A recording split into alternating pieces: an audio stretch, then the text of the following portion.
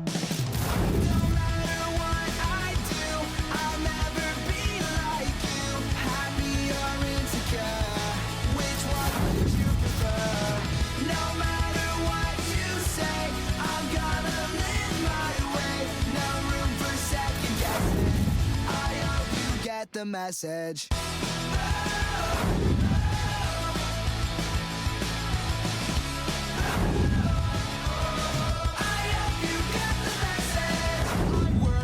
A 9 to 5 every day, you lie about the money you make, and I know it doesn't matter, cause you never change. You're always crashing out on the phone. I think maybe I'm better alone, cause we still can't seem to figure it out. It's a shame. Always searching for something. I said I've always been right here.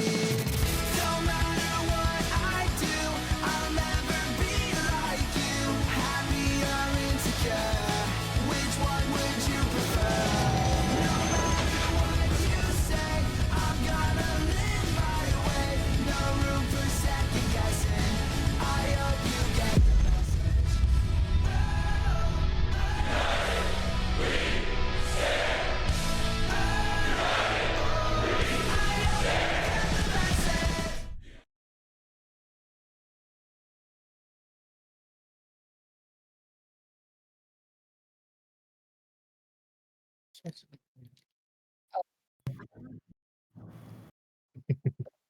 Welcome back to Power Rangers Omniverse, but it's not Omniverse. I am Tokyo, as you guys know, and you may know a lot of these familiar faces that you see right here, but we are today not doing Omniverse. Our majorly missed DM is in the process of moving, so he has entrusted us to bring you guys some Power Ranger fun anyway. So here we are bringing you guys a new story.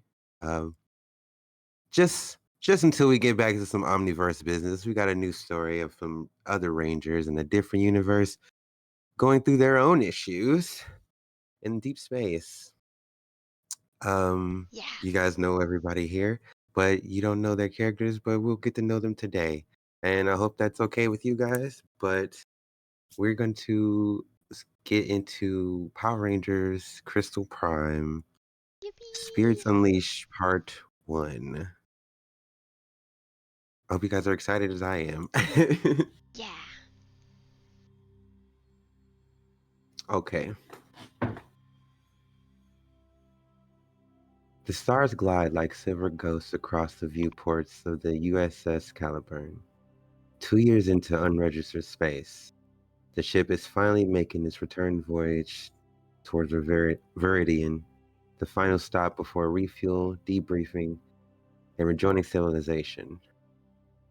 The bridge is calm, quiet even, the kind of silence you only get after surviving everything Deep Dark has thrown at you. The crew is tired, proud, and for the first time in a while, hopeful. You've all been summoned to the central briefing room, if you're off duty, by your mission commander, Lieutenant James Paris. And for the audience, let me just put that in the side chat for everyone. Let me also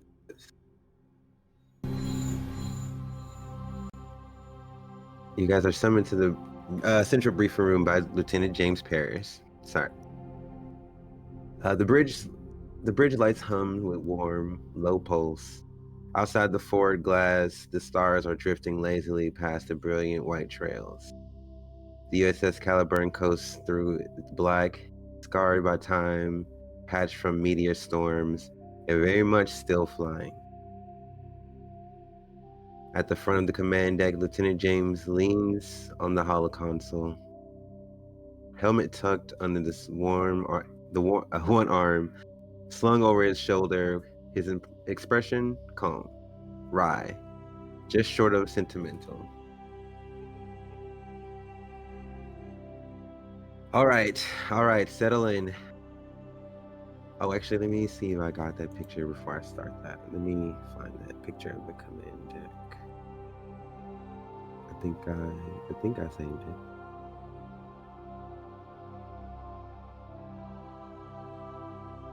I don't know if I did. Okay, maybe I didn't. I'll find it later. No biggie. All right, settle in. I know everyone's itching to get back to life. Either you're stopping here in Viridian or you're going on with us back to the station. But I know a lot of you are finally ready to touch some real ground. And we got 3 more days. And if I catch everyone, and if I also, wait a minute, first off, I just want to say if I catch any of you partying early, I'm going to put most of you guys on janitorial duty. I'm just saying that goes especially to my engineer team, because I know a few of you have been stealing synth liquor out of the cargo bay. I haven't said anything, but I know it's happening. All right then. This is it though. Final leg. No anomalies in the long range scans, and the worst we've got waiting for us back at USEF is paperwork. You guys, when they say you see it here, a bunch of people kind of like a few people groaning and a few people like just kind of like comically laughing, like at the irony of like, wow, paperwork after all of this, you know what I mean? Based just kind of like based on how you guys have been the last 2 years. They're like, wow, paperwork sounds kind of beautiful right now, to be honest. But he's like, yeah, just mostly paperwork for he's like, thank the cosmos. This mission was just supposed to be 6 months. Then it became a year. Then it became 2 years.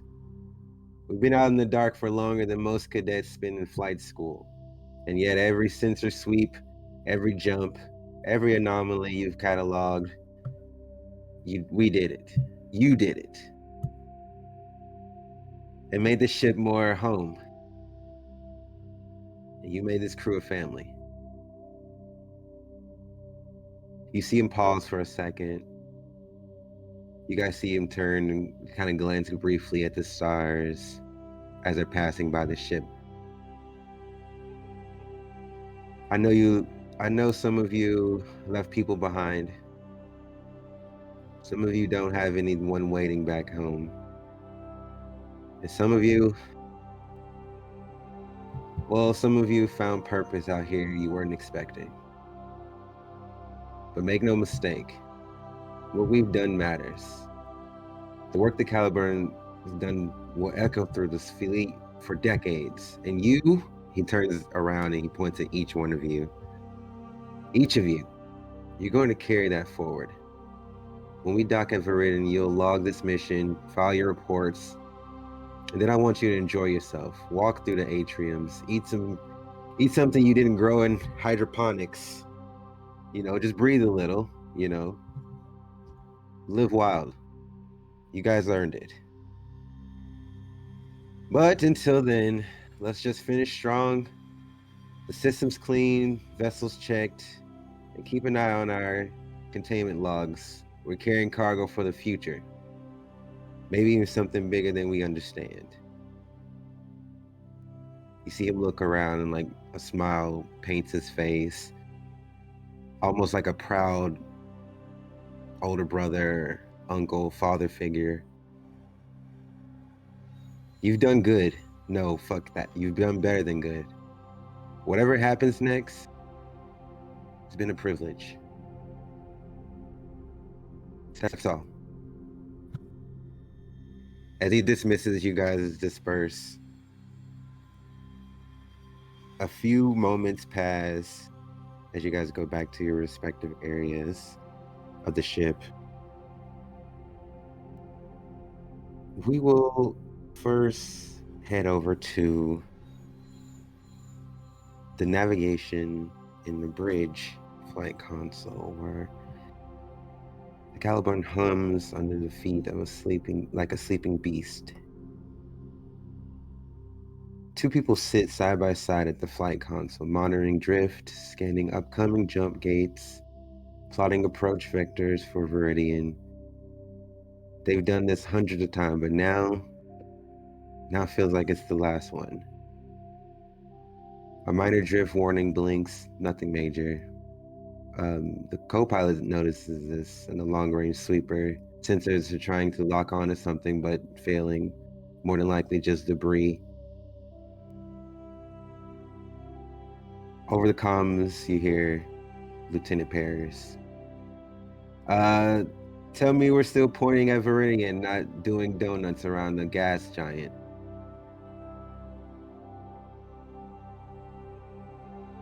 And we open to whoever wants to start. And just describe your character and say it and who you are.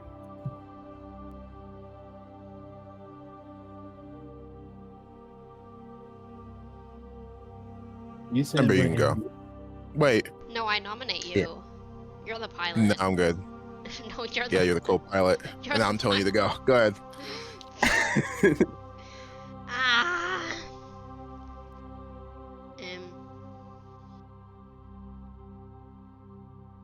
Ember, you can describe her features too if you want to until you get to your image. Okay. Yeah, I have like. My issue is that I'm between two. But she is. We'll just post both of them and we'll see which one works, which one you feel works. You're so right. I need to download the pictures. In the meantime, I am playing Becca Page. Her full name is Rebecca, but she goes by Becca.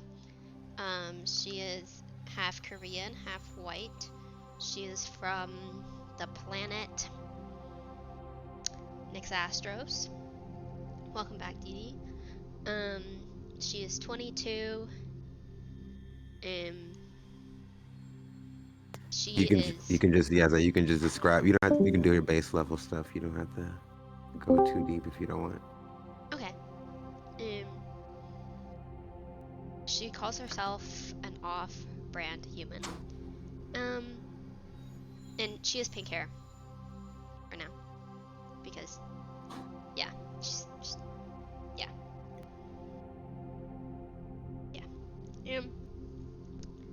And oh yeah, she's the co-pilot. What was the question that Lieutenant Paris asked? He said, "Tell me we're still pointing at Viridian and not doing donuts around a gas giant."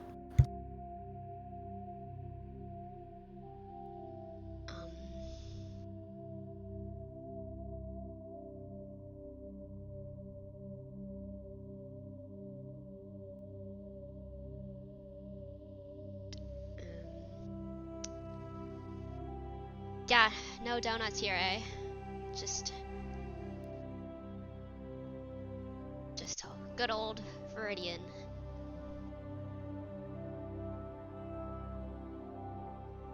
So that didn't sound very confident in your skills, co-pilot. I know you've been through the simulation more than that. I'm personal confidence. Walking. Oh no, I'm confident. Just now I want donuts.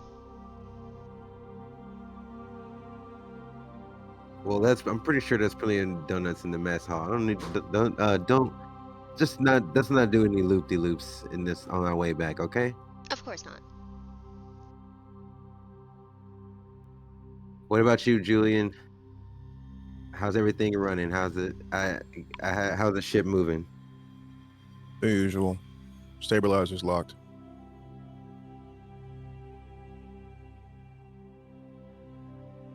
I've been having some interference with some of my tech up in here. How has everything up there been going okay?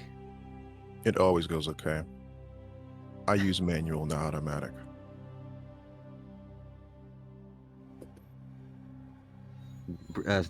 Shining. Sorry, I was trying not to talk because I pictured the guy in my head. But you're a shining star as always, Julian. I appreciate your over-optimistic and always enlightening. Thank you for flying us. How can it be optimism when it is fact? There it is. That's what I was waiting for. Also, have you guys have you guys taken your breaks today at all? Honestly, because I can have Stevens come up and take over for you guys. Actually, I'm pretty sure one of your shifts is going to be up here soon. You might as well just stop looking at that window for a while. We're celebrating today. Today is an easy day. Let's. How about you just come on down to the mess hall with us? No. Come on, Becca. You were better at convincing this guy. I have to check my Julian notes. I broke my concealer.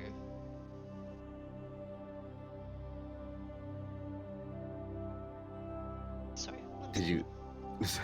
Okay. I have to check my notes. Oh. Okay. She calls him. Okay.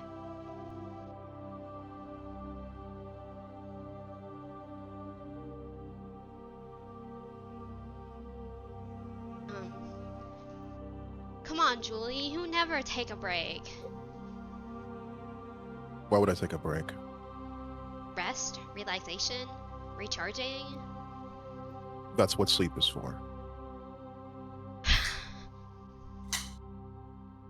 Come on, it's a celebration. Just one little celebration wouldn't hurt. What is it exactly to celebrate? Our mission? Going back home? I'd say Julian would then pause for a second as he's just like continuing to focus on the head. He would say, "This is my home." Aww. Well, then you get another journey with us. Oh, how great that sounds. Exactly. That was sarcasm. You're such a jokester. What'd you say, you broke up? You're such a jokester. Hmm.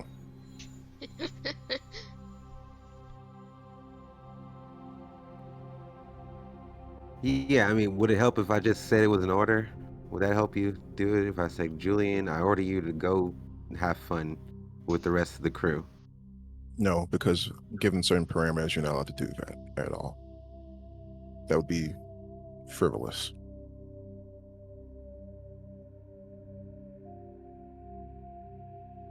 Well, I can't say I didn't try. Well, Yes, if you because decide you to come did. down there or not, say that again. Sorry. He said yes, because you did. Right. Okay, well, if you decide to come down, we'll still be there. We'll save you a spot. Okay, we're doing karaoke, the whole lot. Wow, what a great job you're doing at convincing me.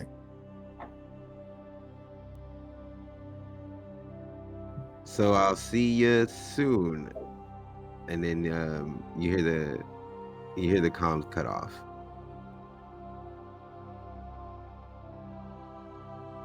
They said they cut off. Yeah, well, yeah, the comms cut off. Oh, wait, like in what way? Like naturally, or like? No, it didn't seem like it seemed like it cut off, like right as he may have been saying something, but it is right after he's like, "I'll see you down there," and then it just cuts off. Communications were cut off. Yeah, that didn't seem... Seemed like he was in the middle of saying something. That's how speaking works. And then I think he would radio back. What's his name again? Lieutenant Bears. Oh, Paris. Paris, I'll copy. You see where his comm would be. It doesn't look like it still looks like it's active, but there's nothing coming back on the other end. Paris, I'll copy.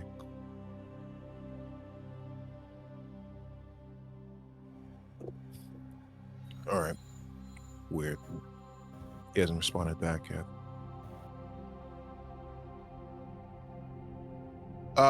Who is another higher up that Julian can talk to about this?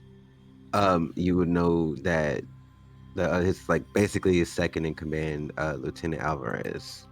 But All right. I don't. You'll be able to calm her, but she's not in the room with you. But you can't calm her. Switching comms to Alvarez. Is what he would say out loud. Okay. You hear some people. You hear other people in the navigation room. Copy. Lieutenant Paris has not been able to talk to us. He was in the middle of speaking, and he was cut off.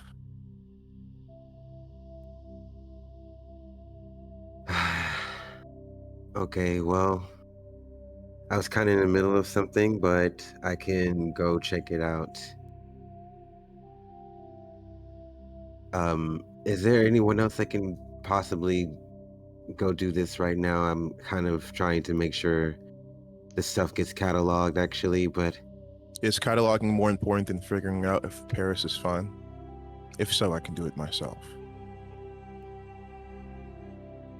whether or not it's important, I don't think is your right to say that to me, considering I am your superior. And I would say that you and her have probably gotten into it a couple different times. Got you. Interesting. So, Lieutenant Paris is not important. Understood.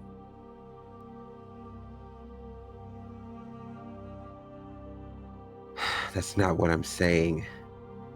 Then why argue?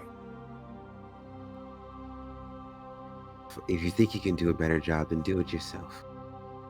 That's what I just said.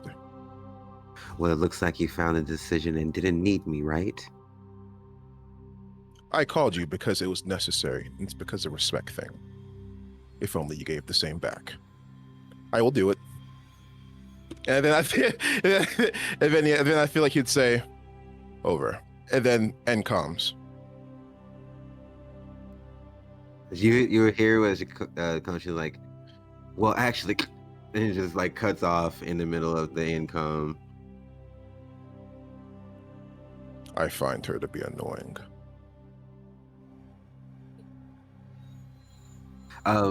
Becca, you would know Alvarez. She would be kind of not necessarily a hard ass, but she is very like stern, like rules heavy, like, you know what I mean. She is way more militant about stuff than You broke up. What'd you say? I was saying that Alvarez would be more stern in a sense, like she's more militant, like in the like military minded than James is a lot of times.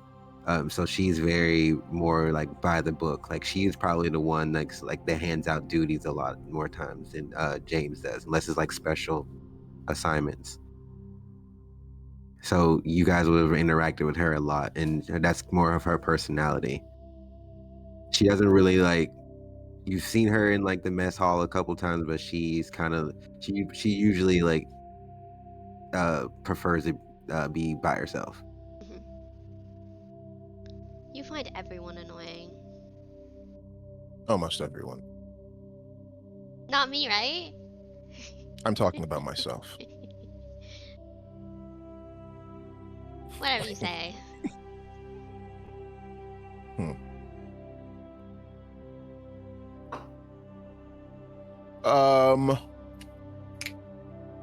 Is there okay? Question. Mm-hmm. Could he call on one of the others, okay, one of the other players, to check on Paris? You could calm them, but they would at this point still be in technically at work. Okay, then that can do it. Wait, is that fine? Yeah, that's fine. Then I would say then what he would do then, because I'd say what he would do then is he would say, Paige, you're going to main. switched to autopilot not on your me side. forgetting her last name is Paige, and I was like, who's Paige? Girl, that's you. I've never heard her referred to as Paige before. I've only heard her brother referred to as Paige, so it just really caught me off guard. What did he say? He said, Paige, you're switching to man. Pretty much saying you're going to man pilot. Okay. Got it. And I would say what he would do is yeah, pretty much like I'd say the whole entire time he's watching her switch to main, making sure that she's good. So I'd say he's like double checking and everything like that, of course, making sure she has everything right, but usually she does. So Question. I'd say yes.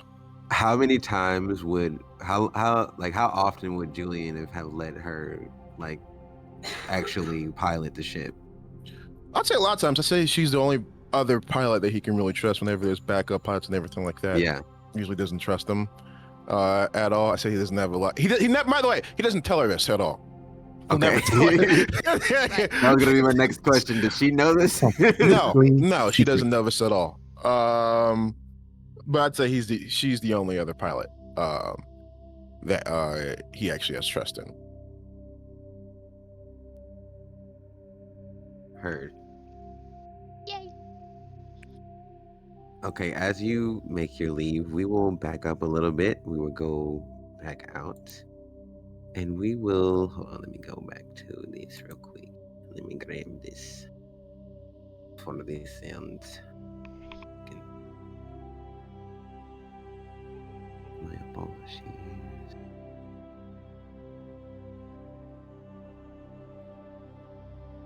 We will back up and we will head over to another portion of the ship.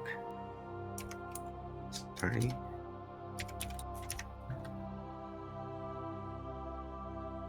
Well, we'll be entering the med wing. That's me. If it doesn't. Oh, it's added to queue. Hold on.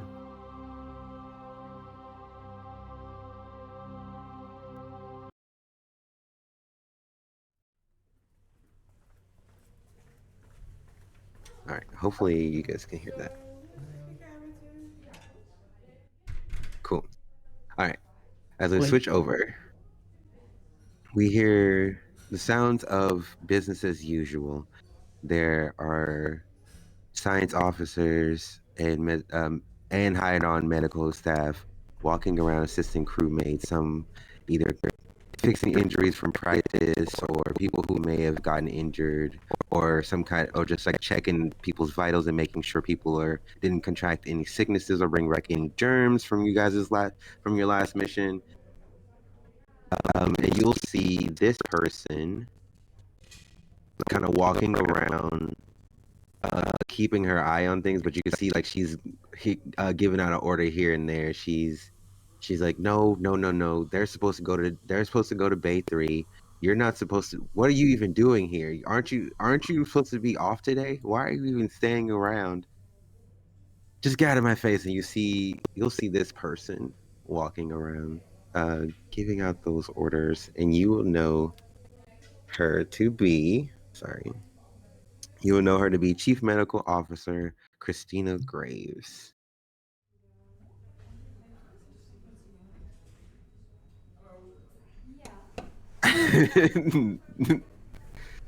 That's the same thing Ember was saying, actually. You see her giving out orders, and you'll see her walk over to one station where a young woman is sitting, and we will see Medical Officer. Is it Mary or Mari? I want to say Mary, but Is it Mari? Mari? Yeah. Yeah. Okay. Cool. I'm glad it's Mari, actually. But you see her walk over to you as you're just finishing up checking one of the crewmates. You see her walk over, and she's like, You've been doing a really good job. I'm gonna make sure that I let your professor know that this should count way more than enough credits. Because honestly, I'd rather have you here now full time instead of just the time you're allotted to be here. But I just wanted to come over and make sure I told you you've been doing a great job. Thank you, Miss Graves. Now, I'm gonna get shit for this if I keep you any longer. But I'm gonna have you finish up a couple more people, and then I'm gonna I have to make you leave. Otherwise, I'm gonna get shit for it, and I don't feel like doing the paperwork for it. So I'm gonna get you out of here in a few. Just keep checking on. Just um keep these guys in check, okay? And you see her turn around hastily. She's like, "No, what are you doing?" I literally just said, babe, Mari, you've been on this ship for a few. I would say, how long have you been? Have you been on it the entire 2 years, or did you come in a few after, like within the 2 years? No, outside I've been here the entire 2 years. The entire 2 years? Okay. What's going through your mind as you guys as this trip is coming? It's coming to an end. Uh, Mari is upset that it's coming to an end. She hopes that she can or they can continue working under Miss Graves longer, but if they can't, then they'll just have to move on.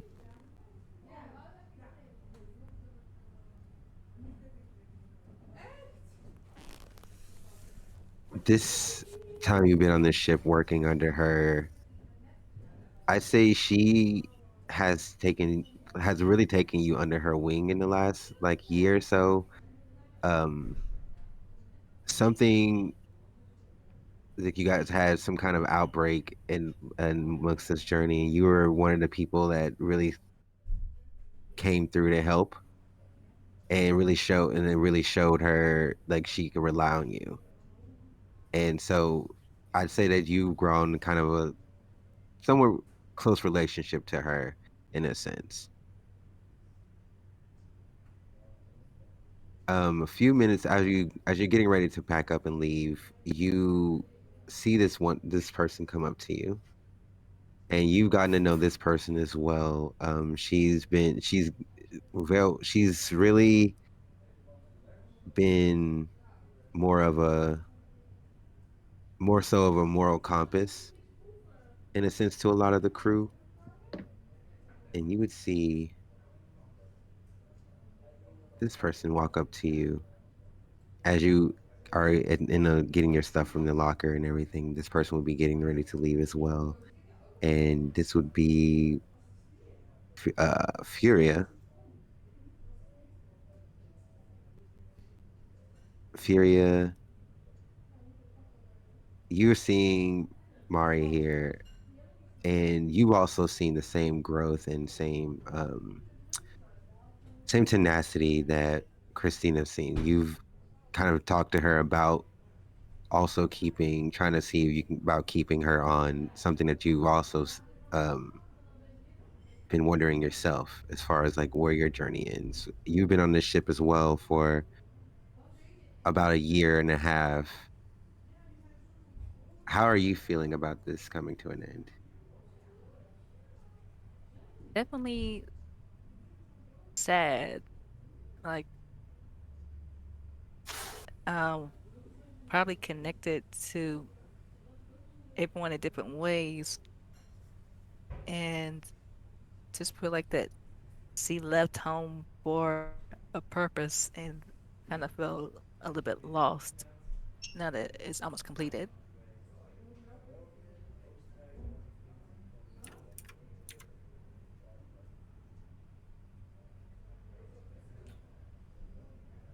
You share the same sentiment with Mari. I don't know if it'll be up to you guys if you guys have talked about this in your sessions or not. Um, Yeah, would that be something you bring up as you make your way over to her? yeah. Hey, Mari.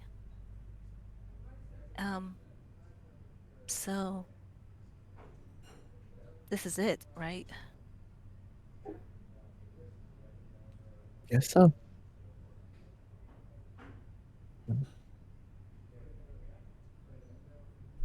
Yeah, I honestly liked working with you whenever I could, and I know that we didn't have much time together, but if I have to go home after this, would you visit? Uh, Can I survive on your own? I mean, yeah, it's kind of. I mean, I know I'm not exactly human, but it's still the same quality of air. I I'll look it up later. Yeah, let me know about that. As you guys are talking, you see Christina walk up and she goes, I'm gonna miss you too so much. I'm she kind of looks around, she's like, don't tell everybody, but I'm trying to get off of this thing. I think being away for so long has really made me appreciate being back home. Homesick? Mario will. Go ahead. Not like you're homesick? Yeah, I didn't really think I would be, but after you've been on some like expeditions as I have, you kind of just want to go back and stay home and do nothing all day with your wife. That's all you really want. And that's all I want right now.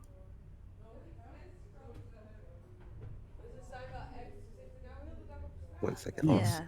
Go, go home. Well, is there a way I can go with you? say that again. Sorry, I couldn't hear you. Oh, Mario will go. Is there a way I can go with you? What do you mean? You know, like maybe work under you? Oh, you see her face kind of light up a little bit. You you want to I'm going to be staying on planet. Are you sure your family's going to be okay with that? They were okay with me being with you for the past 2 years. I think they'll be okay with longer. They got a point. And can I join? You too? Why would you want to stay working under a psychopath like me? Don't you want to do some don't you want to do more? You're young, you should be trying to see more. But this is what I want to do. I left home to do more, and I'd kind of be going backwards now if I return so soon. And psychopath, ma'am, Oh no, you are kind of a psychopath at times. And Mari. she's like, at least you're being honest about it. And she's like, well, I can't promise you anything glamorous. I can't promise you you're gonna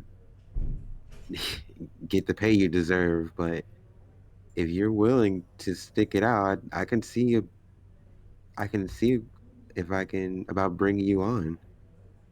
This it would mean a lot to me. I'm not gonna lie. Especially I wouldn't have to keep half of these rack jobs over here. Also, one second, I'm posting her into the Millinode as well. I think under their breath, Mara would be like, "If it may be someone cute there for me." Do you say what? Under What'd her you say, breath, Mari? Mara, huh? Well, no, under her breath, you say? Mara would say, and then maybe someone cute there for me.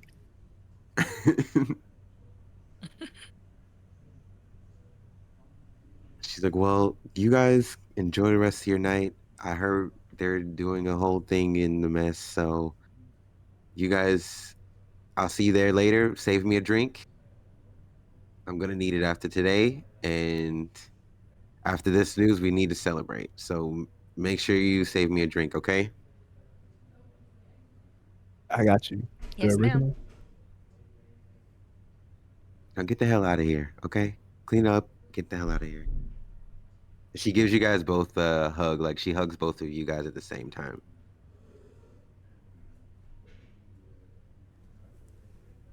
I hug back. Me too. Okay, so, and we'll pull back from there, and we'll go back to the cockpit. I'm gonna go back to Julian in a second, but at the cockpit, Becca, you're here in the cockpit driving this ship. What's going through your mind? This is a journey that you got on. Have you been on here for the entire 2 years, or did you come in, I would say, like halfway through it or so? Mm,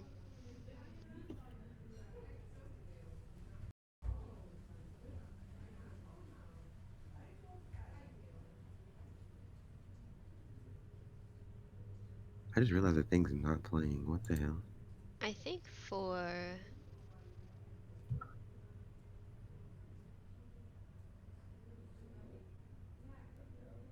Let me I think fix she it. came in halfway through. Halfway through. Because So this is in a lot for you. yeah, I feel like she probably had to wrap up like um some like promotions or something before she was able to like come on board. Um, so once she finished up like her current her like latest comeback, then she would probably like halfway through. Done. So as this trip is coming, this journey is coming to an end. Has Becca thought about what that means for her going forward? Does she know what she wants after this? Yeah. I think Because she go ahead. no, you go ahead. No, you're fine. Go ahead. No, you go ahead. Oh my God! So one of you go ahead, for the love of God. This is the Hawaii We're not Olympics. doing this, dude. We're not doing this. After you. Okay. Um, you have been on this trip journey with everyone for about half the year. It's coming to an end. You say you have thought about what's going to happen next. Are you thinking of going back home with the knowledge you've learned, or what has Becca been thinking about? Wait, so you said half the year? I was thinking. Cause No, no, half of the journey. I'm sorry. So like a okay, year. yeah, a year. The past year. Okay. Um. So.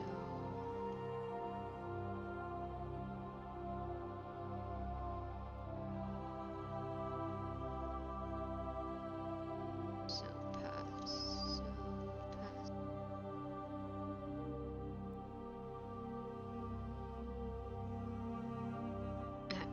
Okay. Yeah, she's excited. So she's a K-pop idol, and she left kind of like her K-pop idol life to take a short hiatus for this journey. Because her dad is a pilot, so she and suggested that she do it, and she thought it would be fun. And so she's excited to, get back into. Yeah, exactly. I had to get my obsession in somehow, some way. So she's excited to like get back to. Oh, she has 4 apples! Oh my god! Yay! She's excited to like get back to, you know, her K-pop activities. She just like wrapped up her like latest comeback, and a bunch of promotions before she left, which is why she wasn't able to be there at the start. So she's excited to see, you know, what how she has grown from this journey, and how she can give the space inspired comeback her fans want. Yeah. So I think she's just excited. I think she is grateful for this journey and had a lot of fun, but she is excited to return to, you know, her K-pop life. Per. How would Becca be as far as like wouldn't as she's piloting the ship? I would assume that she has a more comfortable or more like a different pilot style than Julian has. Yeah, absolutely. She's definitely more relaxed than Julian. Just like kind of like chill, laid back, going with the flow kind of vibe. How would she be like? Would she be like sitting in like any like in a like a weird way, and as far as a more like laid back, or how would she be like sitting in her seat and piloting, or would she just be kind of sitting in it just like in a normal sitting position? Welcome back. Welcome back. I think she would be in And your a. power went out.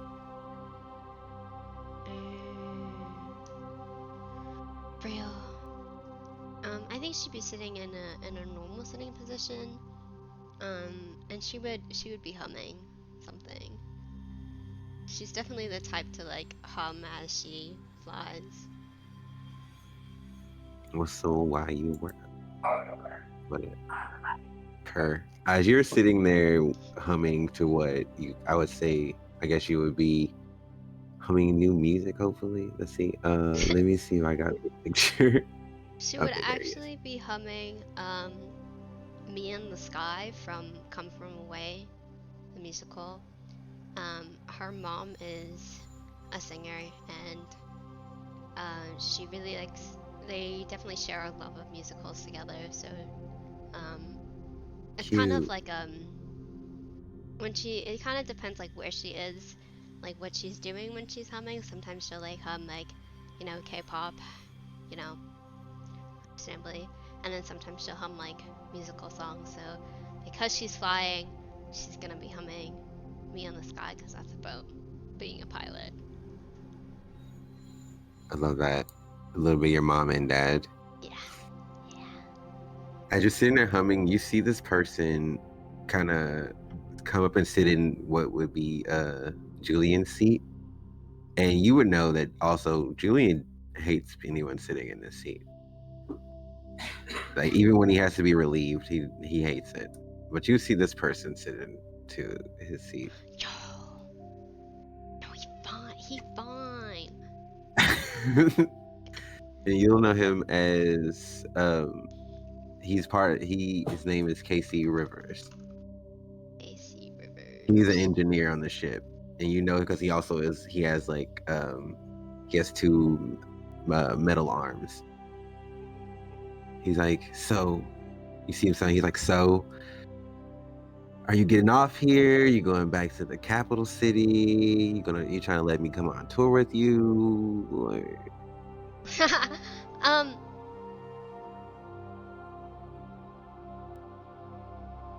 I don't know yet, but so Julian doesn't, you know, really like people sitting in his seat, so you might want to, yeah, you should get out of his seat.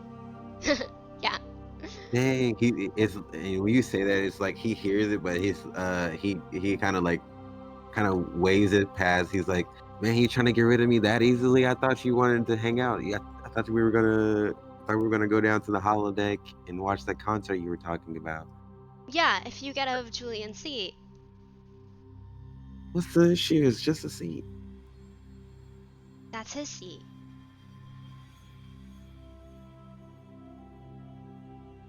Okay, fine. It'd be like someone wearing your metal arm. You wouldn't want someone to wear your arm, right? That's your arm. It's his seat.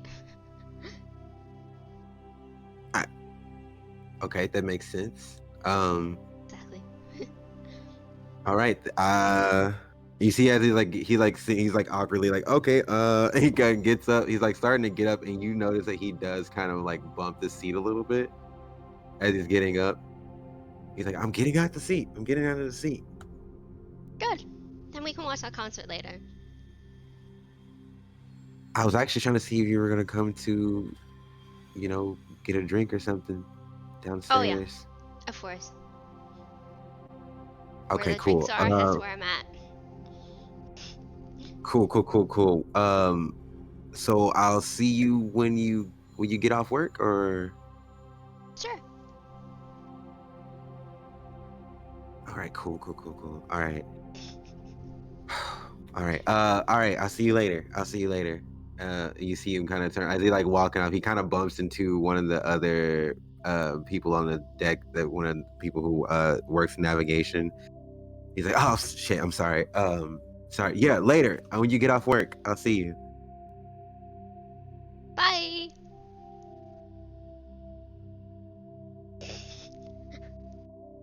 I just read what Sokka said. As he leaves, we will shift over to Julian. You're walking through the halls. I'd say as he's walking through the hallway, actually, I'm sorry to cut you off. As he's walking through the hallway, he Okay, just go ahead. pauses and he's like, someone just sat in my seat. And when he continues to walk.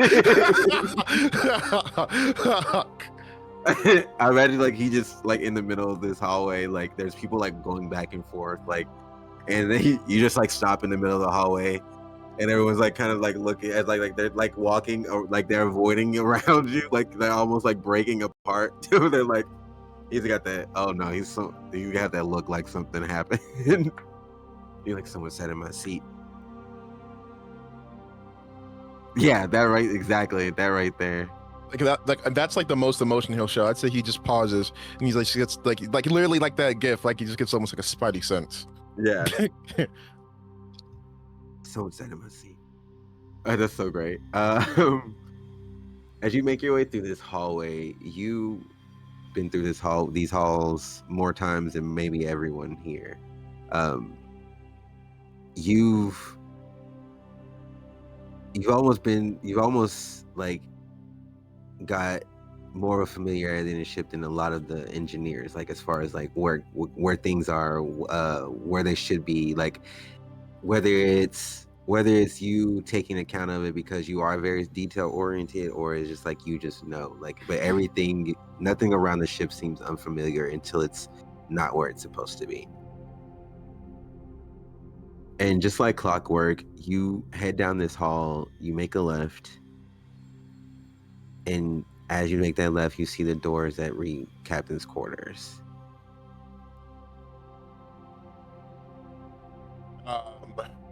I would say the moment he would go up to a door, of course, and everything like that, he would say, requesting clearance.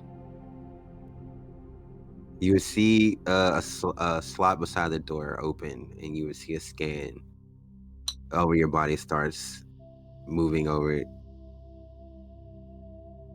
Clearance granted, and the doors would they slide over. And then I'd say he would slowly start to make his way in. I'd say he's starting to. He would kind of be checking the room a little bit before he gets in there. Go ahead and give me a flat D20 roll. Gotcha. Actually, I'll Let's still figure do it it with advantage just because of how well you know the ship. out. First one is a 19. Second one's a 2. Like I get a 19. We'll take the 19. You look around, you don't see anything out of place. It looks just like his office and his quarters usually look. His the office area is more it has stuff everywhere as far as like things he may have been looking up. His he have his uniforms over there, everything, but his actual room area is always very neat. You know that to be a very clean area. It's kind of prioritizing. Oh, can you hear me? Did I cut out? Yeah. I think that was Discord in general for me for a second. Go ahead. Oh. Like the last 5 seconds. Okay, so you walk in, like I said, you can see that on his desk and everything. It's a lot more cluttered than you would see the room portion of his quarters. That part's always been very neat and pristine, whereas like his desk area has always been very cluttered, very scattered about. And it kind of showing where his priorities lie in a lot of different things, you know, as far as his work. He's always been very on top of things when it comes to Yusef work, but he kind of just like, okay, cool, you know what I mean? A lot of people can't handle certain things, but everything he is kind of digging into is always very prevalent in this work area. So you'd see documents on the recent missions you guys been, logs of the things that you guys have collected over the 2-year expedition. And you'd also hear music coming from the other side of the quarters. And you hear, Good. I knew you'd be here. But Does he recognize that voice? Yeah, you recognize it as him. You don't see him. Okay, got you. But it is him. You can kind of tell he's yelling from the other side. Why did your comms go silent? How else was I gonna get you to come down here? Sir, what is it that you need? As you say that, you see him walk over towards the office as you're standing there, and you see him holding a glass of holding a glass of whiskey in his hand. He's like, well, it's a celebration, and you're one of the only people I have been on here long enough to know to celebrate with. And also Christine is at work, so Thank you. I appreciate your compliment, sir. he's like, one of these days you're gonna have to learn it's okay to loosen up, you know? But I get I it. am loose. It's all right. Yeah.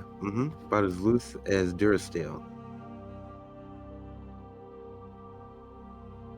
And you see him kind of like smirk. He's like, well, listen. He kind of like puts his arm around you and kind of just guides you over to where a seating area is. And you see on the seating area, you see that you would take note of that he has pictures of his sister, pictures of just like the crew and stuff like through over the years. And you see him kind of like have stuff displayed on his holo pad, just like he would been looking through things. He's like, yeah, we did it, man. Who'd have thought? And honestly, I'm not gonna lie to you. I thought we would have died a couple times, but I'm not afraid to admit that you saved our life with those piloting skills. You can tell like he's trying to get you to like kind of be more comfortable. I know you don't drink, but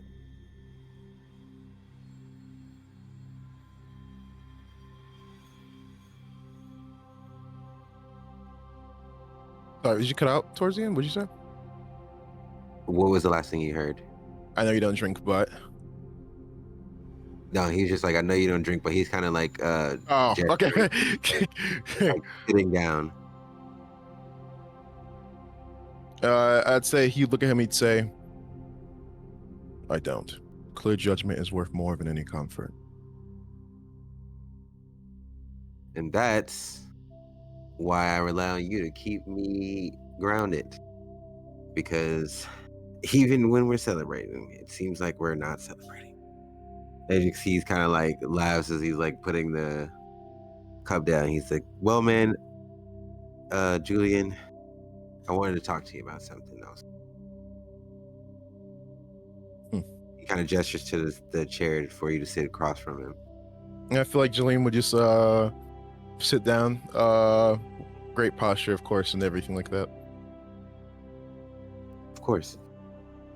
He's like, well, you're no stranger to everything that I've been through, what we've been through on this ship, and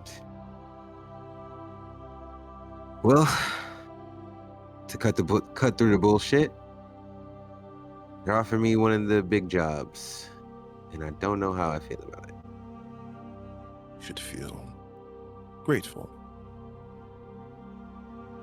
Being a higher ranking officer, especially already higher than this, that is a great honor.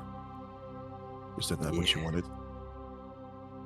Yeah, but I definitely didn't think it'd happen so soon. You see You are him take a efficient and drink. consistent. You go ahead. He just takes a drink as you're talking.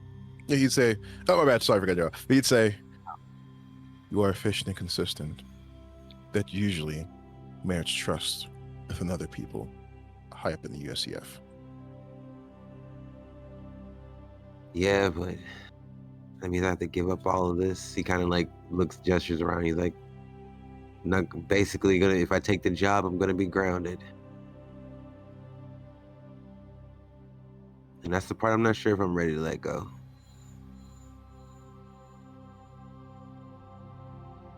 I would see you to be a good commander, in my opinion. But if you did not want to take the job, then don't. Yeah, I know. Cam has been Cam, really. But maybe this would be a chance to kind of, slow things down. I have been flying through space since I was in since I can remember. But I have asked you a question, and it's okay if you want to be completely honest about this, okay? Mm-hmm. Promise the stays between us. Understood. What would you say if Alvarez took over the ship after we dock? Say I take this job and I have to appoint someone. What do you think of Alvarez? I'd say Julian would pause as he would say, I believe Alvarez not to be a worthy leader. Oh, I didn't expect you to. Okay, why do you think that?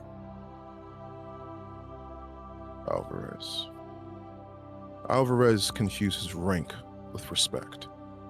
Respect is earned. Rank is assigned. For you, you have both. For her, she only has one.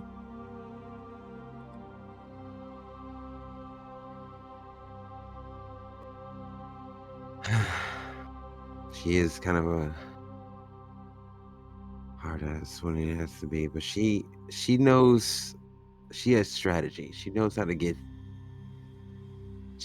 out of a lot of tight jams. She treats sacrifice as strategy. Is that really smart?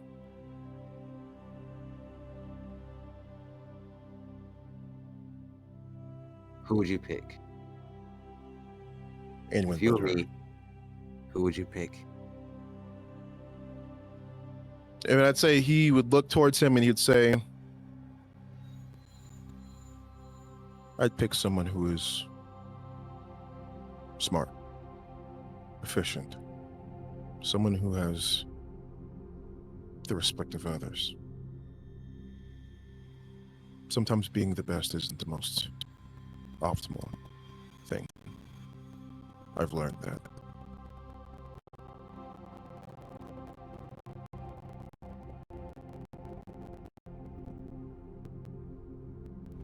I like that. I like that a lot. I think it's gonna suit well because I wanted to pick you, Julian. I feel like if anybody's earned it,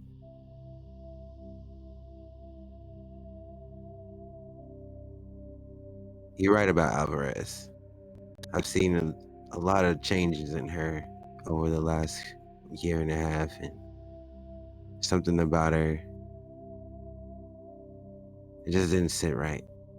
Giving her the responsibility of what this ship means to everyone.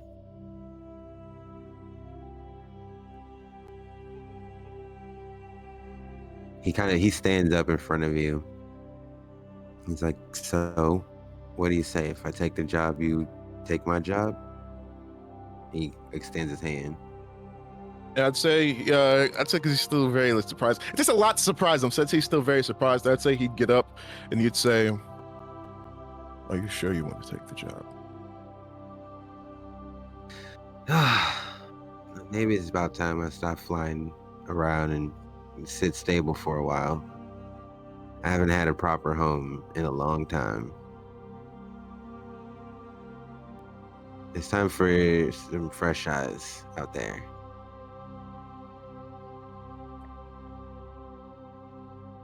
And I'd say he would kind of I'd say he's pausing a bit. He's not pausing, and because he already knows he's gonna say yes, but I'd say he's like pausing just in the fact that, for him this means a lot because his life is duty, of course. So I'd say, I'd say this is a very, very rare thing for him to say, but I'd say he would shake his hand and he'd say, "Thank you."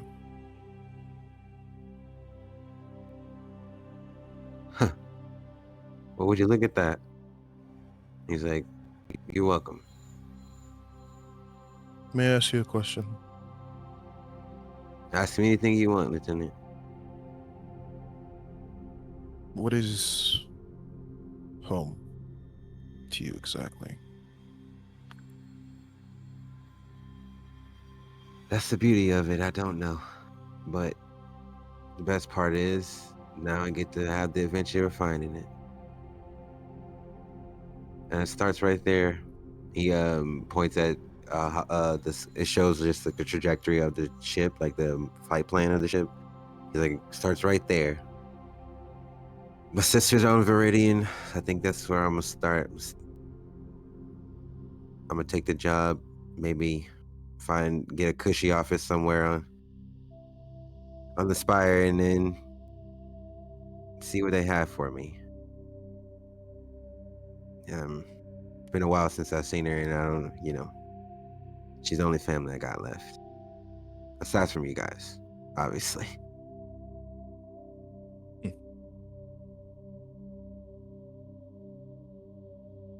Also, I haven't told the rest of the crew. I was gonna wait till the dinner tonight to tell everybody. I withhold any information about. I withhold any information. I appreciate that. Now, I know duty calls, but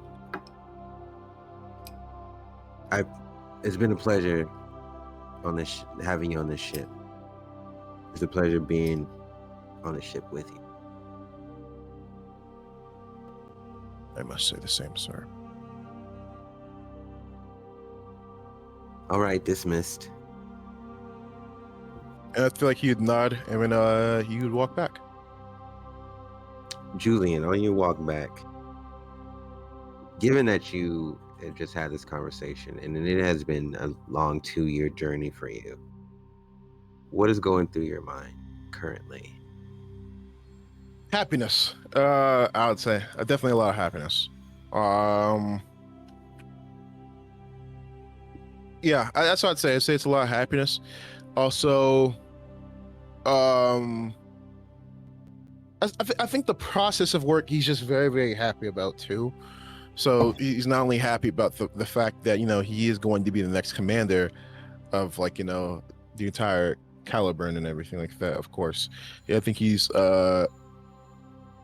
he's just really, really proud of that on everything. And I'd say because he was the youngest, of course, in the World Fleet for his planet, and everything. Of course, he was recruited. He was one of the first recruits for here, and everything like that. So I'd say for him, like I said, his life is his work, and the fact that he just has another milestone, that's just means a lot to him.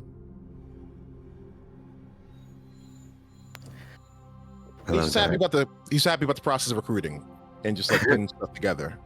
Yeah, mostly. Getting to put his team, his actual crew together. Exactly. As you're walking back, as you're sitting there going through this thought process, you are accidentally bumped by this person. He's like, "Oh shit, my bad, man. Oh shit, what's up, J-Dog?" And he's like, "What's going on?" He's like, "You coming to the thing tonight?" My name is Julian, not J-Dog. Yeah, that's what I called, because your name was Okay. Yeah, you coming? You probably not. That's probably not your thing. You know what? I'm gonna go. I am. Oh, you are? Okay. Julian, getting all right. I'm gonna see you tonight. Then I'm gonna make sure I save a drink for you. You don't have to. I don't drink. You know, okay. I get ain't nothing wrong with that. Well, listen, we'll get something. We'll figure it out. I'll see you What tonight. we have to figure out. Sorry, you figured out. I do not drink. Oh, man, that is so hard to have a conversation with this man. Is it really? Don't worry I about it. speak short. Don't worry about it. I'll just see you tonight, and can't wait to see you have fun. If you want.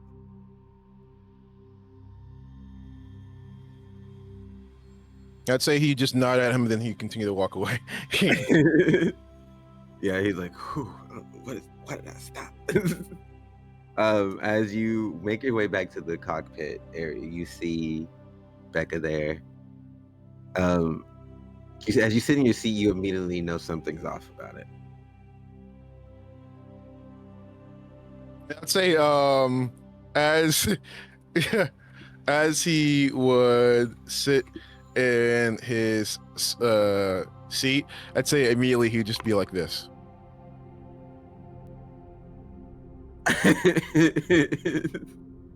Becca, you see this face he's making. Who sat in my seat?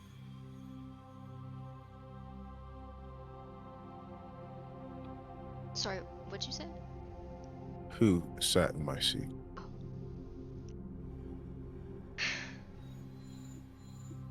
You can always tell when it happens. Yeah, it was Casey. Interesting. I just bumped into him in the hallway.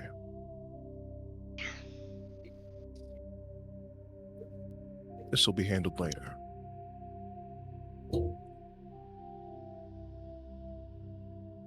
And with that, we'll cut to that. This will be handled later. I'm scared. Hold on. Holy shit.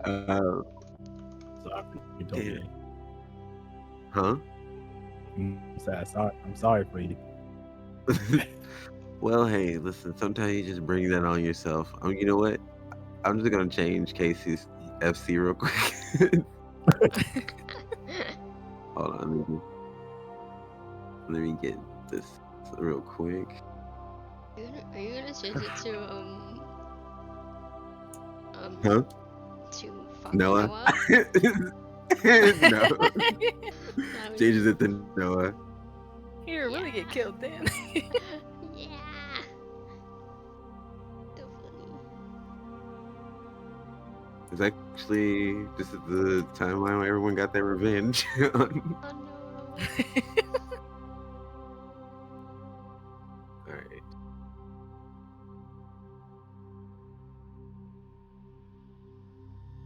Oh yeah, I forgot. You have to see us.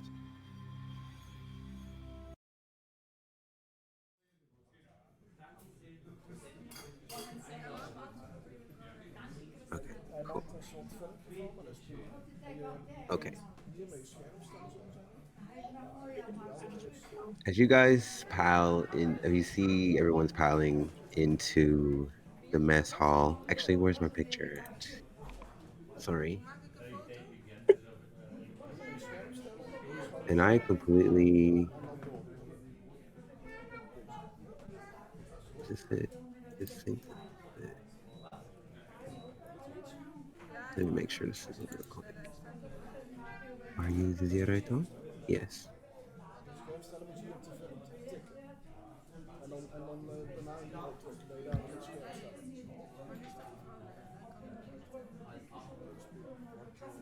Also, did I post a picture of the med bay earlier? I can't remember if I did. Did not. I did not? Okay, just for reference. Here. And then also, I don't think I know I didn't. Because I put it in the chat and my brain slipped. Okay, sorry. But as everyone piles into the mess hall, you see people, the normal riffraff people are going to certain tables with others, and kind of just everyone forming into their own little groups. You can see where certain departments have kind of like had their little areas. Like you see engineering, you'll see some people in the med bay sitting together in one section, just talking about the day. You can see a lot of people in cargo kind of just coming in from loading everything into and getting everything categorized. So you can kind of see them kind of talking about stuff still that are still left in there. As you guys are making your way, and I'd say you guys know like this, the U.S. EF doesn't spare any expense on stuff for you guys. Like so, as far as food goes, is very high quality. It's a giant kitchen. And in that kitchen, you'll kind of see him closer to the line. I'll see you go see a bunch of different foods in front of you. Uh, each one kind of labeled for like certain dietary restrictions and things like that. 1 second. Let me get the picture of my boy. As you're walking through the line, you'd see two people. You see this person talking to people around the kitchen and kind of directing them as he's like picking up. He's like taking so many pots. He's like taking pots and moving them other places. You see him walking around, giving them. He's like, this is too hot. You gotta. Sometimes hot and spicy aren't the same thing. You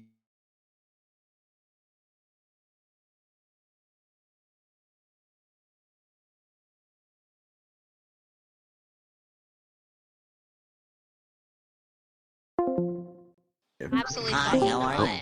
What the fuck? What happened? Shut itself? Hello? Hello? Hmm? I think Discord crash. Dig Yeah. score, I think. Track. Okay. Hello? Hello, Okay. is everyone here? Hello? Let's just do a. Yeah. Yeah. Hello. Okay, just to Can make we sure hear each everyone's other? here. Okay, Are That we was cool. all? so weird. What? I don't know what just happened there. I don't know either. That was crazy. Okay. Anyway, as you can hear him talk, as you guys hear him talking to people for real though, as you hear him talking to people,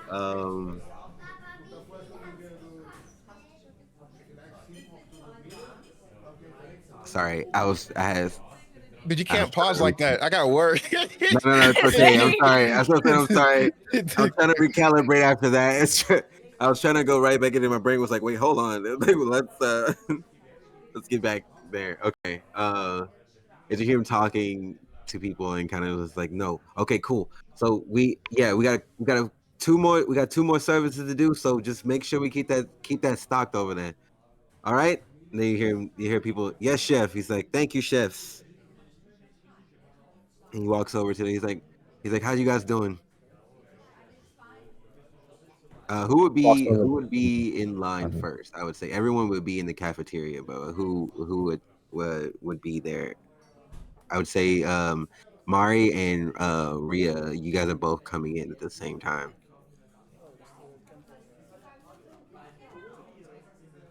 Are you gonna get anything to eat? Probably just a salad. I might get some pasta. Okay. So one salad, one pastas. He's like, yeah, two. All right, perfect. All right. He's like, it's kind of more of like I don't know if you guys ever been to Piccadilly or not, but it's kind of like almost like cafeteria style, but there's like a bunch of array of foods there. So you kind of just going through that like cafeteria line, like plate grabbing, but it's like off, like you can see them actually making the food. It's right there.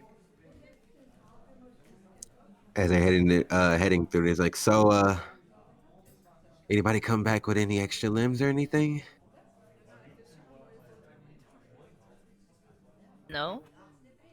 All good. You mean not one mutation? Like not even like an extra toe or nothing? Like, Damn, I mean, like I just be looking around like I'm Own fine. species. I'm gonna lose a bet. I'm just can't. So if I slip you guys an extra piece of cake, will you lie for me? Sure. I would for a piece of cake. Perfect. Okay. Yeah. See, they said, yep, confirmed. We got some mutations on board, and you see him kind of point to the kid that's at the register down there. You could see him kind of going back and forth from moving stuff around in the kitchen to just like making sure like everyone's scanning like their credits and stuff like that. Hold on, you see this person over there. He's like, fuck, man. He's like, that means I owe you 100, 100. Come on, not 100. Like, can we just like I only get a certain amount to like spend per day? He's like, nope. A deal's a deal, kid. Either that or either that or you're gonna be on dish duties for the next 2 months. Now he kind of cute. Fuck. He's like, all right, shit. He's like, all right. As you guys are walking up, he's like, man. He's like, be honest. He's like, did y'all lie?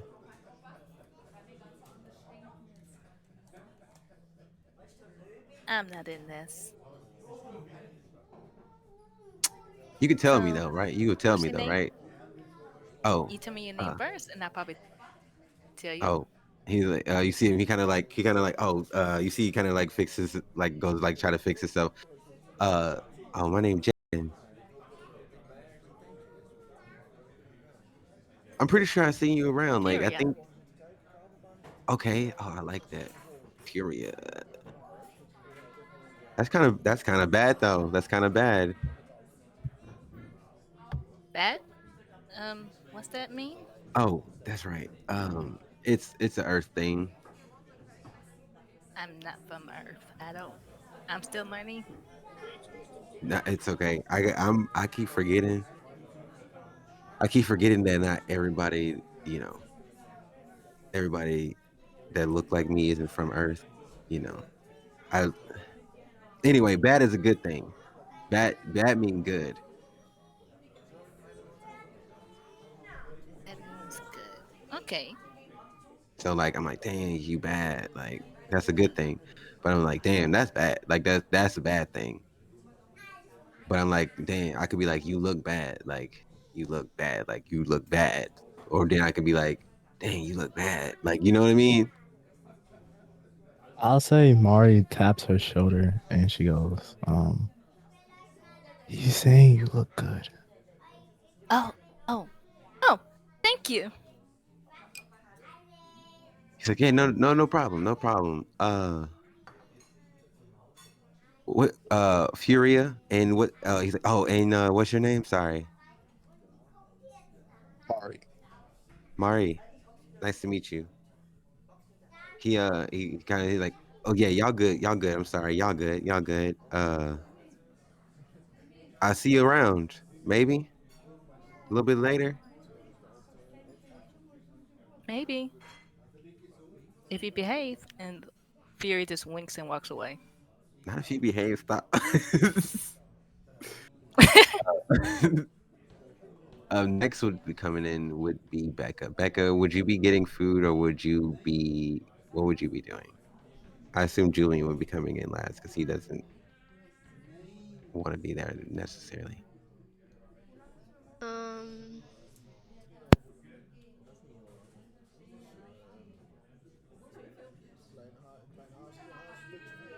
Oh, Yeah, if you want to. yay! If, Yeah, I'll say Mari. Mari looks around and sees Becca, and they start waving Becca down.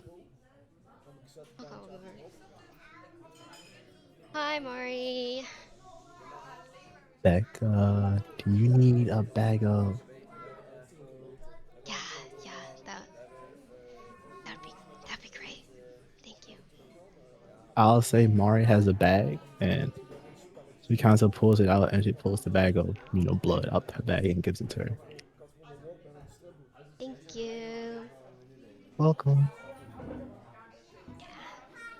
Drug dealing. that's cute. Blood I was like, not you guys blood dealing blood in here. dealing. Becca, as you come in, Got my dinner. as you make this exchange for a second, you guys are sitting there. Remind me, or you don't have to say it like out loud, or but just as far as like they would Furia know as well, or no? I know Christina would, but would Furia know at all? I think we said that only Mari knows. Okay. Okay. In that case, Furia, can you roll me a d20? Should I roll against it? No. Yes. Cool. Well, I got a good one to start off with 16.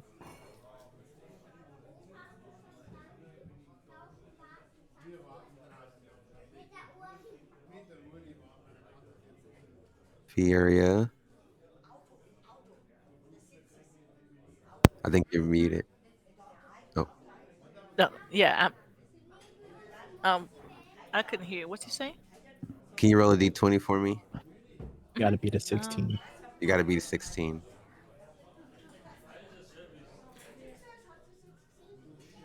Oh wow, 16 even. Oh, We got to reroll. yep. Right.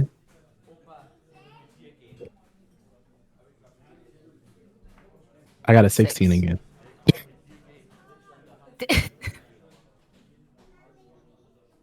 What'd you get, DD? At 6. A 6? 6, I Okay. didn't beat that. Okay. So as you pass this back to her, Furia, you look over, and as you look over, you can see, you see Becca drinking something. It doesn't look, it looks to you like it may have been like some kind of juice or something like that, like maybe like some tomato juice, like the V8 juice and stuff like that.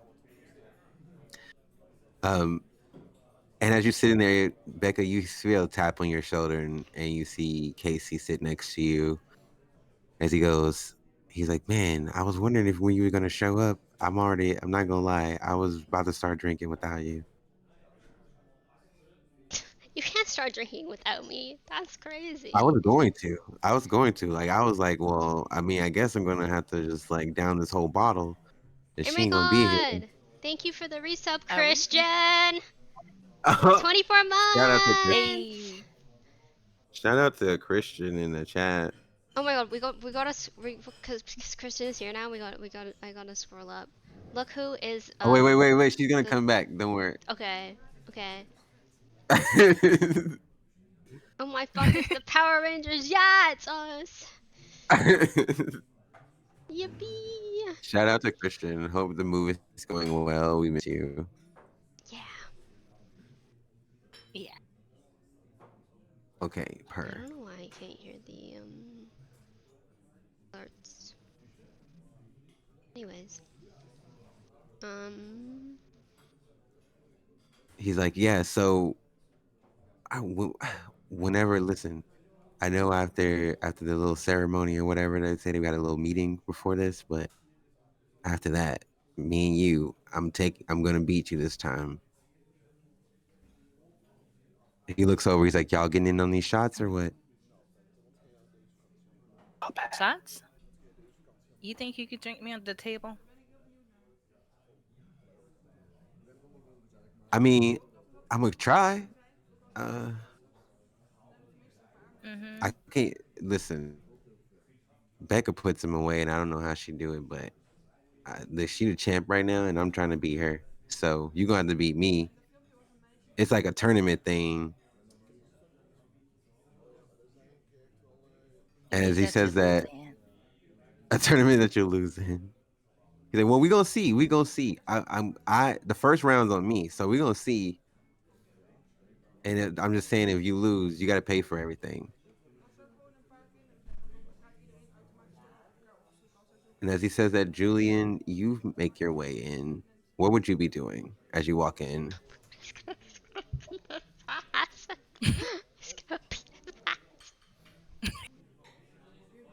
Okay, my bad. I like zoned out there for a second. What'd you say? I was paying attention. What did you say?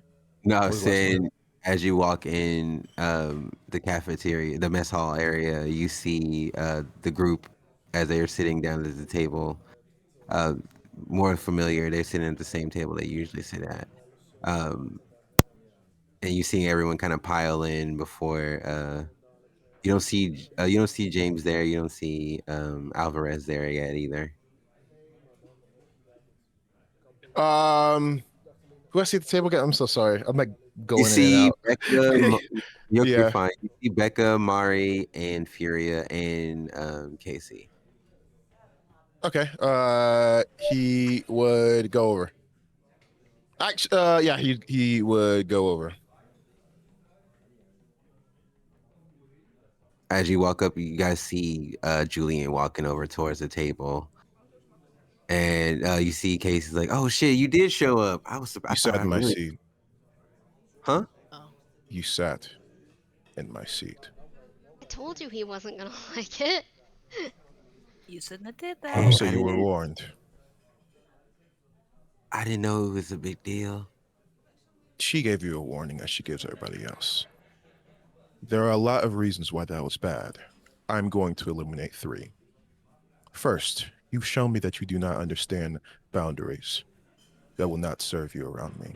Second, every inch of his cockpit has kept people alive, including you.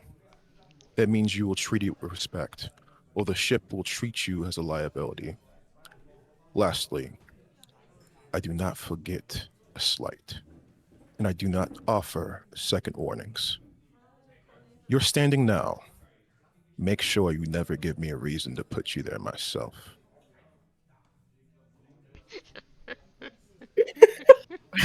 roll deep.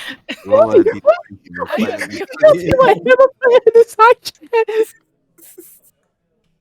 What'd you say? Roll a d20 for me.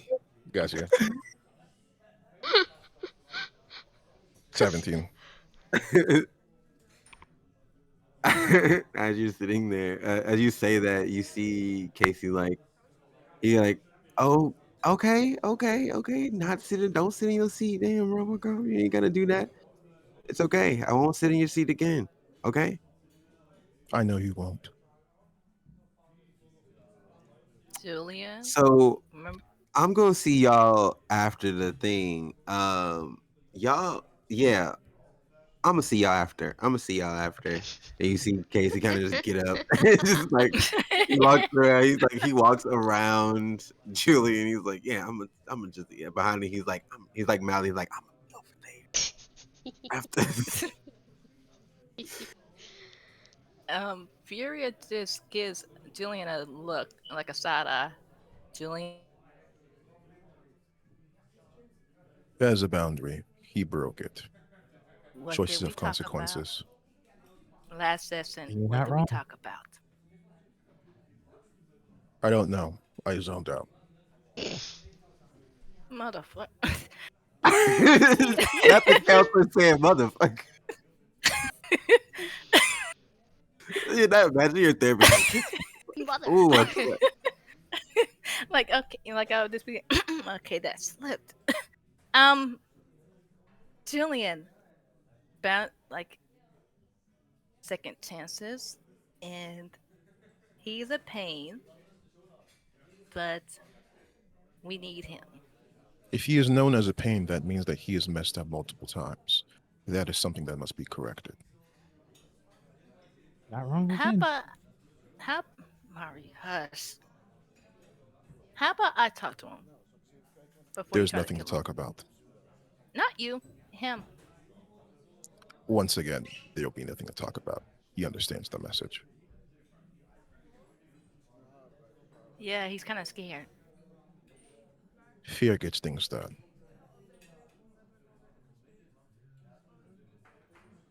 We're having another session after this party. You know that, right? I do not see any reason to, counselor, but if you insist.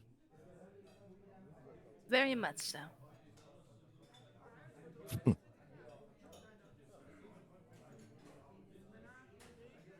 A few moments pass, and everyone's kind of gotten in there. Everyone has kind of gotten in there, and you see some people sitting in the bar area. Some people are eating, and everyone's just kind of mingling with each other before you see the lieutenant walk into the room, and he's like saying, "Hey," you can see him like greeting everybody and stuff like that. As he walks by your table, and on his way over, he walks by you guys' table, and he's like, wow, this table looks like the future. He's like, I literally to see all of you together. He just kind of looks at you and just smiles. He doesn't really finish this, and he's like, I hope you guys are gonna be sticking around. Maybe staying. He kind of looks over you at Julian. Julian. He's like, maybe staying on and seeing what else the Caliburn has to offer. He's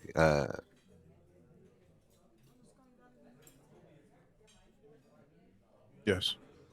well, he's like saying it to everybody in general, but he's like kind of looking at you in a sense of call back to you guys' conversation. Yeah, I'd say like Julian just nods to them. Oh yeah. I'm not sure about what to do yet, but I'll keep that as an option.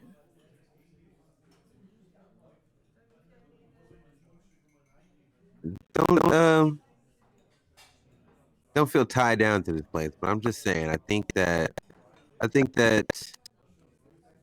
you guys have what it takes to.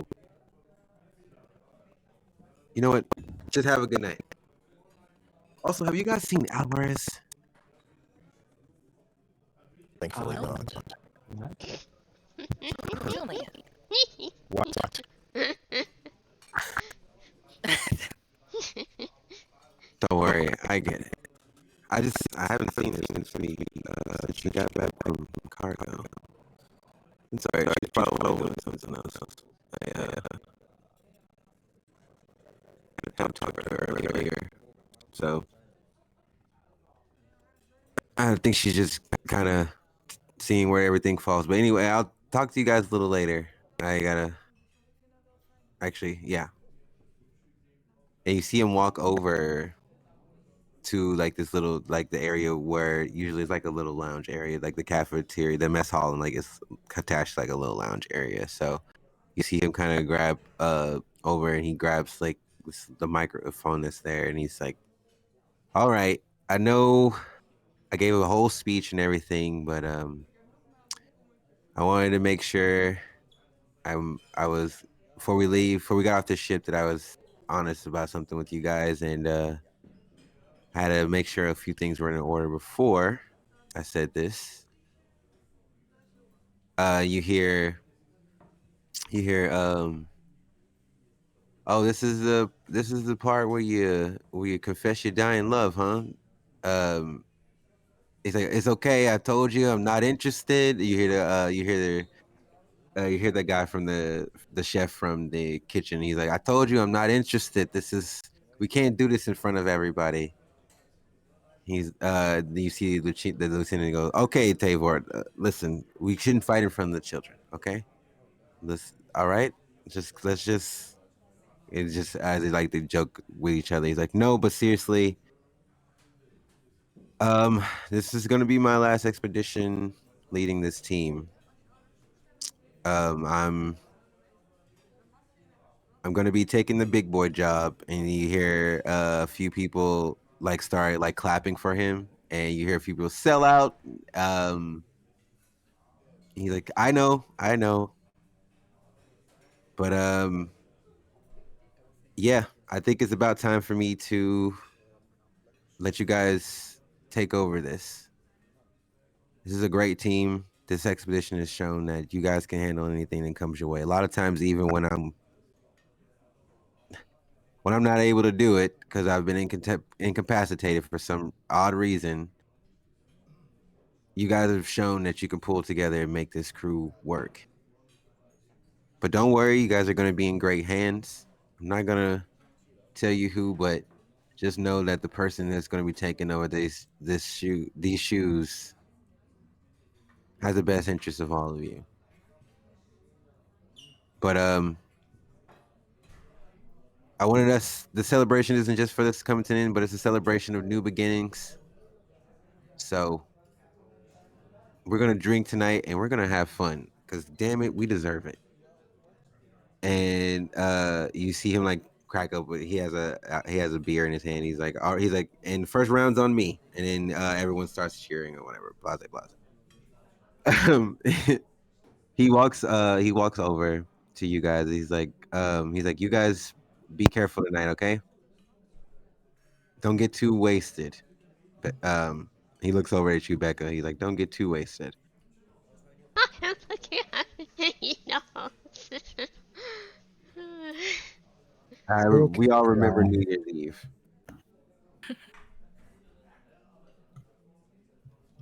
And let's also, speaking of New Year's Eve, let's just make sure we keep make sure those airlocks are secure because we don't need any accidental launches.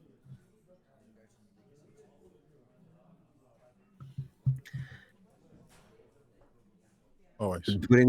Yeah. Sorry, I thought you were talking to me. Oh, no, you said always. Yeah. Okay. Well. I'll leave the floor to you guys.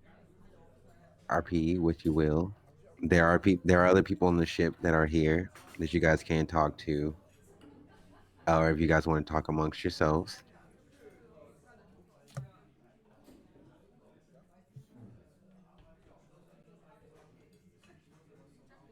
I would look at the others. So, who do you think that he's asking to take over?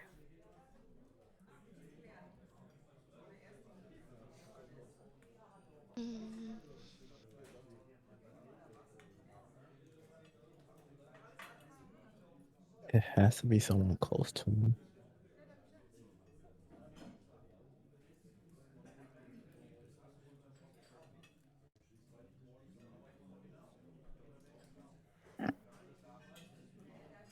Yeah, I don't think it's.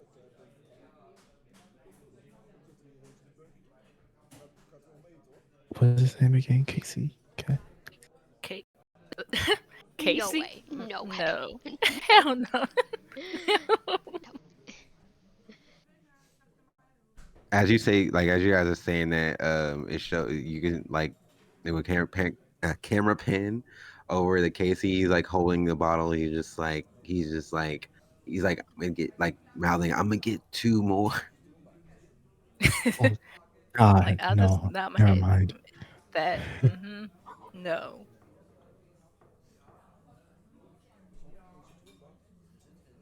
For as you guys are talking, you see Jaden walk up to the table. Jaden. He's like, so y'all just gonna sit here? I thought y'all was turning up. Like, ain't nobody turning up over here. No, I'm They gonna told go get he. a drink for sure. I was like, Turning up he's like, to my he's like, they mind. told me you was a turn up queen over in kitchen. So Yeah, whatever that means. I keep forgetting y'all don't know Earth lingo. Nope. That means I you like don't to know party a lot. Oh, that. Yes, party girl. Oh, party girl. Yeah. I just like So to drink. what do you say? I just like to drink. Yeah, but how do Yeah, you drink so much?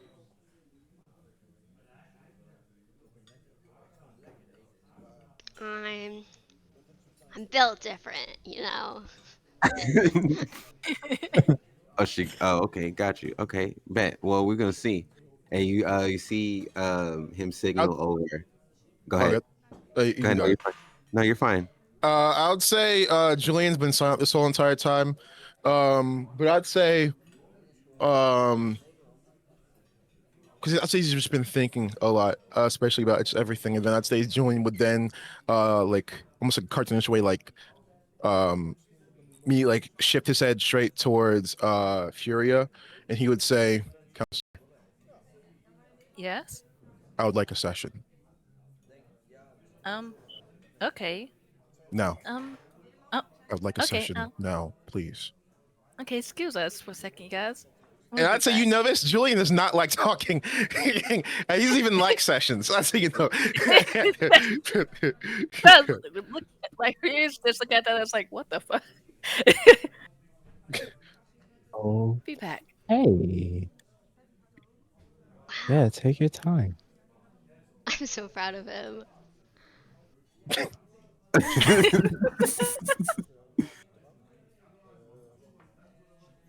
He is he always like that?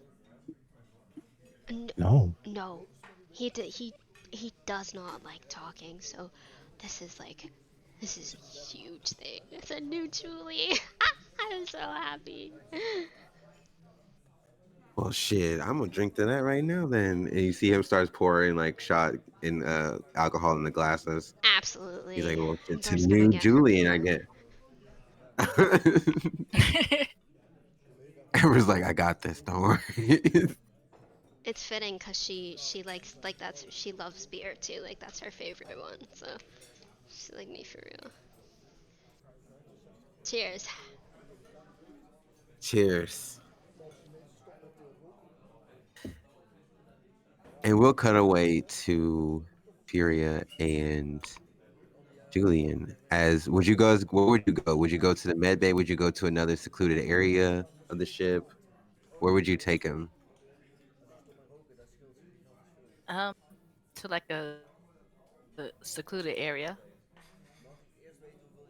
I'd say you guys found like a little area with a view of the outside, so you guys can just kind of see and the stars go by you guys as a little seating area, but it is kind of ducked off enough to where you can have a conversation and not too much foot traffic is gonna pass by you. Julian, what's wrong? And I would say what Julian would do is Julian wait is there like a chair or anything like that somewhere like some Yeah, chairs or anything? yeah, you guys are. It would be like a sofa and stuff there, and a Okay. chair. Then I'd say Julian would then sit down, um, and uh, he would look towards her and he would say, "Everything is confidential, correct?" Yeah.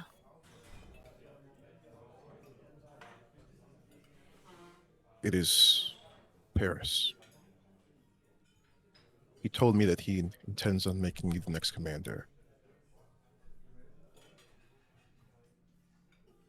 James did, and like I would just say, I think that like Fury usually doesn't address But him you said you're breaking normally up. You're around you're people. breaking up in and Oh, out. I was saying like James did, and I was saying like Fury doesn't really address him outside of rank around many people, like maybe only around Julian. So he did. Yes, he did.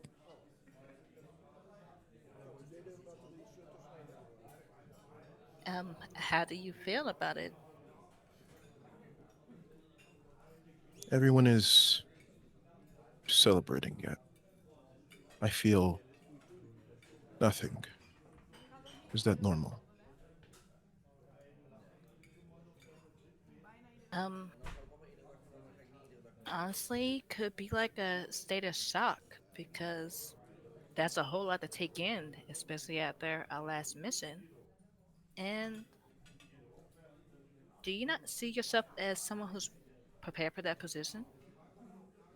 And I'd say, yeah, I'd say, you like do that, as he would say, I'm more than capable to do that.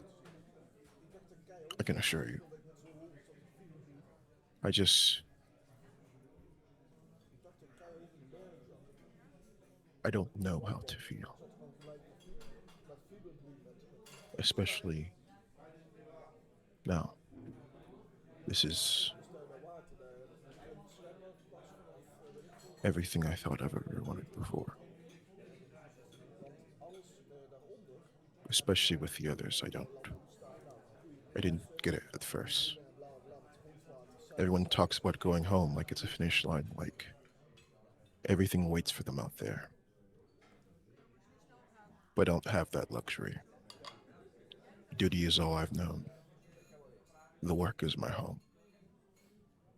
And when the orders stop, I'm not sure what's left of me. Perhaps it's nothing.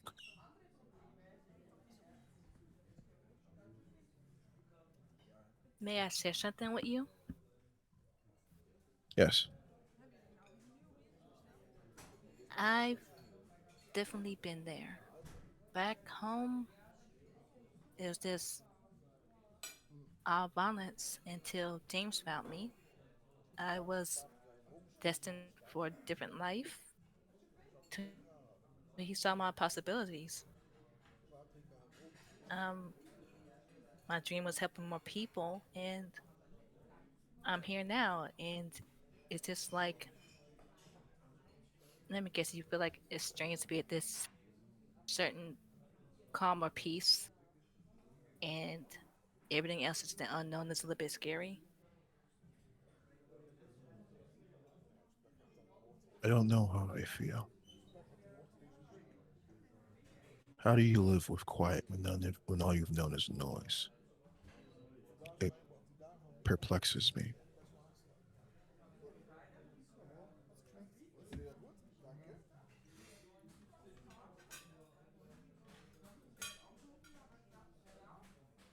Um, it's kind of like, and I feel like fear just kind of stays quiet for a moment. I'll be honest, I'm also working on the same thing, but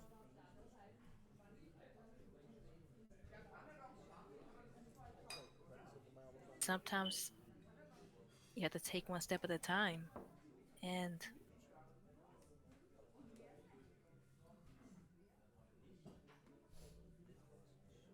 Julian, you've got this.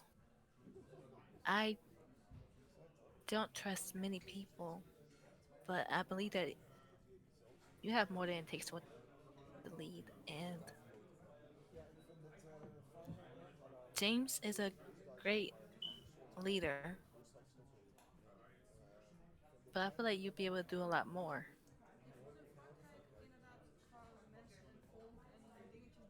How do you know that?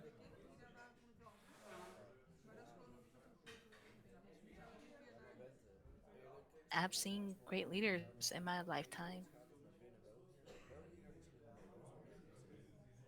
You're definitely one of the highest ranks of ones I respect, and not many people have my respect.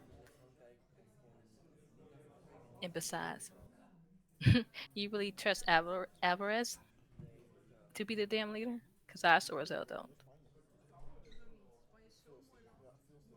There's a sentiment we both share. But I now wonder for the first time in my life that I have gotten the highest ranking of any type of work I've acquired. If work is all I am, what am I without it?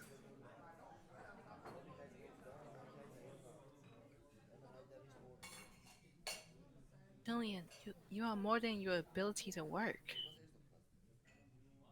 You are also a beacon of strength here, whether you realize it or not. A lot of people look up to you. And without you here, also yes, I'm trying to put my words in the right way to not offend you or be rude about this. Say how you feel.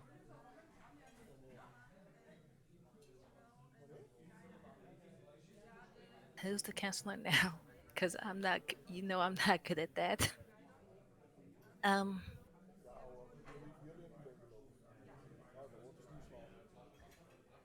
like we would say at home, you are kind of a idiot sometimes with not well. I'm not making this any better, am I? No. But you still may say how you feel. You're not turning this around on me.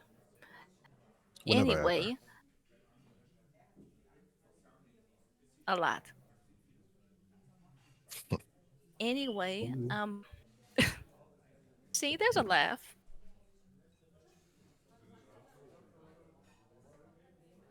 You have your qualities are something to be admired just for what you do on the field, but here and everything.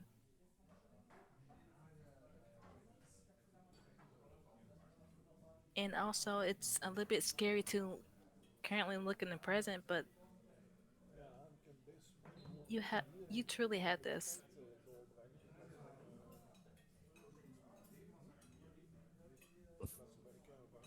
Just time for you to have faith in yourself and more than your combat abilities, but also in your growth.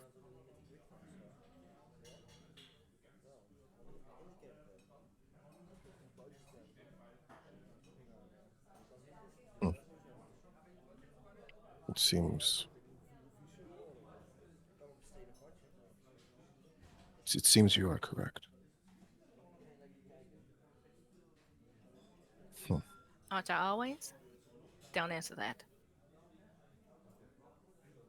I already have in mind what I'm going to do the first thing when I become commander as well. Really? If given the chance, I will make sure that Becca is the head pilot. She is reliable, consistent, unlikely to get us killed. There is something about her that I cannot quantify. It is distracting, but she deserves it.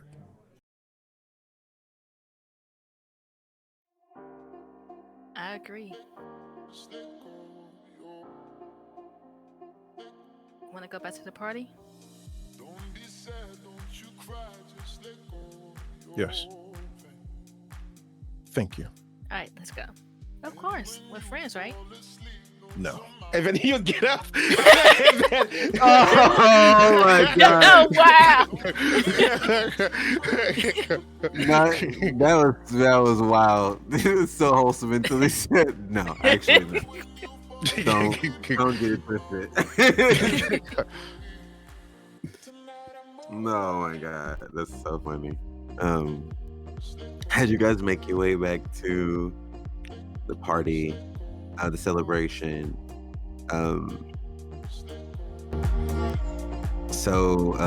as you're walking back, you see, we'll go back over to the table. You guys have been kind of hanging out. Casey is over there again. You see Jaden over there, and they're all kind of like,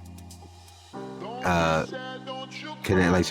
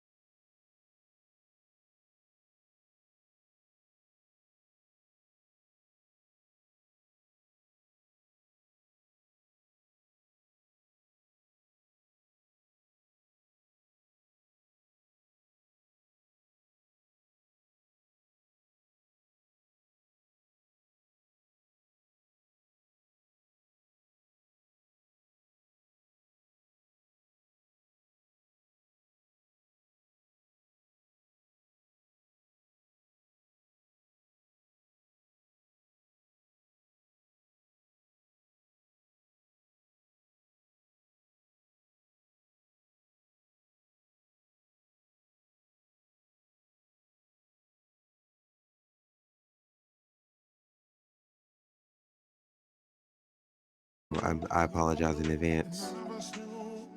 Me either. It's okay.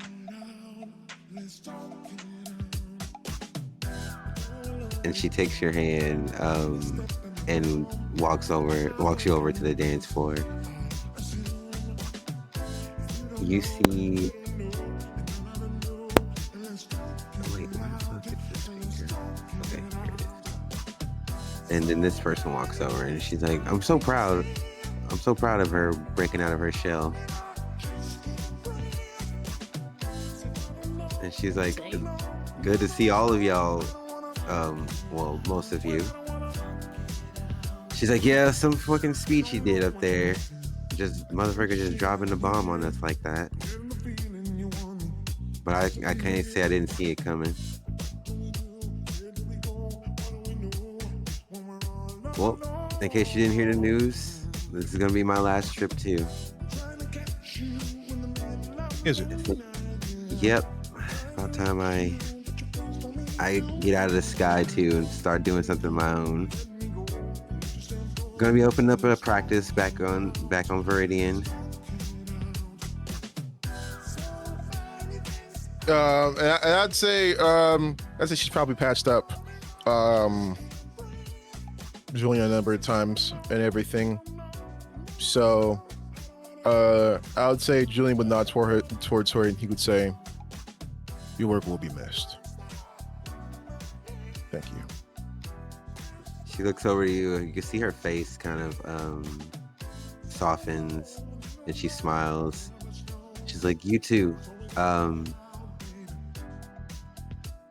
It's been amazing. You keep being brave and not being afraid to change. Okay. I passed you up a few times. I know you got a few dings around in there, but I can tell you're stronger for it. I can tell all of you are." She looks over to you, Furia. Some of you made changes I didn't expect. So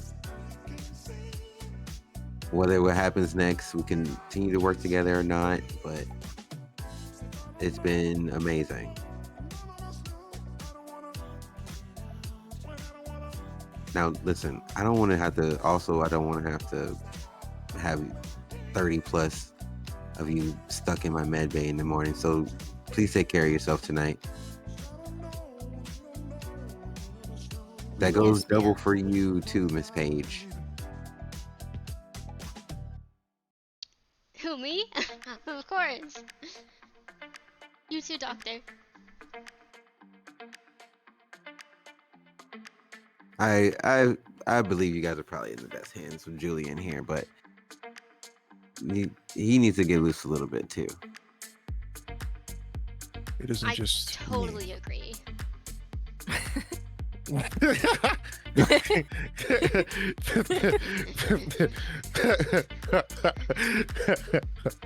I would say Julian would say, "It's not just me, it's also Mari as well. If I'm still breathing, it's because they're on the ship. I also must give respect to the counselor as well."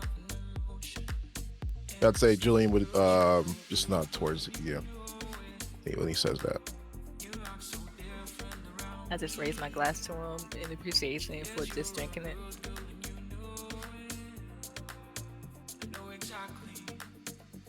Well, I agree with that. I'll drink to that as well, because I definitely know that they both kept me from going crazy a couple of times here.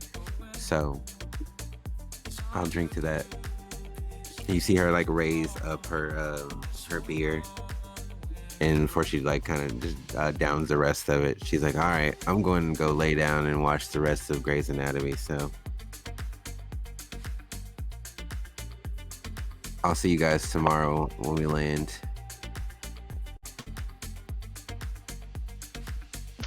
Wait, she's watching Grey's Anatomy. Okay, have fun. What is Grey's Anatomy? No idea. Actually, never watched it in my life. Me either.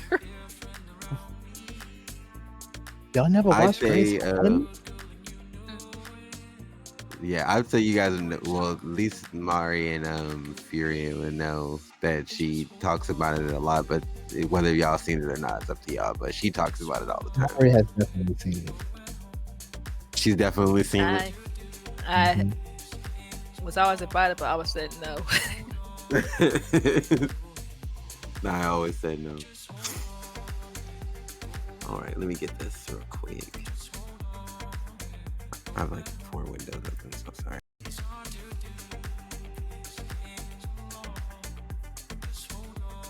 Where are you?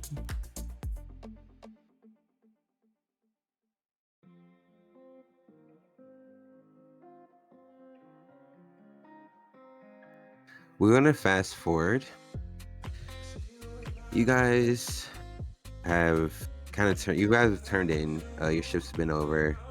You guys have hung out at the party for the closeout party, and you guys have kind of went back to your own rooms on the ship. Let me pause this. Ooh, do we get to share our rooms? Yeah. You can, of course. Why Well, one by one, though. We'll go one by one. You don't have to. If you don't have it, don't worry. You don't have to, but you can if you want. I have it.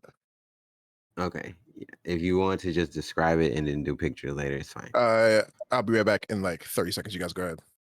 Okay. We'll start with Mari. Mari, you can share your room. As you lay in your room, you feel. First of all, would you be laying in your bed or would you be laying somewhere particular? Like, would you have made it to your bed or would you just be like, you know what, I'm just gonna lay here? Let me see if I have the picture. I hope I have it on here. I hope it's okay. I would be sitting on the couch. On my couch. This couch right here. Oh, let it load. That was the music thing. It's fine. Okay. As you're laying there, the ambiance of the ship, the hum of its engine,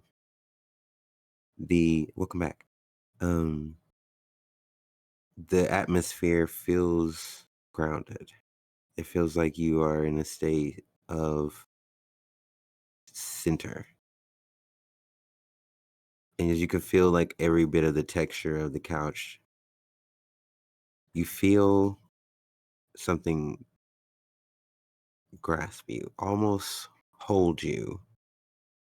You feel a warmth, a rigidness, but it doesn't hurt. You feel connected to something. And in your mind, as you dream, you see flashes of different things. You see the flash of what looks like a ship. You see a flash of what looks like a crack in the earth with a purple glow coming from it. And you see what looks like a mountain crumbling.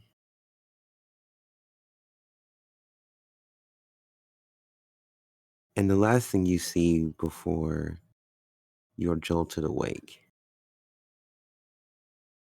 is what looks like something running towards you at a fast speed. Dust clouds gathering behind it as if chasing its heels. Before you jolt awake.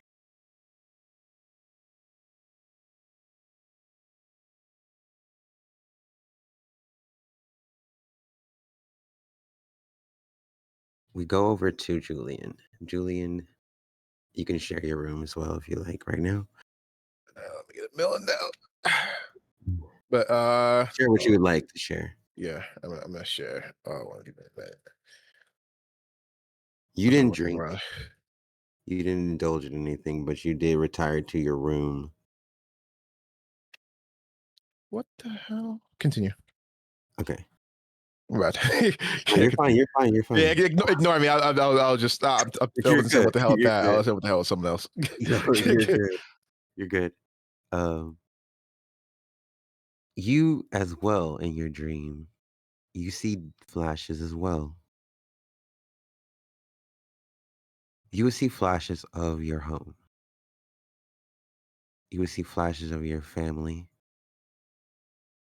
But in these flashes, it's like they're not looking away. They're not looking in your direction.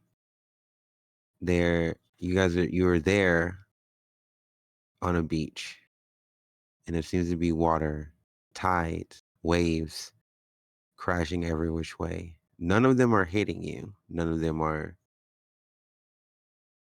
touching you. As you call to your family, your parents, they don't say anything, but you can see that their hands are holding yours. You see a flash of what looks like a container. You see this container slowly breaking. Ominous purple light spewing from those breaks. You see a flash again of the waves as one grows bigger and bigger, as if it in itself can swallow the entire beach. And before it crashes, your eyes jolt awake. Wherever you are, wherever you're currently, whether you're in bed or sitting somewhere.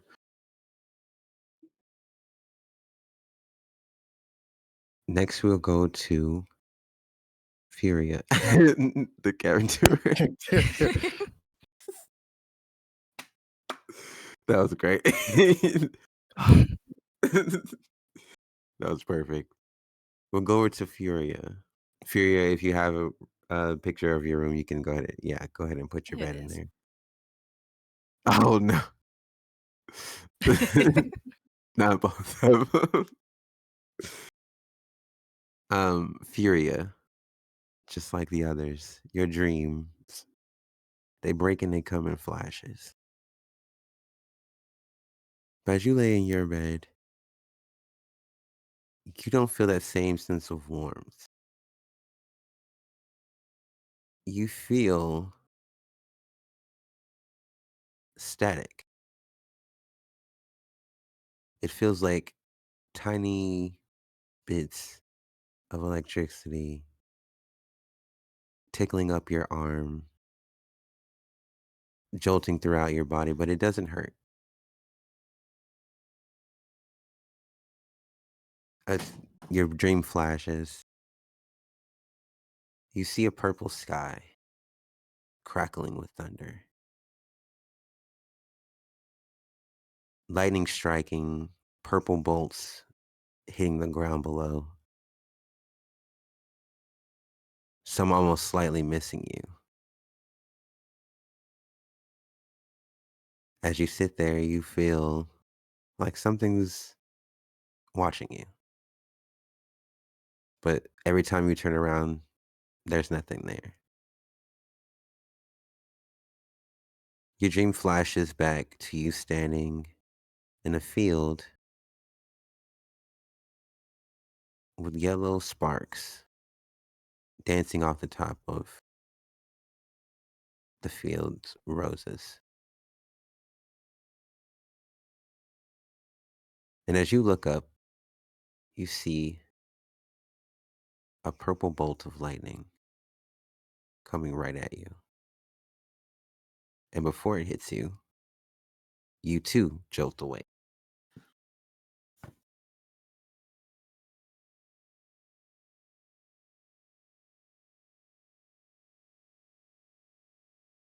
Becca.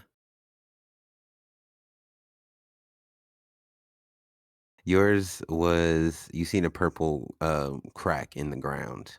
You seen purple like beaming from a crack in the ground. Zay.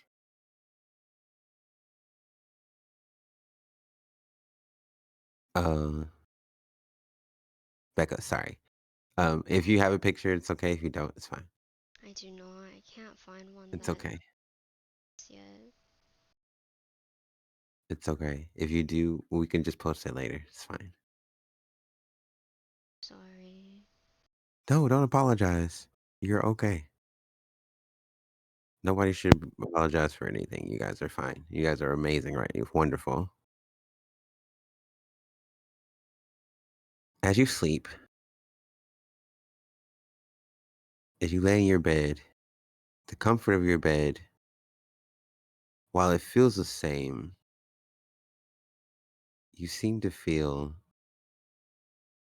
air lifting you up from where you're laying, almost cradling you. Not like it's a force pushing you, not like something's dragging you, but it's lifting you off the ground.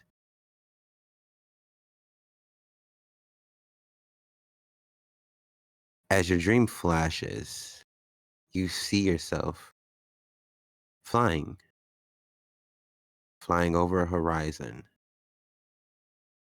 As you look as you look below you, you don't recognize the metropolis below, but you do recognize that there are 3 purple hurricanes in different areas of this city. And you can see it ripping through the city as you're flying across the sky. Again, it doesn't the wind doesn't feel violent from you, but you do have an ominous feeling about what's happening below. Your dream flashes again. The metropolis isn't there. You're between sky and cloud, almost dancing through the wind dancing through the wind that's around you. But something's heading towards you as well. Something that looks and feels a little bit more violent than the wind that's around you. Almost like it's cutting through that wind as you feel yourself slowly losing balance.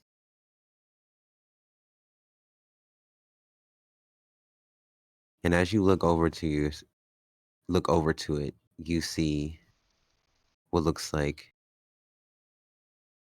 a gust of wind pulling you, or vortex pulling you towards it. A purple typhoon of wind pulling you ever so closely. And before it swallows you whole, your eyes jolt awake. And with that, sorry, I keep forgetting it's a different thing. You hear this.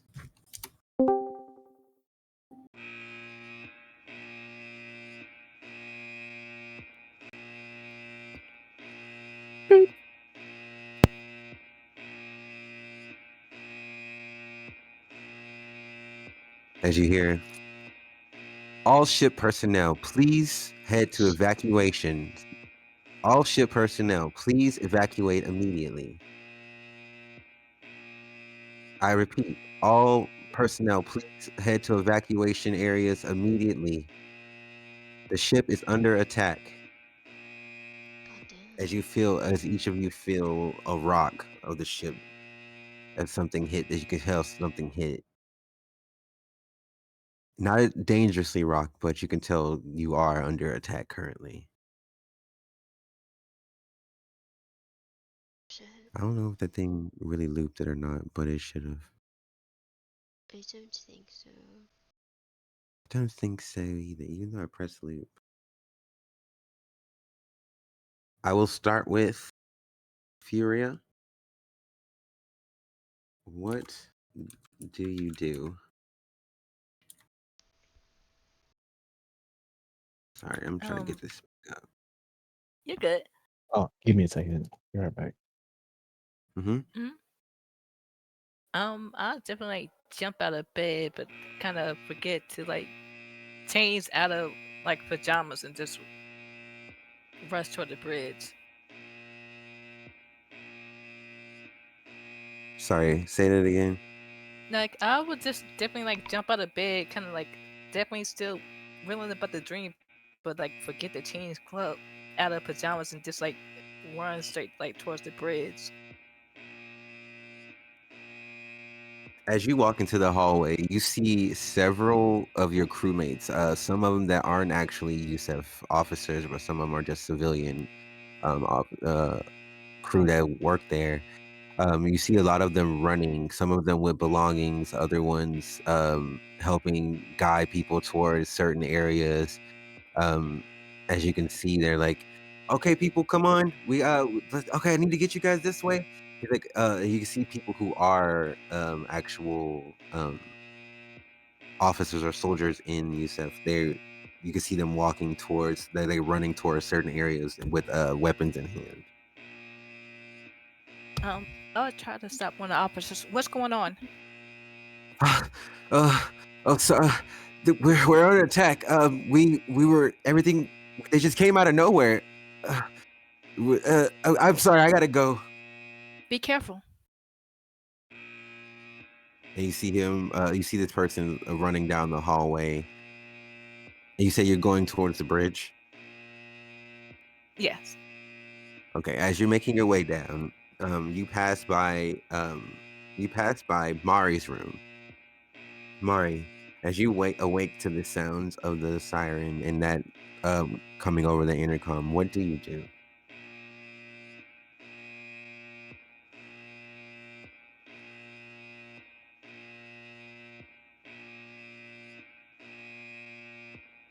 Oh, I think. Oh, wait, is she back yet? They said he'd be back. Okay. Well, okay. Well, I don't think so.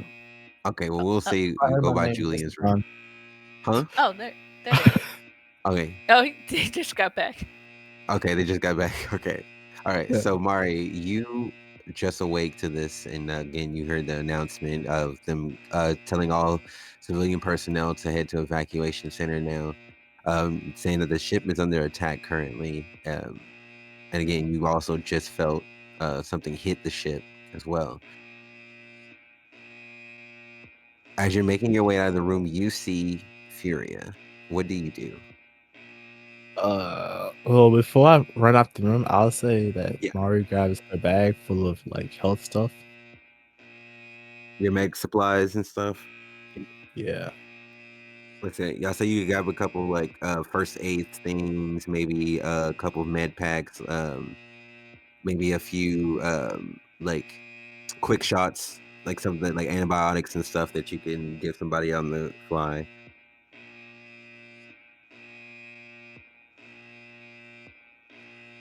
Yeah. Furia, you would see Maria as she's coming out of her room, stuffing her bag full of medical supplies. Mari, do you need help?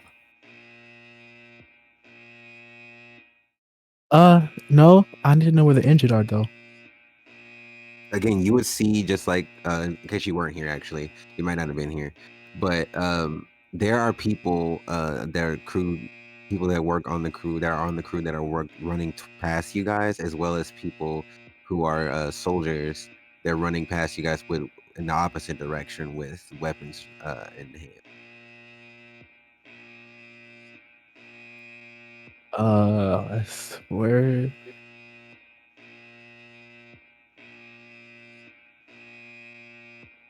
Okay, I think I'm gonna go towards the civilians and see if anyone's hurt. I think you need to go find the rest of everyone else. Okay, be careful, Mari. You too.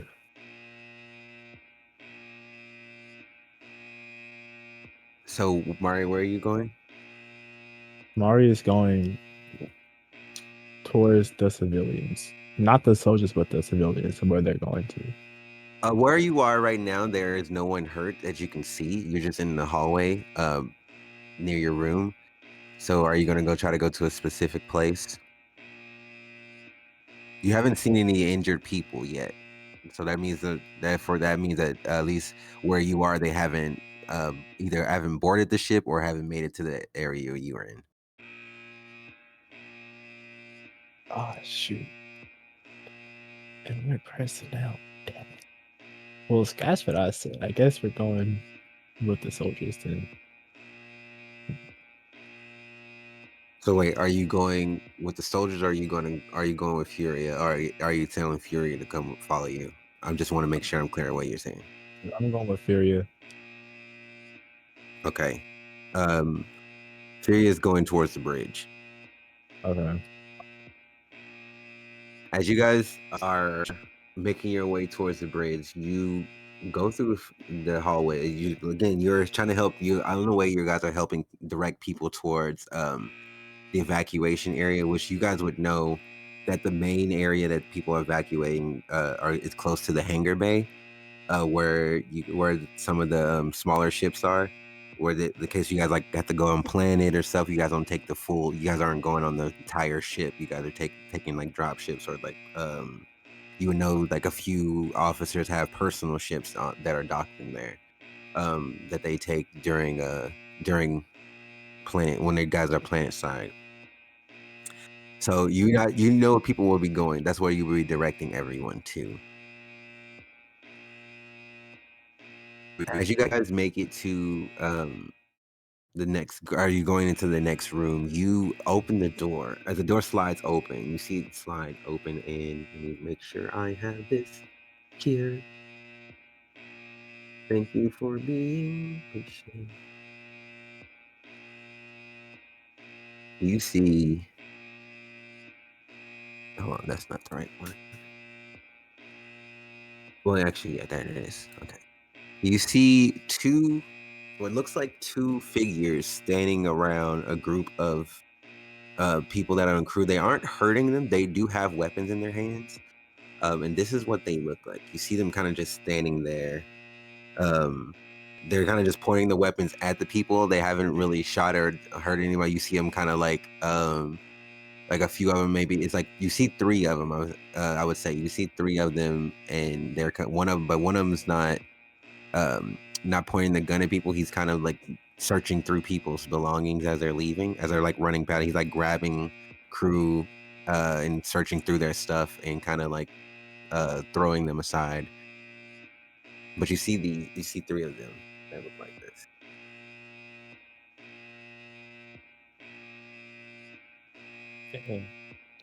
They haven't seen you guys yet.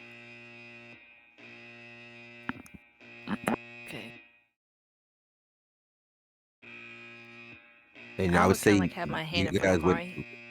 Okay, go ahead. I was like, you guys wouldn't recognize this. Wouldn't recognize their armor or anything.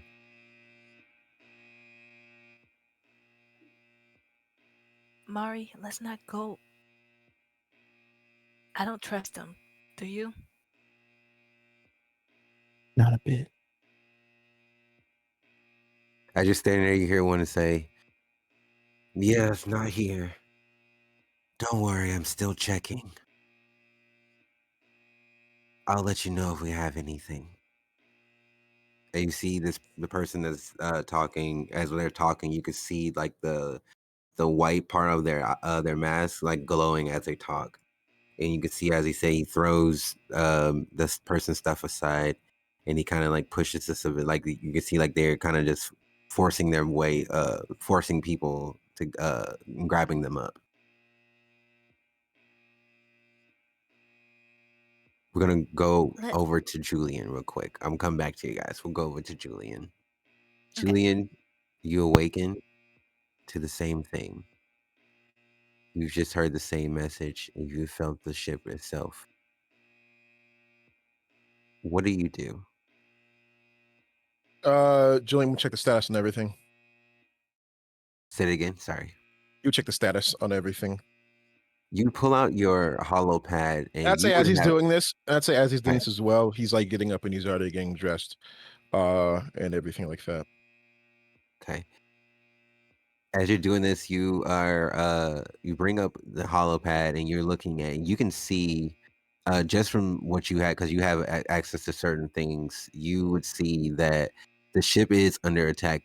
That the ship currently is at 67% shield, and the ship that's attacking is foreign. Like there's no record of what kind of ship it is. But you can see. Actually, I will show you what the ship itself looks like, because you would see that. Give me a second. I'm looking through all these pictures. This is the perfect time to show you all of this. There you go. Oh.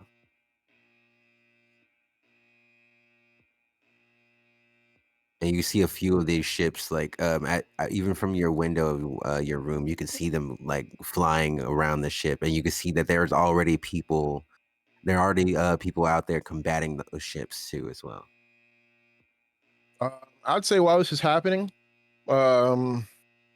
he is still remaining calm and everything like that. And while this is happening, I'd say he's going over to where of course his co-pilot room in Becca. I feel like he's going over to Becca. As you make your way out, you see your shipmates running past you in the hallways. A few other people are coming running past you.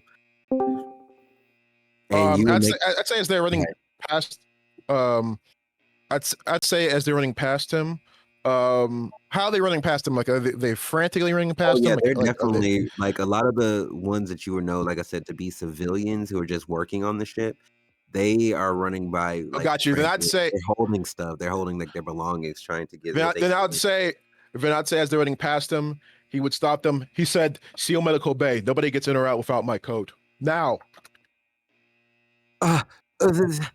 Yes, sir. Yes, sir.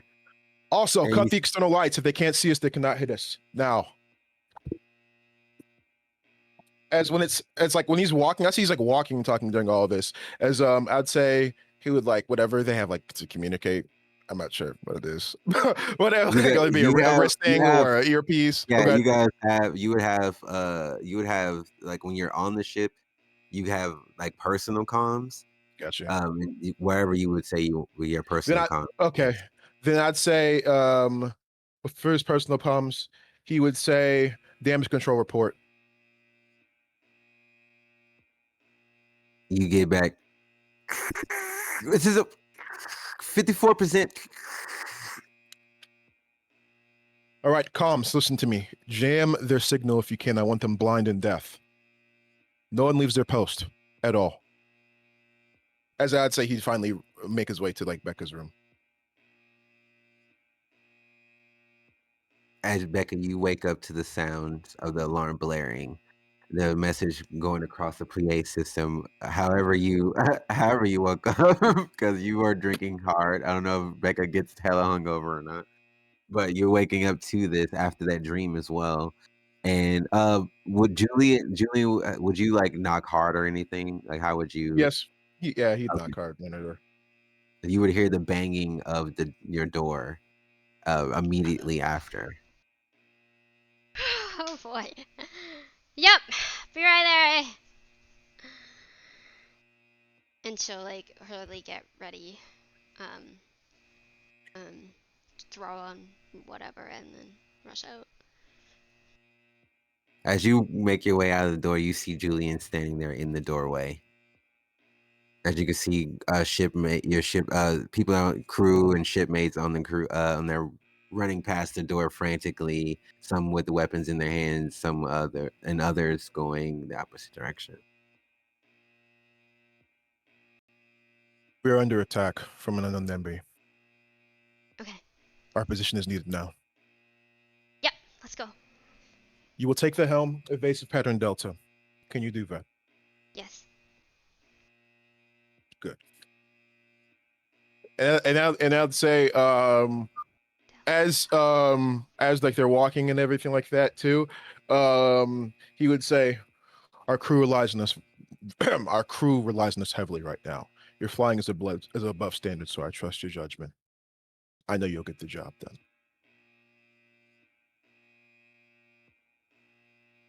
Are you guys making your way towards the navigation room? Okay, cool. So you guys are heading towards the bridge, which leads to the navigation and everything.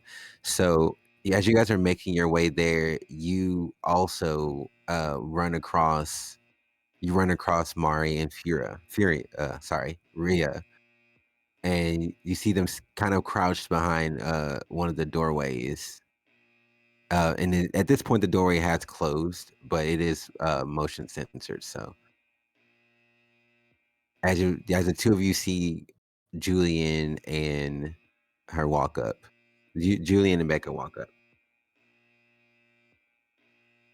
Again, they haven't seen the people on the other side of the door. Only you two have. Are the both of you fun? Julian, Stay hidden. There's, I don't know, like people in weird helmets searching for something. How many of them are there? From what they can see, they've only seen 3. Can I roll something to I've try only to? Oh, God. seen 3. If you want to, you I've can only try seen to, 3. I don't. knowing that they're behind the door. Sorry, go ahead. Oh, you're good. That's my fault. What were you saying, Didi? No, I was saying like go ahead. Like that's all I was saying. Oh, okay, yeah. If you want, you can check it out yourself too. And Then okay. actually, or you can roll. You can roll to check it out. Oh, there. Like I said, you also have access to certain things. Okay. What things do I have access to security cams at all? I'd say go ahead and just roll me a d20, and I'll tell you what you can Okay. what you have access to right now. 14.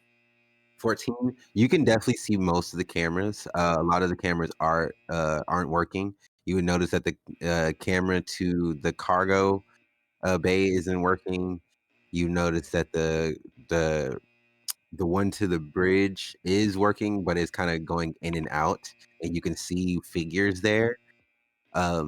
You can see the hallway that's right in front of you guys that you're going to be going through, and you can see on that hallway that there are actually 4 of those guys standing there in that armor. Any As weapons? well, yeah, there 2 of them you can see are holding weapons. That you can see are holding weapons, but it would be safe to assume that they are more like from your training. You would be safe for you to assume that they're armed anyway. That the rest of them are armed and dangerous. There's enough to perceive that they are a threat. And also, as far Where as are like we right? cameras go, you Oh, can good. see that sorry, and you can see that the Oh, you're good. med You're good. bay It's my fault. camera is also off as well. And Okay. those are the ones you can see that are off. Where are we right now? Like You where are guys we positioned? are as far as like what it would look like, and the door is in front of you all, and inside that corridor it's a hallway that splits into 2 sides, left and the right side, and then the door right after, like the door that's right in the middle, like in the of that is the door to the bridge. Where are they? So In this they're in hallway? that hallway. They are in that hallway. Like 2 of them are in front of the door, like on the other side of this door, and one is like right in front of the door to the bridge. And the what you can see is the other 2 are one in each hallway. So they're kind of like spread out between the both sections. So there's 2 in front of the door, and then there's one in the hallway, and the other one in front of the door to the bridge. Well, that last part to me again, just that last sentence, just to make sure I'm So right. okay, so there's one in front of the door to the bridge, and then Okay. there's one inside each hallway. Okay. Then I would say Julian would say okay. He would say we have 4 hostiles in the hallway. All of them are armed. 2 by the door, the others are split between the main sections. The medbay camera is offline, so we must assume the worst. Either somebody's already hurt or they're preparing an ambush.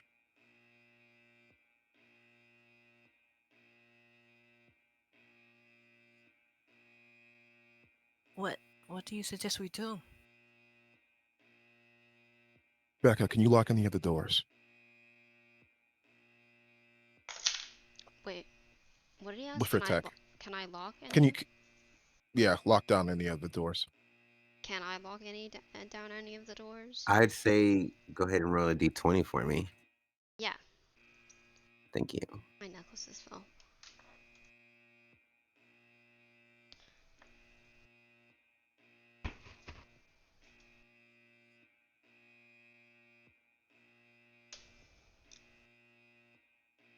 Okay, I will fix that later. Yippee!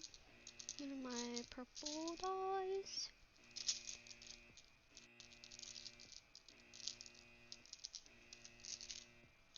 Hello?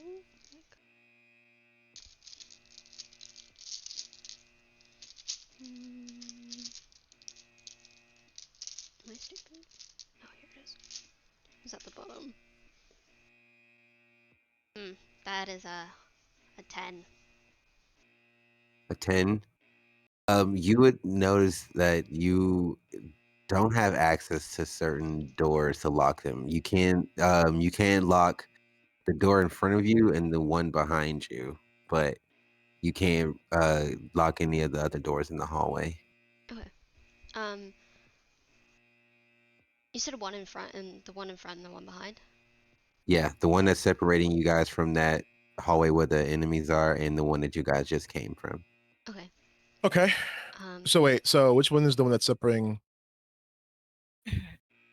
Actually, it doesn't matter. Continue.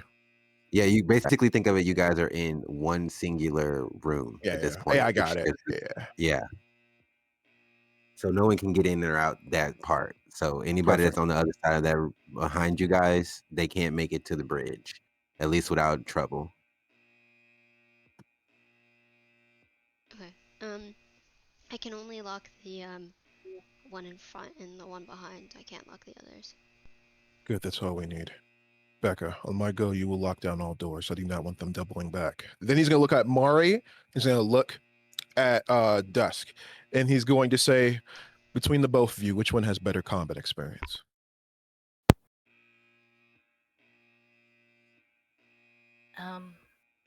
I do.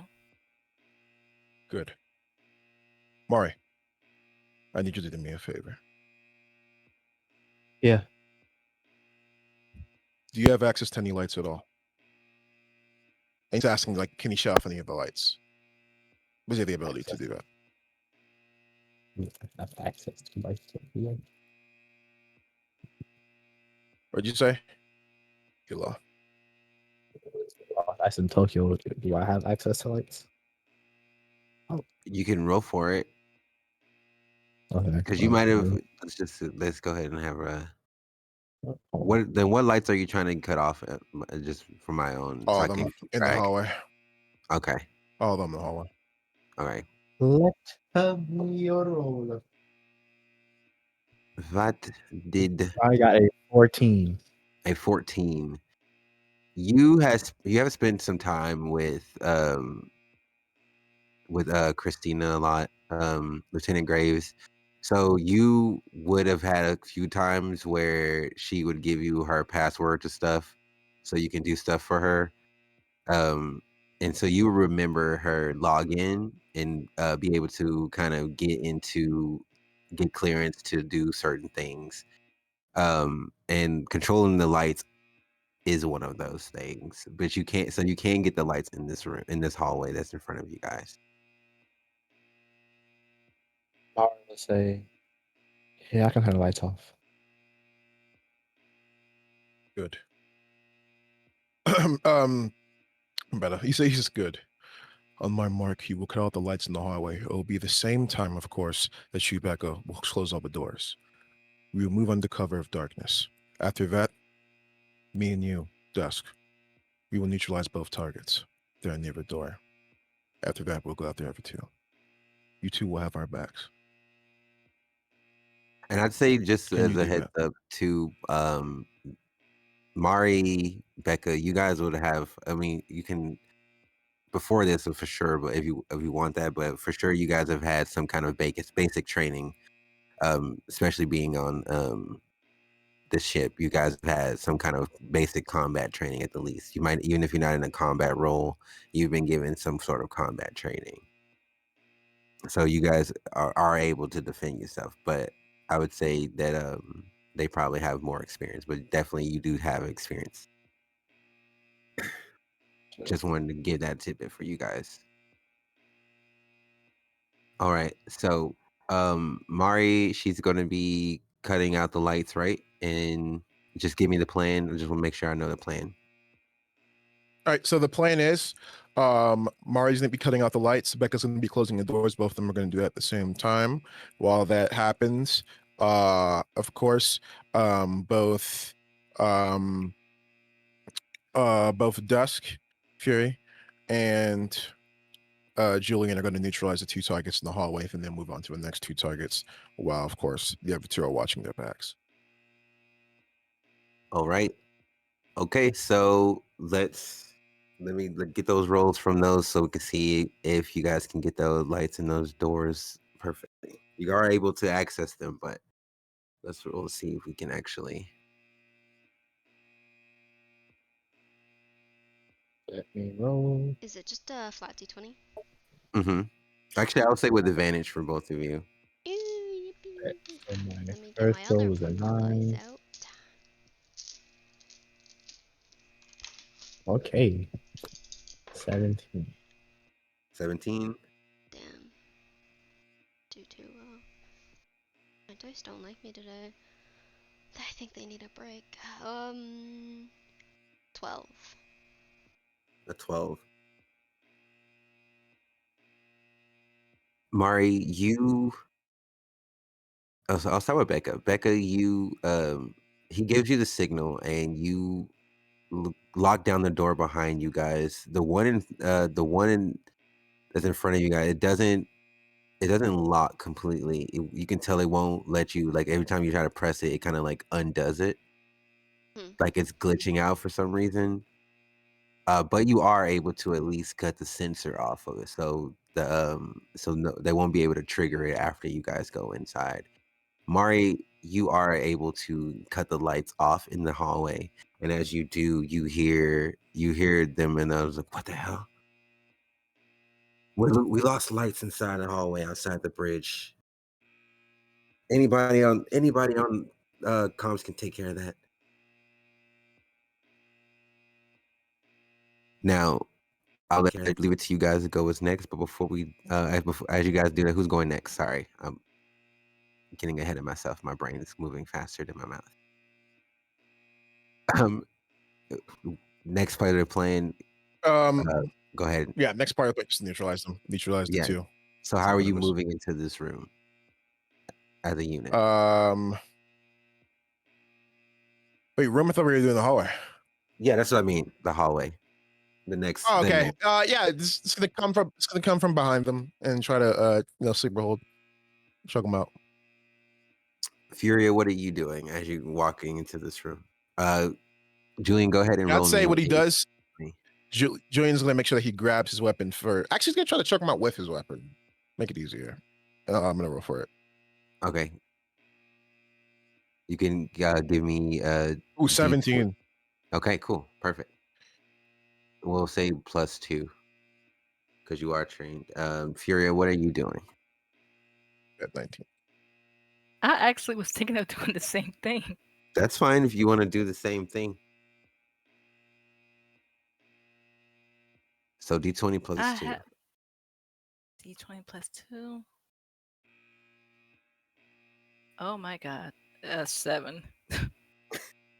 As you go up to grab him and do the same thing you're seeing Julian do, you go up to hit him, and like as you're going to slam the gun against him, like against the back of his head, he turns and you actually hit him directly on in the face, and he's like, "What?" And he looks down and he sees you. And with that, you guys, can you roll an initiative for me? Oh my god. All of us? Yep. Dang it. We have hostiles.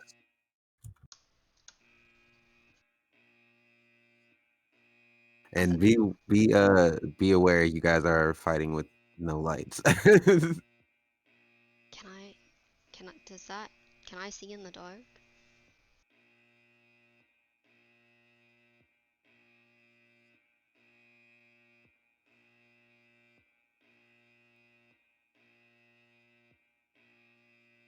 Sure, if that is a thing.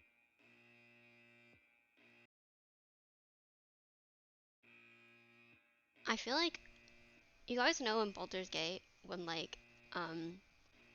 it's before before you find out Astarian's a vampire. I feel like that.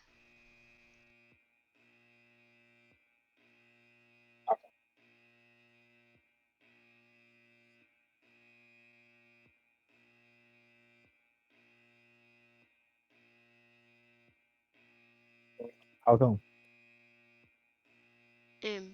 Because like you can't like he only gets like his vampire ability, his vampire bite in combat after you find out he's a vampire.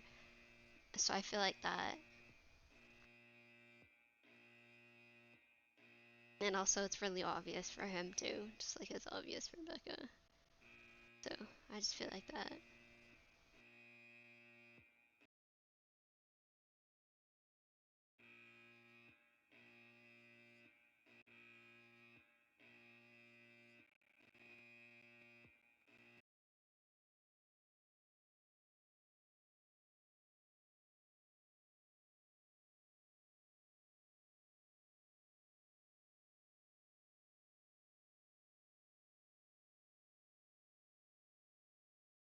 Alarm said I shocked him too. Literally.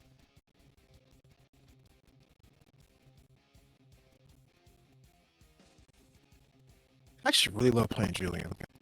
He's so funny.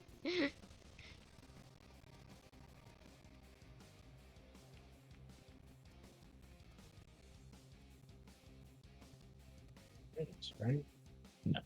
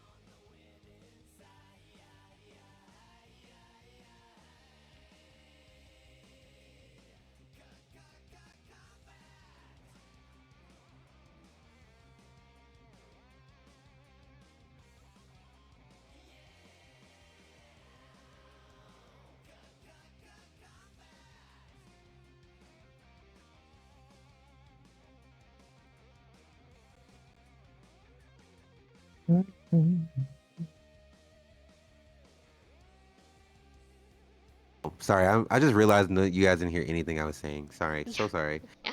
You were Um, muted? yeah. I was wondering. I was like, wow, Tokyo just like. I was so muted the whole time. I was sitting there like, I was like, damn. Tokyo's I was, fucking stoned right now. no. I was not. I'm sitting there like going. I'm like, yeah. So this is what's going on, and then and I'm like, actually, no. That's why I changed the Did you get my thing. message? No, let me see. I saw something Gotcha. pop up. I was sitting there trying to write the initiative order. I'm so sorry. You're I good, was you're like, good, you're you know what? Why is she not saying anything that she's doing anything? I was like, is it me? good. I was thinking about, I was Yeah. like, yeah, Tokyo's locked in right now. I was like, okay, got it. Yeah, I I was know it's like to be typing locked stuff. into And I was the really deep. talking to you guys. I'm so bad. I'm so sorry. I had You're good, you're good, you're fine.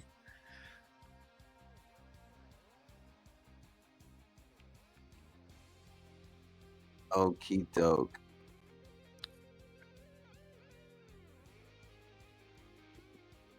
Hold on.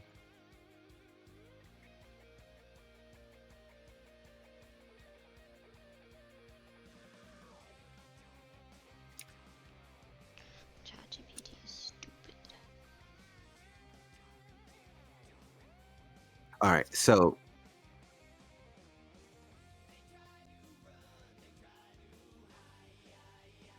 No wait, ChatGPT. I was gonna say Sule.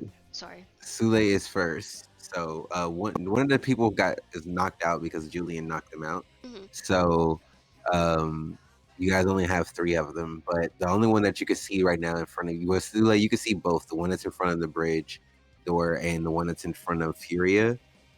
And you're up first. back up, by the way. Oh, yeah. Sorry, Becca. It's okay. Sorry. It's okay. I had a question. I don't know if you heard. Can I see in the dark? Is that something that I Yeah. can do? Mm-hmm. Okay. I thought so. I might have been muted when I answered you. I was like, yeah, you can see up to like 10 feet. To 10 feet. Thank you. You can see up to like 10 feet in Check why front of just said you. Kentucky. Okay. Yay, dark vision. Okay.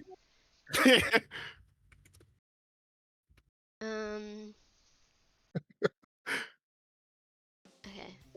So, is there one close by? Yeah, the ones that's closest to you is the one in front of Furia. Okay.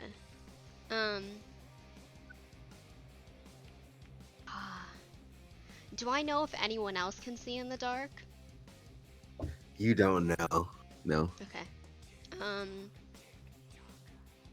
And these are the like the Do you need me to post another picture? yeah, they're like kind of like robots, right? Well, this is you don't know if they're robots, but they're wearing an armor, and this is what the armor looks like that. Ah, okay. You don't know if there's anybody. You don't know if there's a being inside of it, or you don't know if it's like a sentient being, like a synth being. Okay. But you can't tell this is an armor. Okay. And do I have a phaser or something? You have a weapon, like a issue gun on you, Okay. of course. Okay.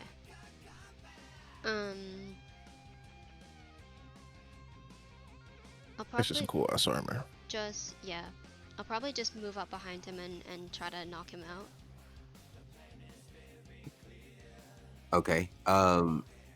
Give me a D20 plus 2. I'm sorry, D20, flat D20, and then give me a D20 plus 2. Sorry. So one flat D20, one D20 plus 2. And then, yes. Okay.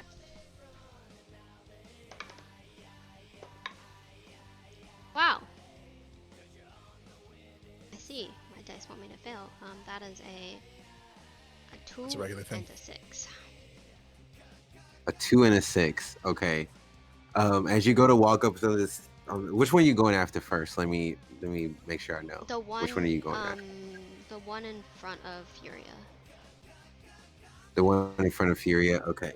So as you're going up to that one, he's already you can see him kind of struggling with Furia a little bit as you walk over, and you're trying to sneak up behind him, and you feel like the hand of one of the other ones grab the one behind you, grab you. As right before you attack him, he grabs you and he kind of takes you and launches you into one of the walls. And as he's you can see him walking towards you. Your gun is not too far away from you, but you are going to have to try to get it to it before he gets to you. And as he's running right at you, as far as walking towards you to kind of grab hold of you, Mm-hmm. you hear what sounds like footsteps barreling towards your direction from behind him. Mm-hmm. As you look behind him, you see Julian running at him, and as he's running at him, you see him he has something in his hand, like something he's grabbing in his hand, and you see as he grabs. Actually, I'll let Julian explain how he grabs him as he's running up toward him. You in your hand, you have what you have in your hand is something that you've only used one other time when James gave it to you. And Gotcha. you know that once you press whatever you do, once you press a button, it's gonna take you somewhere else. Somewhere else on the ship, and you've only used it one time. Other than Gotcha. this, And I'd say this guy has very heavy weaponry. Of course, could take out a lot of us here. I would say does it have a switch? Is it like a button I could hit. Okay, Mhm. bet. One use. Okay. Say this guy's like big, has a bunch of weapons and everything. As Julian sprint to him, just like that, by the way, sprinting straight towards him. I'd say the moment he hits him, he presses it. As I'd say, And- you all would just see that, of course, that guy and Julian are completely gone. Yeah, Becca, as you're sitting there, you see Julian hit running over that guy, and like literally is like it's like right almost damn near right above you. As he like hits him, they kind of you can see like as he's like they're coming towards you, something opens up in front of you, and like it almost like makes like this glowing circle for a second, and you see Julian and this person go through it, and it closes. And you hear one go, what did it go? What did you do with him? Thank you very, very much, Toki. All right, I'm gonna see you guys on the next episode. That was an out, by the way, because Yeah, Oh, he because had you to have go to shut down. go. yeah, because I have to go. Okay. 'Cause I have to go. That's go. But first things first. Before I go, I gotta adjust a couple of things. First things first. This was very, very fun. Thank you, Toki. I can't wait for the next episode. Playing Julian is much more enjoyable than I expected. I would say that, like, much, much more enjoyable it. than I expected. Yeah, I did not expect it to be that fun, but like. Here it is. Very excited. And like, no joke, this is so good. I just wanted to say this is so good. I legit forgot this is a Power Rangers thing that we're doing. I want you to know that. Like, that's how good Thank it is. you. Like, I forgot that because I think the storytelling and the way everything was and the characters and everything like that was just so good. And plus, like, all the conversations and everything that we were able to have and everything like that. And plus, like, Julian being commander, did not see that coming, which I thought was great. Yeah, it feels like Star Trek. It feels like Star Yes. Trek in like a really wanted- good way. And I think you did a really good job with that. You did a really good job with the descriptions and making things feel alive. Of course. So yeah, just want to let you know you did a good job. I can't and I expect because I know when it comes to you, world building is a very, very important thing, and I want you to know that even though we've barely seen it, you've already done a really good job when it comes to it and the detail and everything. But yes, thank you very, very much. I'm going to see you guys later. You guys all killed it. Bye. Have a good one. Have a good session. Peace. Awesome. Thank you. Make sure you guys watch Showdown, and we might honestly just might have to rate them after anyway.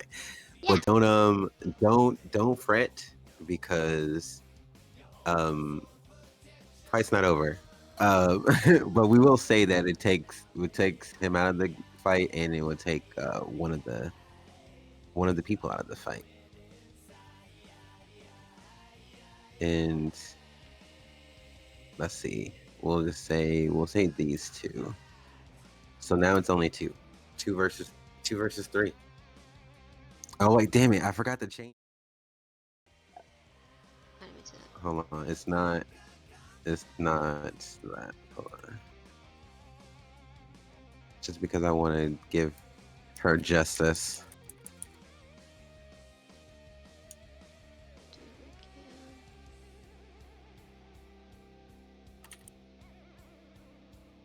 There we go. Just because I had to make it right. Thank I you. had to fix that in there. My fault. Anyway, okay. So, Becca, you just seen this happen in front of you. You guys have also seen this happen. Like it went from being very dark to you guys seeing this burst of light and Julian going into this what looks like some kind of black hole or some kind of portal, and him and that other person are just gone now. Uh-huh. This literally happens in the front of the three of you. Sorry, I'm trying to fix the It's okay. cam. And so we'll go straight to Rhea. Rhea, what do you do? You still have the one in front of you, but he's slightly distracted, and you can only see the one in front of you right now. Since he's distracted, I want to try to go for him. Okie doke. What do you want to do? D20. I have a gift, but I'm scared to do that Do it. before rolling. Do it. No, be as creative as you want. I want you guys to be as creative as you can. You guys are. That's why I say you guys have training. You guys aren't just here to do your job. You know, you guys are able to defend yourself. Like you guys have had combat training. Mari has probably had combat training as a part of her curriculum while she's been there. Since like I would be coming from behind him, right? Yep, he's distracted. He just turned around. He just saw one of his people disappear.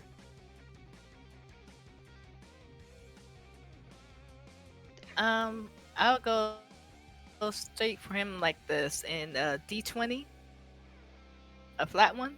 Yep, D20. I'll say you have advantage just because he's not paying attention. I need it because that was 6. I need new dice. Put those dice in jail. Okay, that's much better. A 20. Thank God. Nice. That's a nat 20? The second one. Oh well, listen, that's a nat 20. You tell me what you do to him. Hey, listen, if it's a nat 20, you get to tell me cinematically what you do. I'll kind of sneak up on him and just like kind of pull, like grab his shoulders, pull him towards me, and then just like punch him straight on as hard as I can. Nice. You would see him fly back and hit that wall. Becca, you'd see hear him just the loudest like clank against metal. You metal against metal, hit against wall. You can see all you see is like glowing, what looks like glowing eyes hit the back of the thing. You can you make out the shape a little bit more as it gets closer, but you just see glowing eyes flying across the hallway as it lands on, like it hits against the door and it slumps to the ground for a second. Go ahead and give me a roll me 1d20. This is a very cinematic fight. You guys aren't gonna die in this fight. I'm gonna tell you right Okay. now. So just be creative. You said 1d20? Yep. Oh, a 10. 10? Okay, perfect. Next up is Vader number 4. They are right over here by you, Becca, down that hallway. As you're getting up off the ground, you can see the other one coming down the hallway, rifle in hand.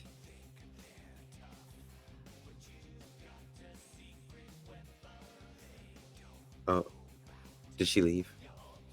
I can still hear you. Oh, okay. You said it's coming to, one of them's coming towards me. So it'll be coming down the hallway that's to your left from where you're standing. It's to your left. So the door to the bridge is behind you technically. Okay.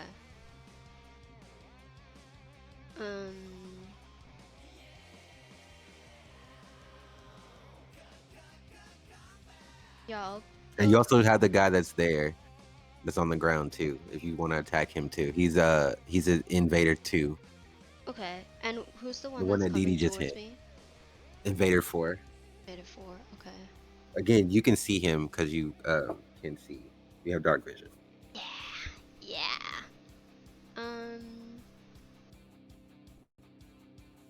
I'll go. I will go after Invader 4. Invader 4. Okay, what do you want to do? I want to just like try to boink. Just what? Boink. Boink. All right, give me a d20. Plus 2 with advantage. Plus 2 with advantage. Yay! Thank you. Oh shit! My dice like did not land on my dice tray. Shit. If, 1 second. I fell on the floor behind my desk. I fear. Oh no.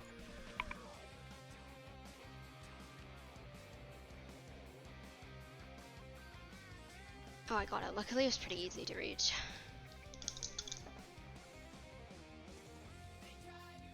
Plus 2. That's a 16. A 16 hits. What do you do? How do you traverse through this hall? I think I'm just gonna run at him, and then kind of like last minute kind of like I want to almost run past him and then like Okay. curve at the last second and then boink. So like you want to run past him and like use? Are you trying to use your momentum to kind of like to hit him? Or Yeah. are you trying to hit him? And you trying to hit him from behind him? Yeah. So kind of like both Gotcha. momentum and also like, ha, surprise! You thought I was running past you, but I'm actually hitting you. Kind of thing. Okay. All right, perfect. As you run past him, he's like, huh? Where'd she go? That was. And he, as like he turns around, he swings his gun around to hit to try to find you because he feels the wind past him. And as he's turning around, you just like before he even turns all the way around, he feels the hit from your fist punching him in the face. He's like, oh, you can see one of the lenses on his mask, like the light is kind of like flickering. He's like, we have hostiles. Gonna need backup. 1 second, you guys. 1 second. Sorry. And also, after I punch him, I want to ask him, do you have blood? Do you have blood? Yeah. Do you What? bleed? What kind of question is that? He's like, do you bleed? Oh my god. Do you bleed? Do you bleed? That's okay, Batman. That's great. She wants to drink their blood. No, Fresh I blood. love it. I know. Fresh blood. Like, fresh blood. Oh my god, fresh blood. 1 sec. I need to get this. I might have to do this.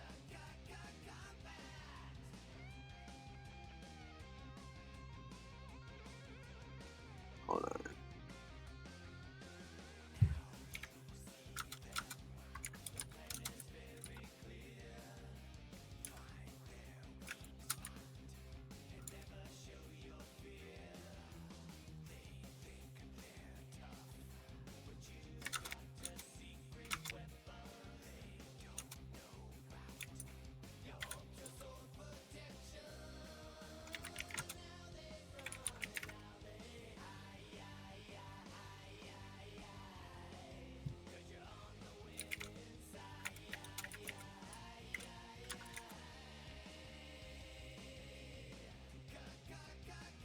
All right, Mari, you've just seen both of these attacks. Well, you've seen like you've seen Furia just do this attack to one of the invaders in front of you.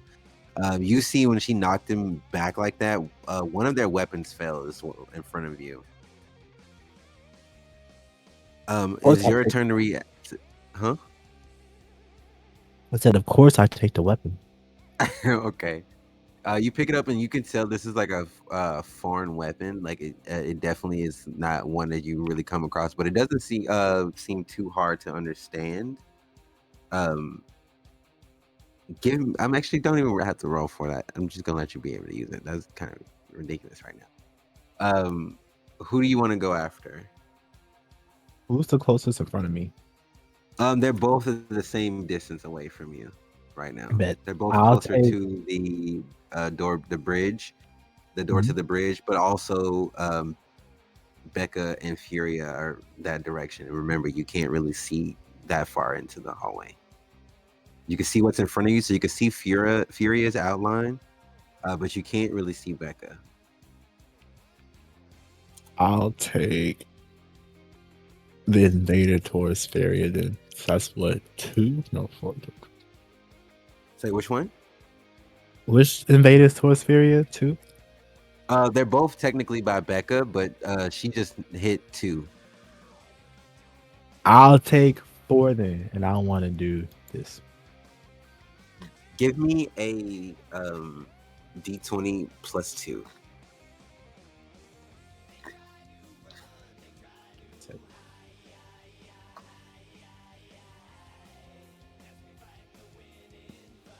You said D20 plus 2? Mm-hmm. 13. 13? Yep. Okay. As you raise up the weapon, you can see that as you raise it up, you're like looking around it to see how it like activates, and you find a button like closer to the grip where you see the gun activate to life. As you can see, red lines intricately weave through the gun itself before a circular reticle, a hologram reticle displays up in front at the top of it. And you can see as you look through it, it locks on to two signatures through the through the through the reticle. You can shoot at the one on the left or on the right. Let's go the one on the right. Right? Yeah. As you fire off the weapon, you see a red. I say all three of you see this red bolt shoot out of it, and the kickback is a little bit much, but you're able to slowly like kind of not fall because you hit like lean against the back wall where you came from, and the bolt shoots through the hallway as it lands on the invader to the right. The invader 2, which one was the one that you were aiming at. And as you see it hits him, as you guys see it hits him, you can see like the electric bolt itself like crawling, like what looks like it's crawling through the person's armor. It's like it's eating it away. He's like, oh no. And you see like it's slowly his body like turns into like what looks like vapor and dissipates.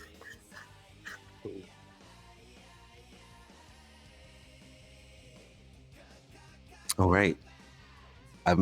So like I said, you got all three of you guys just saw that happen in front of you.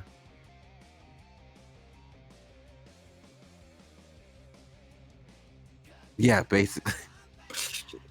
I just saw your GIF. He's like, yeah, he basically just disintegrated in front of you. Becca, you saw that in pure detail. As we go back up to you, you just saw that in front of you. Sorry, sorry, I zoned out. Saw what? Red bolt. You saw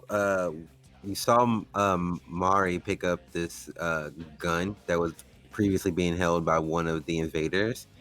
And you see as she held the gun, it activated, and when it activated, it shot out a beam of red electric beam out, and it hit one of the invaders, Invader 2. It hit him, and it slowly disintegrated his entire armor and body into like a vapor. Oh shit.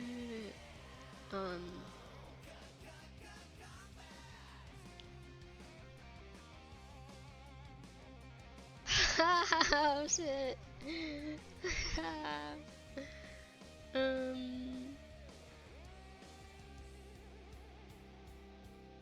And there's still, which one was There's that? still 4? one more.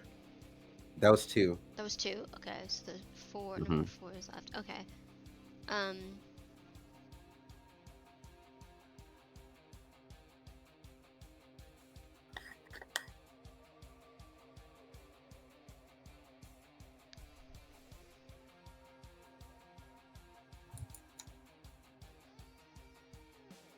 Yeah, I think I'll just try to knock out 4.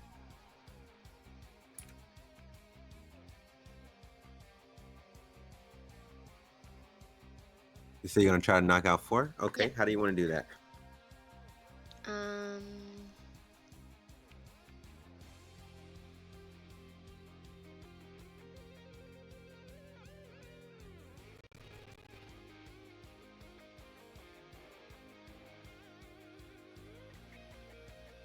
I think just like a chokehold. You're gonna try to do a chokehold on him? Yeah. Okay. Roll me a d20 plus 2. With advantage, of course. Ooh, Nico. Oh, I got the same. I got the same number on both dice. For both? Yeah. That's a 15. A 15? Yeah. Okay, tell me how you want to take out this guy. I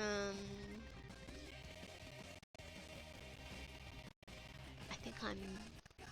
So he turned around, right? So I'm facing him. Yeah, Okay. yeah. Well, you hit him like before he turned all the way around, but he is facing you now He's facing me now. after you punched him. Yeah. Okay.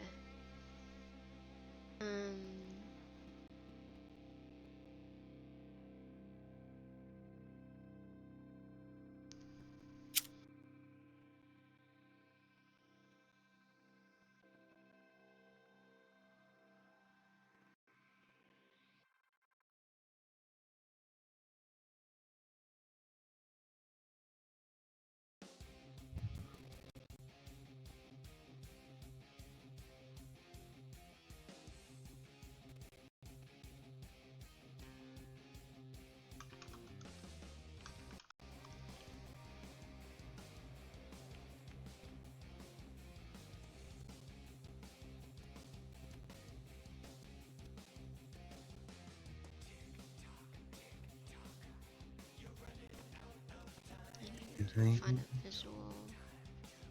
You could. Thank you guys for hanging out and checking in with us on this Saturday. We appreciate you guys so much. I just sent you one. Sorry that took me so long.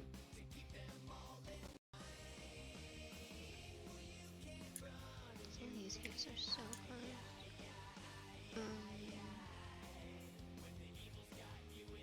I don't really have a good one.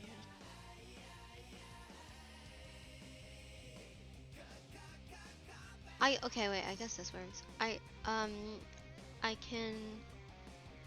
want to kind of like trip him, and then when he falls, kind of like go in for and kind of put him in like a headlock. Okay.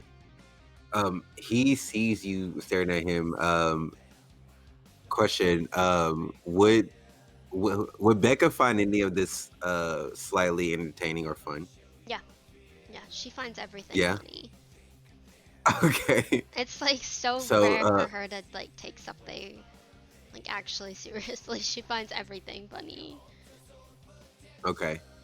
She definitely looks for the humor and everything. Yeah, she that's like her Okay. coping mechanism is humor. Fair. I love that. As you see him turn around, he's like, you're gonna fucking pay for that. And you see him run towards you, and he's like, stop laughing. And he's like, and he gets more furious as he runs at you. And as he's coming at you, I'd say him still not realizing the grasp of your speed. Mhm. He doesn't see you dip under him before tripping him, and as he he trips and he tries to catch his balance. I don't know if you've ever seen Morbius, but I tried to find a gif of it earlier because I feel like this is how she would move in this environment.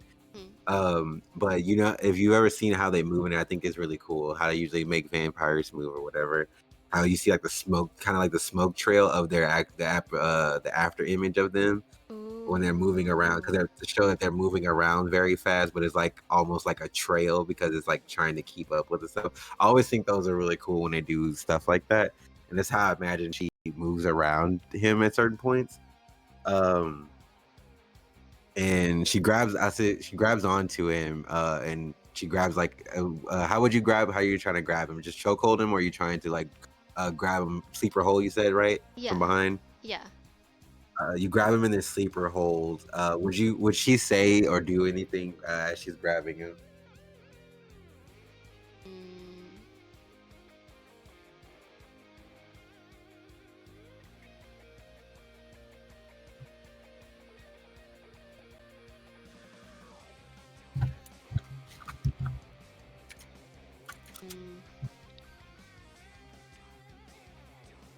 Yeah.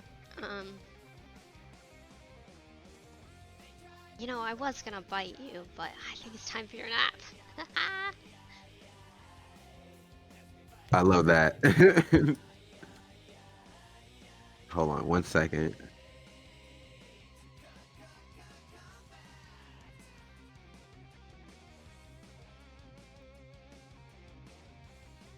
thing.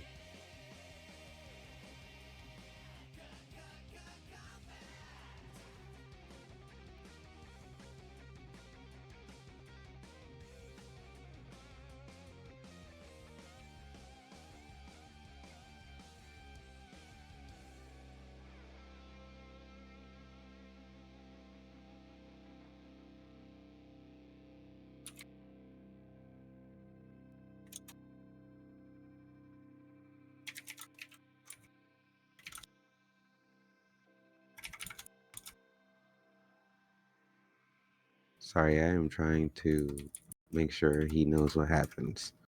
Bro. No worries.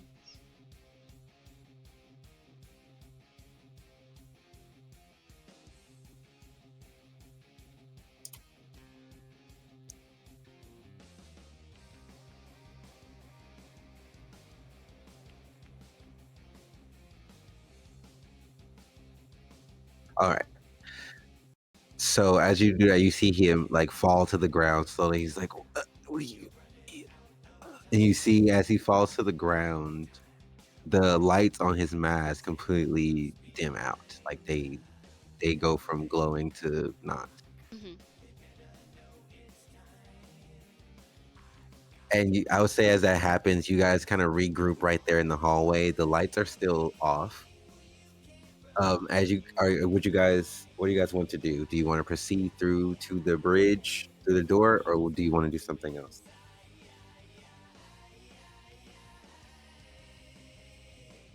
I think proceed to the bridge. I'll look at Becca and yeah, that's our best bet. I agree. Sorry, Uh, say it again. My bad. Like I was thinking, like that's our best bet is to the bridge. Okay, perfect. Is that what you say to the rest of the group? Yeah. yeah. As you guys all agree, who's going in first? Again, you guys do also have access to your holopads, so you can kind of look at certain things that you were able to look at before. Mm-hmm. If you guys want me to re-say them, I can. Yes, please. When you guys look at the camera feeds, you can see that the camera in the cargo bay, which is where you guys hold all like the artifacts and stuff that you or like things you guys have gotten from the other planets, like for exploration and stuff like that. So it's a lot of different valuables or a lot of different like things that you guys have gathered in there. So you don't have visual to that. You don't have visual to the med bay, and you don't have you have partial visual of the bridge, but this is like it's going in and out. But you can tell that there are people on the bridge. You just can't make out what or who is on the bridge. Okay. Everything and you can see inside the hallway that you're in, which you can't see because you can't see night vision version of it because the lights are off, so you can see like a night vision version of you guys standing in the hallway. Mm-hmm. As well as other hallways. You can see the hangar bay where you can see people are exiting out of the hangar bay. You can still see that the ship itself is still being fought. The ships outside are being fought by some of the other ships. So um, so that the attack is still happening, Mm-hmm. but this is what you can see on the cameras, and you still have access to the lights.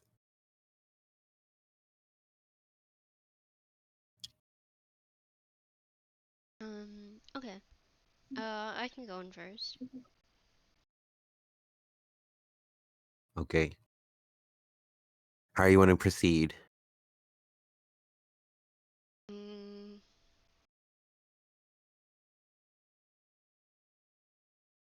not just like slowly trying to see like who is trying to get like a visual of who is who's on the bridge, who those people are. Yeah, do you want to look through the door, or you want to try to see if you can do it off the camera? Um, See if we can do it off the camera first. Okay, give me a flat D20.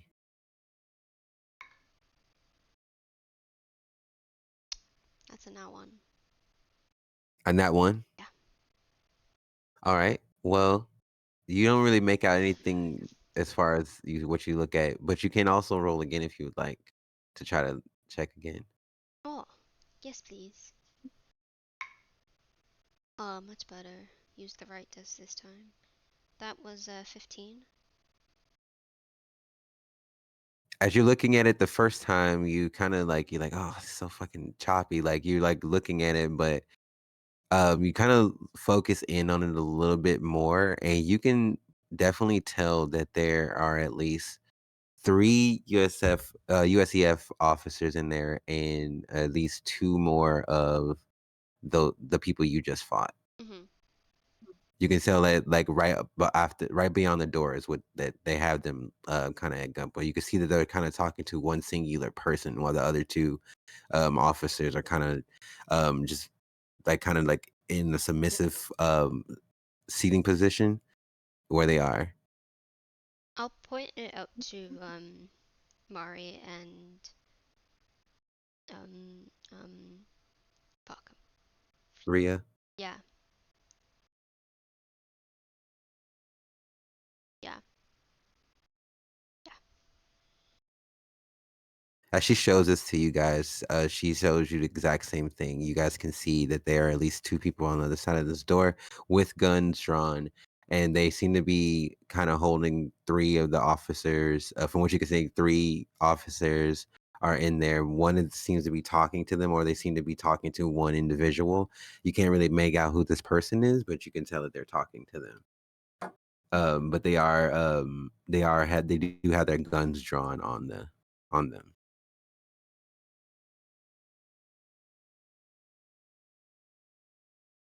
What do you guys want to do? I know you guys want to go in there, but do you guys want to make a plan, or how do you guys want to proceed into the room?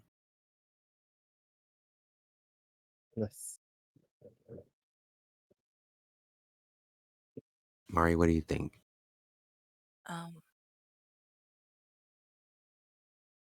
Hmm. Mari, do you still Is have that there? gun?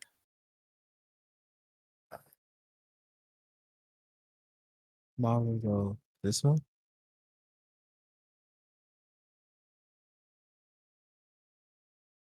As she shows you the blast Yeah, there. keep a.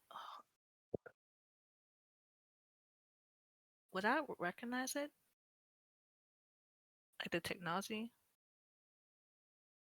You can roll for it if you want. Sure. Just a flat D20. 11. 11. You know that it is from whatever, you can't like pinpoint the exact like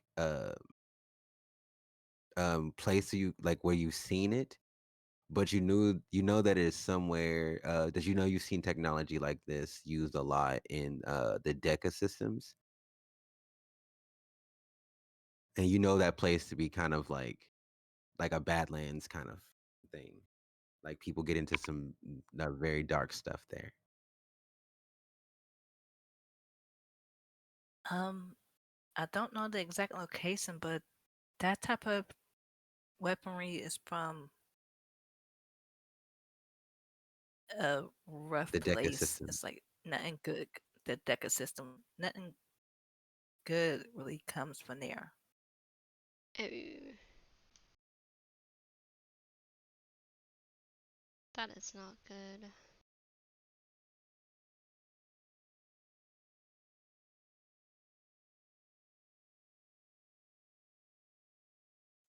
Have any other option? Is there like a vent or something we can go through? Say that again. Is there like a vent or something we can go through? You want to search for a vent or something? Yeah. Yeah, go ahead. I will say it would be difficult because the lights are off, but you will be able to. You can still look for one. What am I rolling? Or if you, Becca can help you find one if she want. If you want to ask, if she wants to do that, Yeah, I'll help.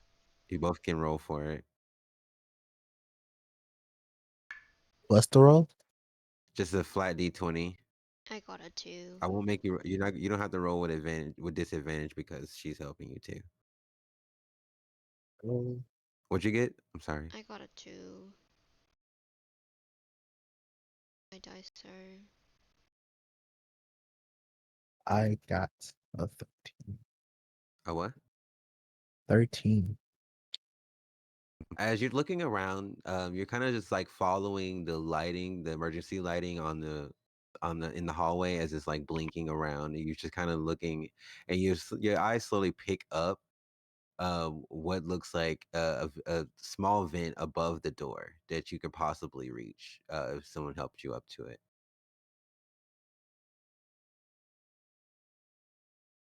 I'll go. Omar will go. Do anyone think they can fit into that vent up there? Um, I might be able to. Close enough. All right, so are you guys gonna lift? Are you guys lifting her up there, or I how are am. you gonna help her up there? Uh-huh. As you, Mari, as you sit, as you help her up, you kind of like in a, I would say like in a, how they do the cheerleader stance where they kind of help to get ready to boost you. I don't know if you know what I'm talking about. Like when they're getting Yeah. ready to toss you up. Okay, cool. So you kind of stand in that formation as you help her upwards, and you get up there relatively easy. As you're crawling through the vents, you can start to hear what sounds like voices coming from and you I would say you would follow the voices till you made it to the end of that to this one side of the ventilation shaft, and you would see through you would see through that grate. You would see that same scene you saw in the camera, but you would see it from the side view where you can now make out that there are at least two more of those invaders in there, and the officers you see in there are what looks like two navigational officers and this man right here. Um, um, and you see them talking to him. And there's like, just tell us where he is, and we'll let you guys go. You notice as the head of security, um, not lieutenant, sorry, officer Glory. Sorry, Officer Glory. Sorry, I'm so sorry. My brain like is on ADHD mode right. I'm like, man, but yeah, you see them talking to him, um, as the gun is being pointed in his face, and they're like, just tell us where he is, and tell us how to get into that cargo room. This will all be over. Officer Glory, you've been holding them off for a while, trying to buy time for lieutenant for someone to try to get to you guys, or at least long enough to where you can figure out a plan to get yourselves out of there. Um, and now you find yourself with this person standing with their gun, this gun in your of foreign technology in your face as well, and he's begging you he's commanding you give him answers. Again, you see this. Sorry.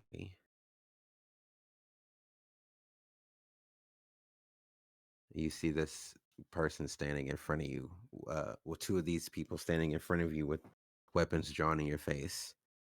Just tell us where he is. I know you know how to get into that room. The quicker we get in there, the quicker we can leave. Almost certain there's a more amicable way of us getting into that room.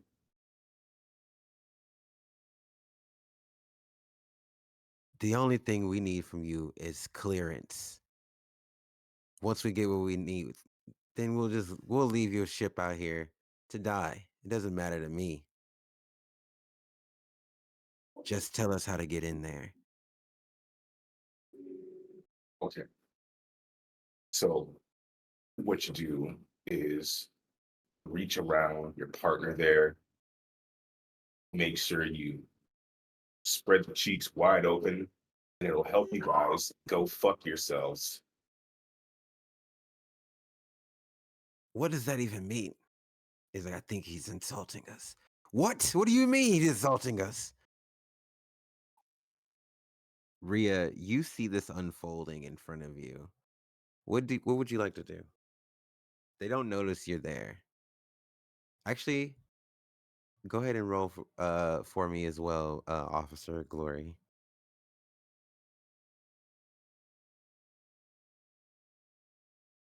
Oh god, so we both roll. Yep. Why? Oh, Why? oh Well, no! it's fine. It's fine. You just don't see her there at all. You're too focused on the task at hand. Um, Oh, What did you get, Rhea? F 5. A 5? Okay, Mhm. so as you exit out of this grate, you you are you're trying to stay out of the line of sight, but just as you get out, the vent it's the vent closing itself retracts and it makes a loud clanking noise which draws one of their attention over to that area. And Officer Gloria here, he's like, if I wasn't under orders, I'd just wait. Did you wait? Shut up. Did you hear that? What are you doing? What do you got? What are you planning over here? He walks over to one of the other people. He's like, "What are you guys planning?" You hear him. We're not planning anything. I promise. Don't. I'll check it out. Make sure he doesn't move. You know what? He grabs one of the people there and he takes them with him. He's like, I'm just gonna take this one as collateral.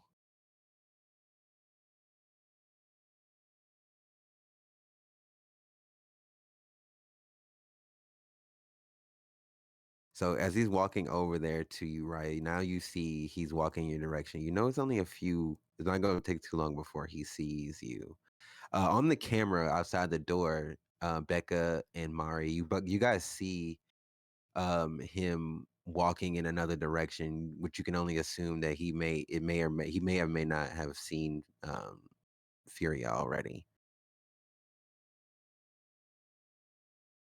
What would you guys like to do? I'll start with you guys before I go to them, the two of them.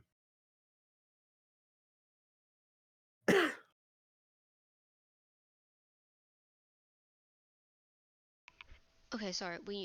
We can tell that like they spotted her. You can tell that they have seen they're going into the direction where she would have been coming out of. You can't tell if they spotted her yet, but you do see one of the guys grab someone that's one of the hostages and like walks in that direction with her with his gun drawn. So that's what you can see. So you know at least they've heard some kind of commotion from her. Mhm. And so now you see in front of you now you see that there's only just the one officer Glory and the other invader standing in front of the door or standing on the other side of the door. Um. Sorry. There's who on the side of the door? So when if you open the door, you're gonna immediately see one of the invaders, and you're gonna see one of the officers from the ship, from your ship. Okay. Um.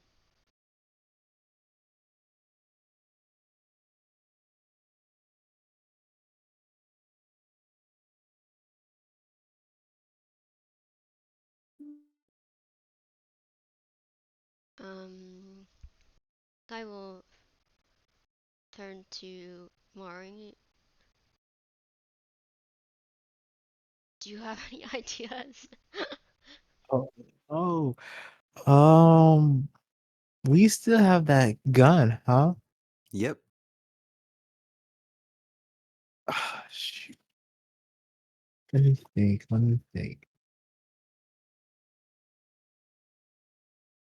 Because, and you said one person's right in front the door. Not like right in front of the door, but they're like once you open the door, there's probably like another like 5 feet away from you guys. Because my thought would be to just go in with the gun and start shooting, but that's gonna put the person in danger. I Mhm. mean, if you aim it correctly, maybe not. True. And we really don't have no other choice, so we have to do that.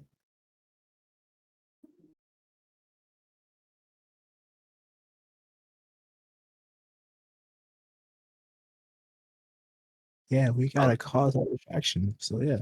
Yeah, absolutely. All right. So tell me what your plan is. That Hmm? to just go in with the gun and start shooting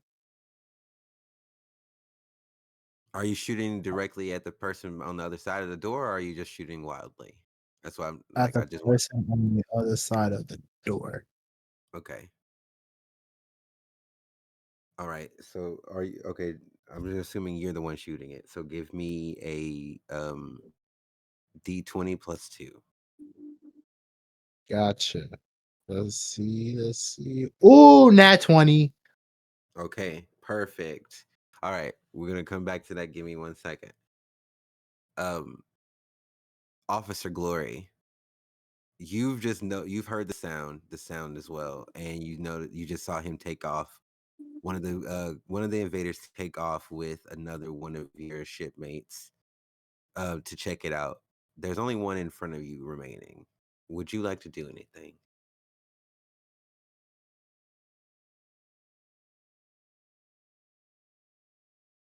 This is probably the first time since you've been in this situation that they've been separated.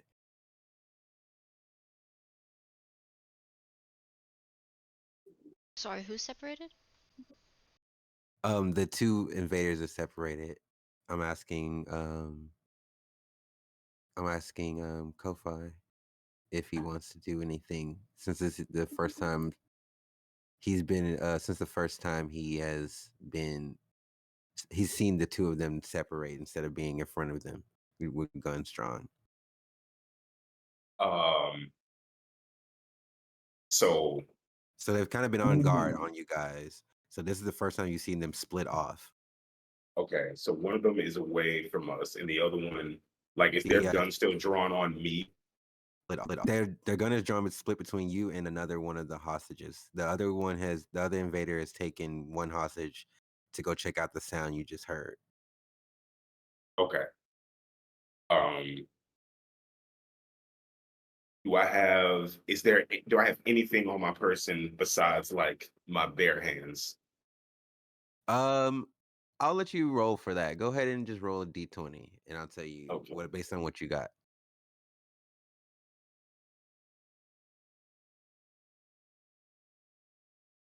Response, whatever it's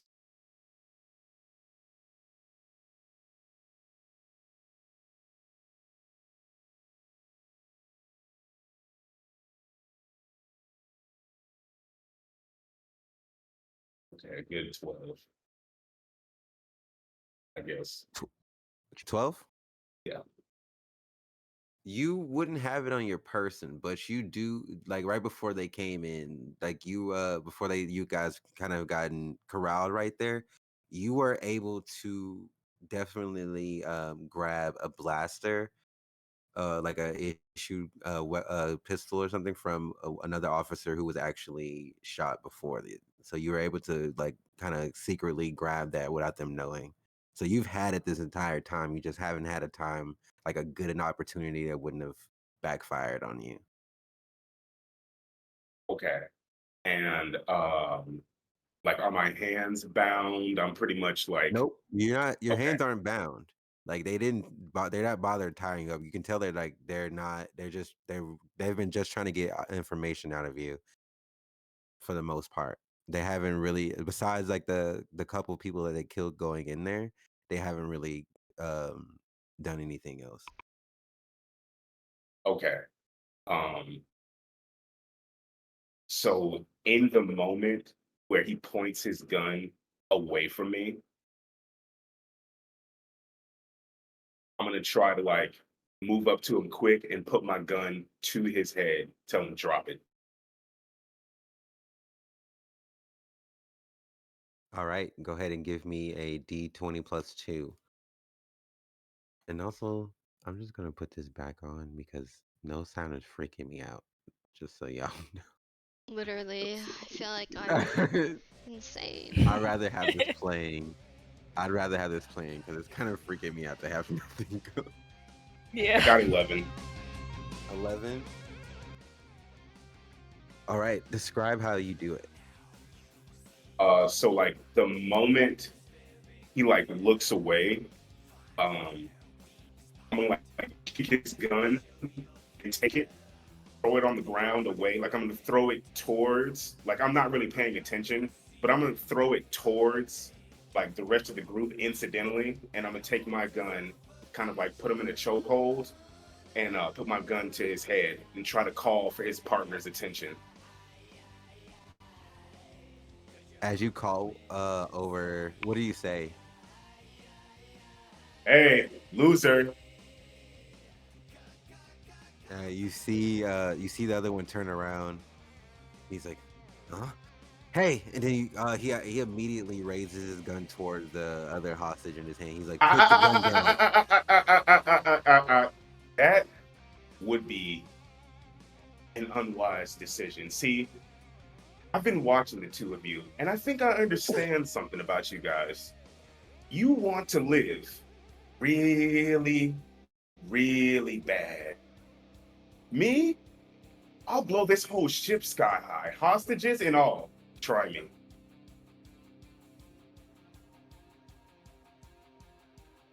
Furia, give me a D20 plus 2 roll.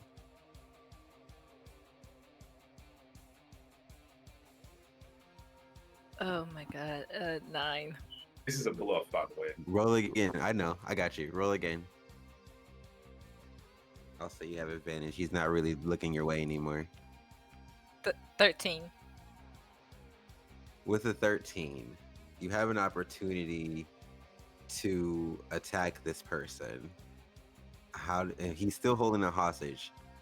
How do you're hearing this other person talking, distracting him further. How would you like to take this guy down? Or at least get the hostage out of the way?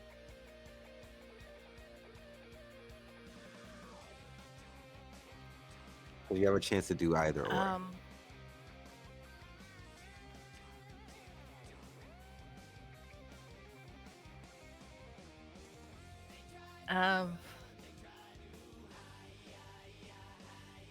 So I could attack the one that Officer Glory is distracting.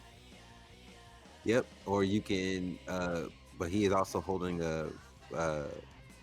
another crewmate, so you can try to save the crewmate too and give him an open shot.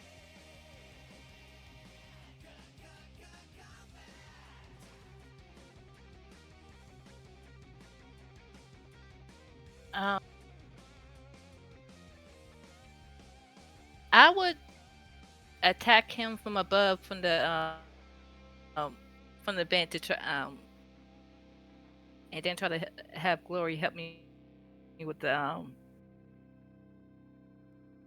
person that's Describe how you do it. Just tell me how you do it. I have a gift from just jump up from the vent, just try to attack him head on like this. Oh, nice. I would say you can, Glory. You can also see her preparing to do this jump as you're saying this. If you're giving this spiel to him, you can see her getting ready in position to do that. Do you say anything else like to try to help her?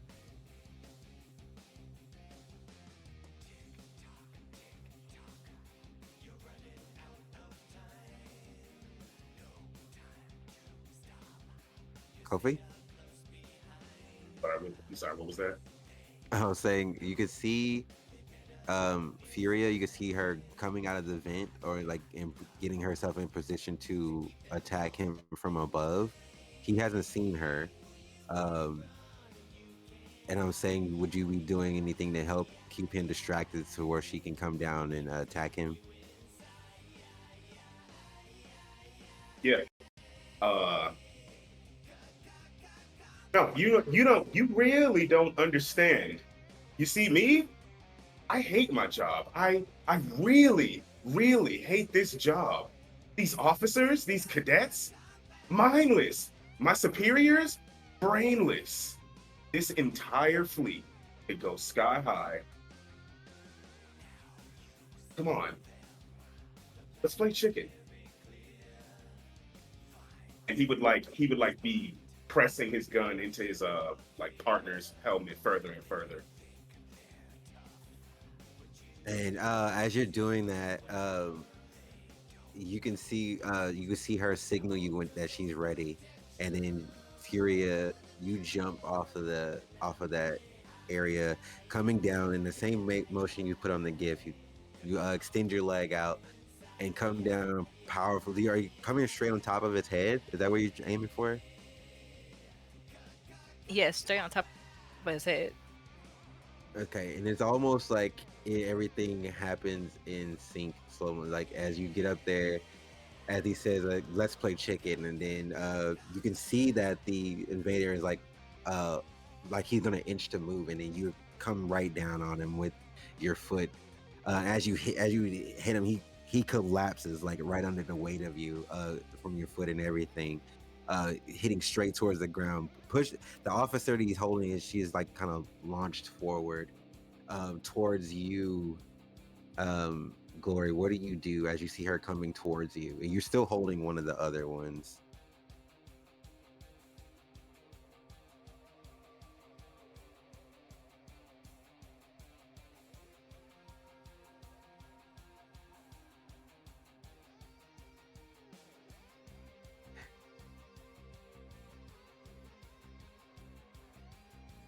Okay, I guess you. Yeah. Okay, And we'll just say that Wait, as. are y'all wait, uh-oh. were y'all talking to me? My sound just Yeah. went out for a second. Oh, okay. Yeah, we Oh were. yeah. I was saying that as you were finishing saying what you're saying, Furia comes down and she drops her leg down onto this invader, just like she does, like in the GIF. And as she's coming down on him, he kind of pushes the other officer towards you. Like she's kind of like losing her balance and falling towards you. Um, as she's coming towards you, you let go of the one you're holding. Are you going to go try to catch her, or are you going? Or what do you do? Okay. So I would immediately, I couldn't find a good gift. Hold on. So I would subdue the the assailant that I have. I would kind of like knock them out, throw them on the ground, um, and just kind of make sure that they're like incapacitated. And then I would just kind of run over. Hey, nice kick.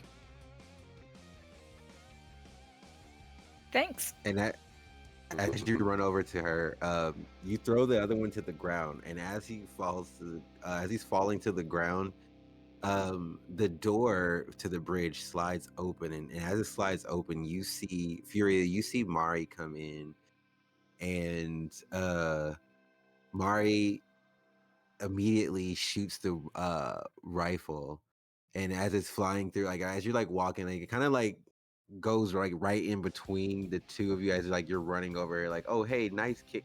It comes in and it shoots like right between the two of you. And as you look over, you can see that Mari actually shoots another one of the invaders that you guys didn't see on the camera. Is like he was like just coming out of like coming up from behind you, Furia, as you see his body and his armor and everything start to disintegrate right there and turn into vapors as the other one did as well.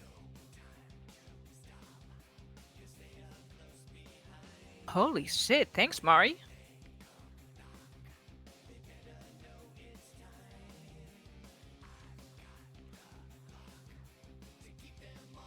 As the four of you Zay? regroup.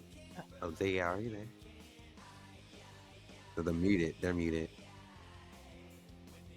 Yeah. I don't know if they know they're muted, but as the four of you regroup there, you guys lead with Officer Glory, and sorry, I'm gonna change the song. This song's gonna throw me off so much. We're right almost close to the end. I'm gonna put the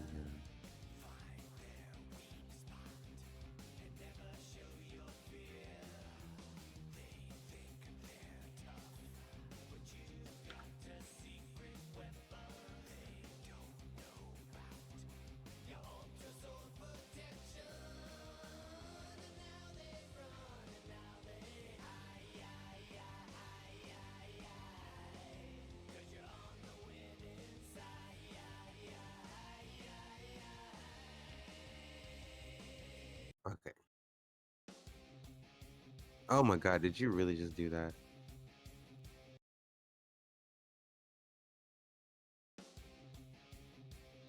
I'm so over this one. I wish it was.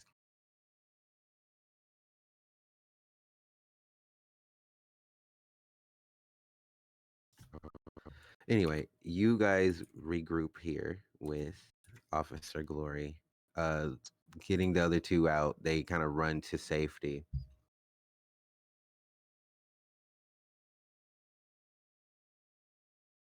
Officer Glory, you remember right before this happening that there's a few things going wrong on the scanners. Hold on. Let's see. Is it going now? Okay, cool. Perfect. All right. And that was right before, and like as you were coming down here to come talk to Lieutenant James, that's when you felt the rock of the ship being knocked out of orbit, knocked out of hyperspace, and you guys found yourselves under attack. And you had a particular bit of information just from standing there hearing them on their comms, and you know for sure that they're here on the ship looking for something. And you kept hearing them talking about some sort of box, but they're looking for some sort of box.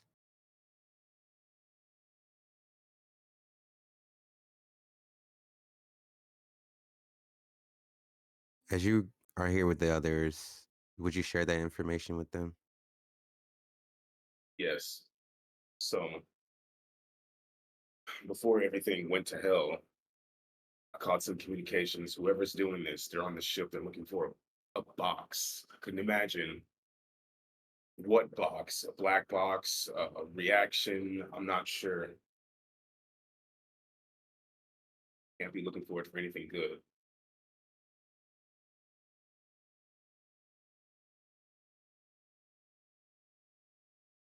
I say you also remember how they appeared on the screen. Oh, what did the thing just come off?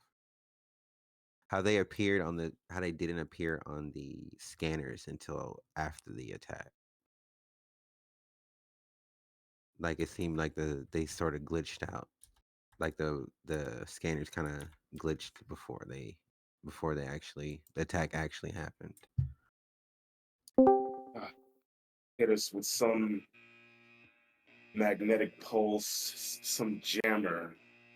We couldn't pick them up before the attack.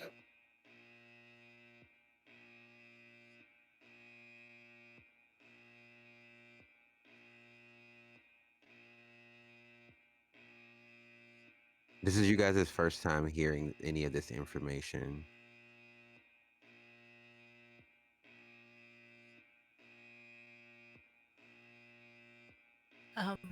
So a black box and all of this is going on.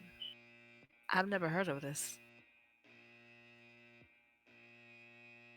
Me neither. I don't know. Like, she doesn't say like. I always default to Chloe. Me neither. I don't know what the fuck is going on.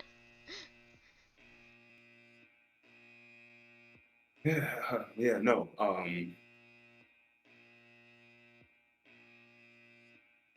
Shit. You guys would know that if they were looking for anything, even if it's some kind of black box or whatever, like the only place they would even have it would be in the cargo bay where you guys keep everything and where they actually study most of the stuff that you guys find. There's like tons of things in there. So there's not really a narrow, but you know if they were looking for something, that's where they were finding. You would also remember that the cargo bay is one of the places that you couldn't see the camera to. Hmm.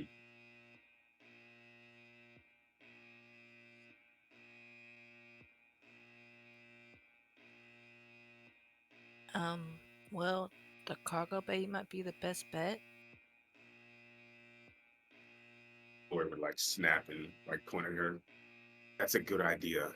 Anything valuable, anything dangerous, it would be there. The camera was out in the cargo bay too. Oh, isn't that fucking fantastic? Good job, engineering.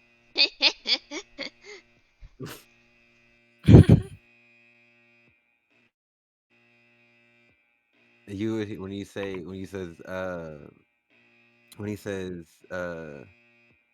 like, thanks a lot, engineer. Like you see you hear this person say, listen, it's not everybody's fault. Oh my god, Casey! And you see him kind of running in, and you see him holding one of the weapons that you guys also have gotten. He's like, he was kind of running in there from out of the hallway. He's like, okay, so that's at least a couple of y'all. Oh, hey, you made it. He sees you, Becky. He's like, oh, you made it. You're still alive. I knew you was gonna make it. But anyway, yeah, things is everywhere. And listen, don't blame this on engineering, okay? I'm just saying. A kid. But I heard the same thing. I'm sorry, I was eavesdropping outside. I heard the same thing. They were looking for some kind of box. I saw Paris. He was kind of running that way, so but he told me to try to help get anybody out, so you know, I'm right here. Help make sure you get. He kind of looks over to you, Becky. So just want to make sure you get out. You know, just want to make sure you get to safety. You know. But yeah, we got to get out of here. Right? Shouldn't we be getting out of here? We absolutely should. We need to get to that cargo room quickly. Wait, you want to go towards the cargo room? Whatever they're looking for. Uh-huh. I think it's better we get our hands on it first. Fuck it, you right. Right. Well, all right. Well, I'm in. If we all going, I'll go. But please don't let one of them eat me. I don't know what it is. Just that's like one of my. I just don't want to get eaten alive. I'm gonna put like a hand on his shoulder. You signed off on that the moment you took this job. Read your contract. He's funny. He's funny. I like him. All right. Okay. All right. Well, Mr. Ranking Officer, let's go. I guess lead the way.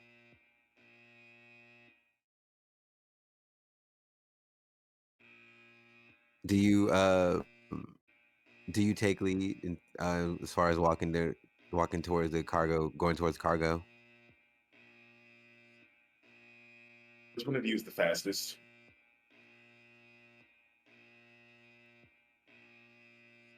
I mean, I can run I'll before. I'm just saying. I'll say Becca's the fastest. Yeah. Easy. Becca, take point. I'll watch our 6. Got it.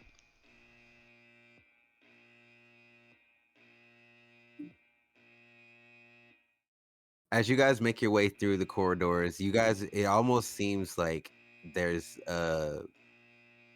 been a lot going on the other side of the ship as you guys are making your way. As you've been going through the halls, you've been seeing bodies of your crewmates and other people in the invaders. Like you see Yum. that there are people who have Sorry. been,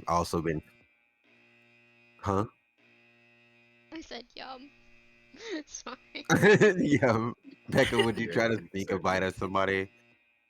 No, no. No, there's too many people around. I was like, and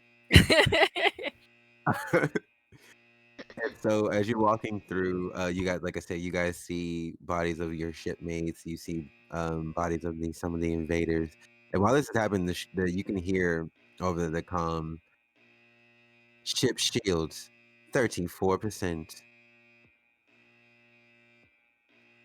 And you, as you can hear, like it's still continuing to tell people to evacuate. You hear what sounds like footsteps coming down one of the corridors. As you hear a voice go, I know he's on the other side. We need to get over there quickly. Do not fail me. And you hear another voice, of course, I will not fail you, sir. Failing you is failing him. Then do as you're told. As you hear these heavy footsteps sound like going through a door, which could well be the door that you are yourself about to go through. And you see one more of these armored invaders walk past you. They don't see you yet. They're walking past you coming out of the corridor.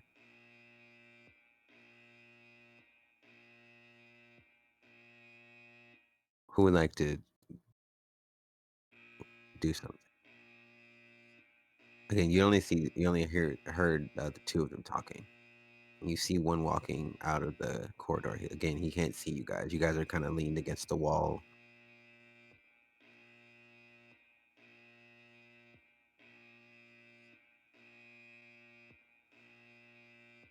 Mhm.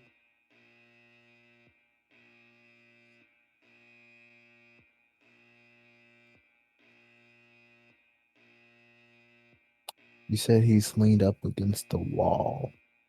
we are. Yeah, you guys are leaned up against the wall. He's walking out of the hallway.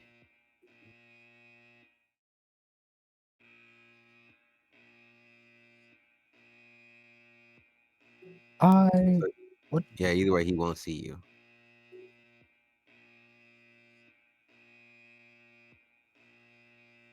I want to snap his neck. Oh You my wanna snap his god. neck? Damn. Mario said, fuck it. He's a robot. What you gonna do? You don't know if it's a robot. Also, technically, We don't know. you don't know. But Oh, also, since are considered people, they have rights. And but you don't know what they are under this. I'm just saying, even if they were technically a robot.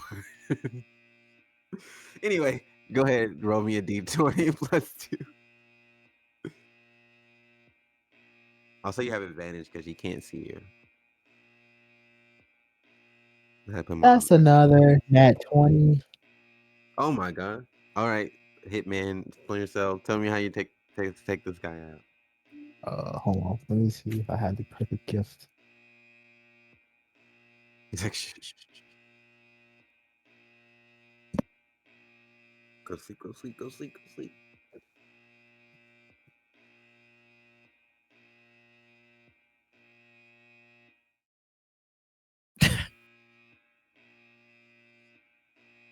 Let me see.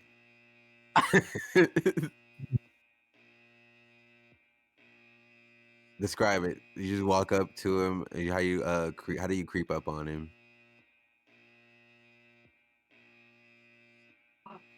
You know what I'll do? I'll take out one of my syringes out my bag Uh-huh. and I'll throw it in front of him to distract him, and then I'll stick up behind him and snap his neck.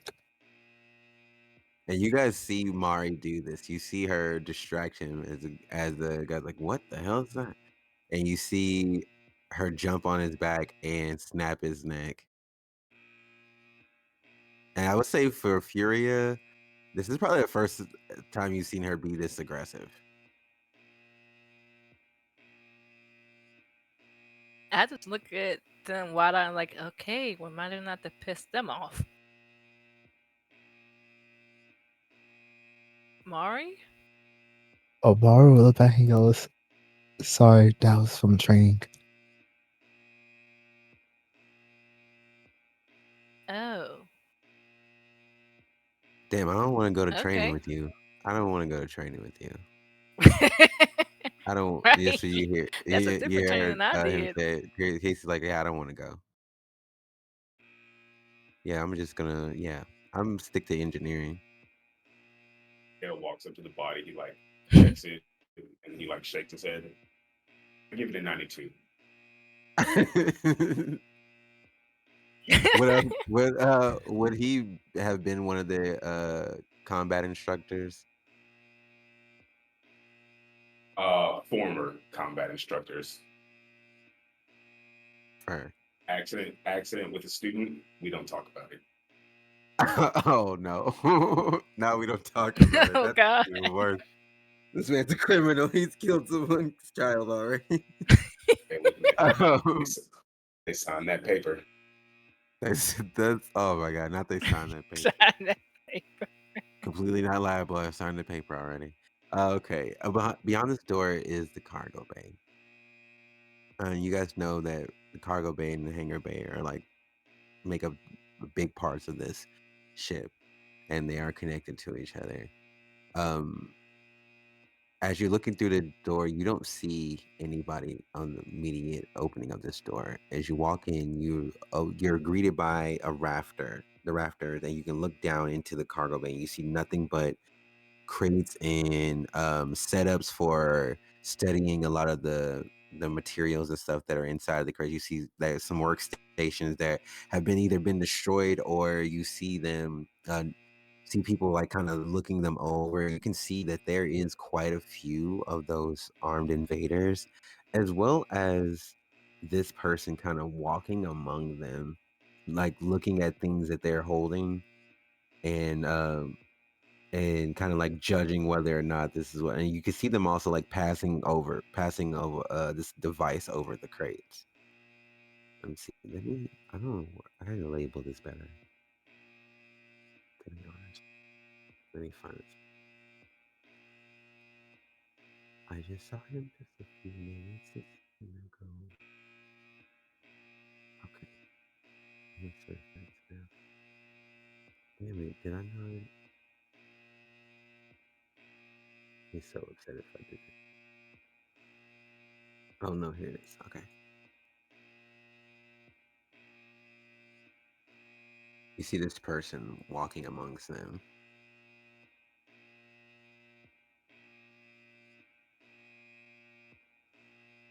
And you hear him going, "We need to find him, or we need to find that box. If we find him, we don't need it. He'll take us right to the person who has it." You see him kind of walking through it. What would you guys like to do? You guys again are on a rafter. They're below you guys. You see like maybe like 5 more of those armored invaders aside from him. I'm gonna change this.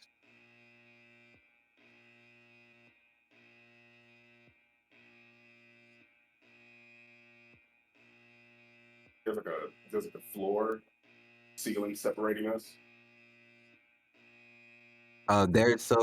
Think about if you were in a warehouse and there's like a area that you have like all the offices and stuff, and then you have to go down like some stairs and things, like a couple flights of stairs to the ground floor where they keep all the actual product and things at, like where it'd be loaded into the loading bay and everything like that. Does it make any more sense? Yeah. Like it's a bigger open area. So they just can't see you because you guys are above them and by the entrance.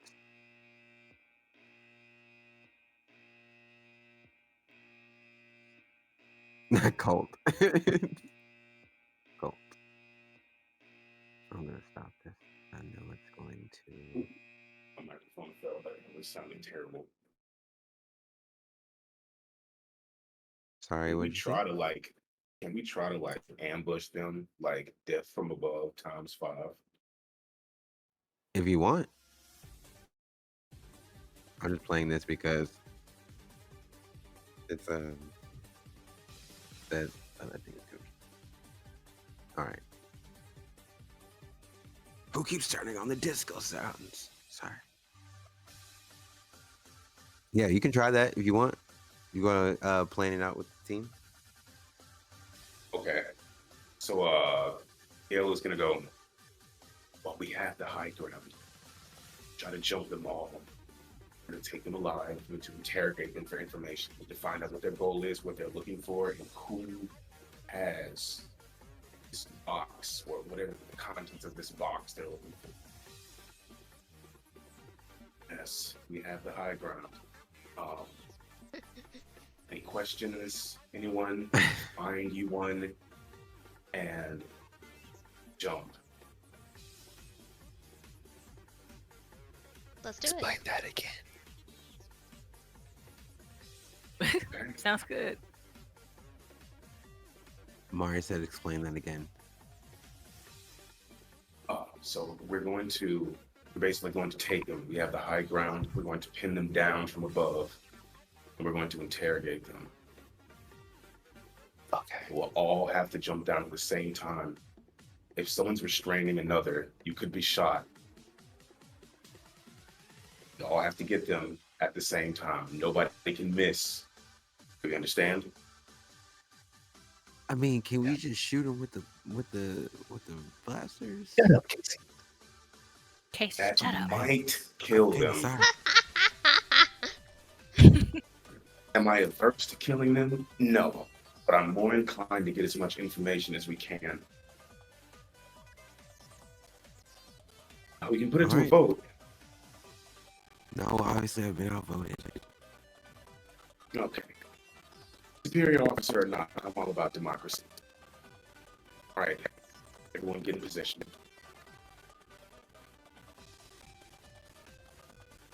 All right. As you guys all get in position now, I will say that if you guys can all succeed in this role, you guys will only have to fight one person during this fight, and it'll just be the boss fight. Okay. But you guys all have to succeed. Okay. I will say that you guys have to at least meet or beat a 12. Now, I will give you guys advantage because they can't see you.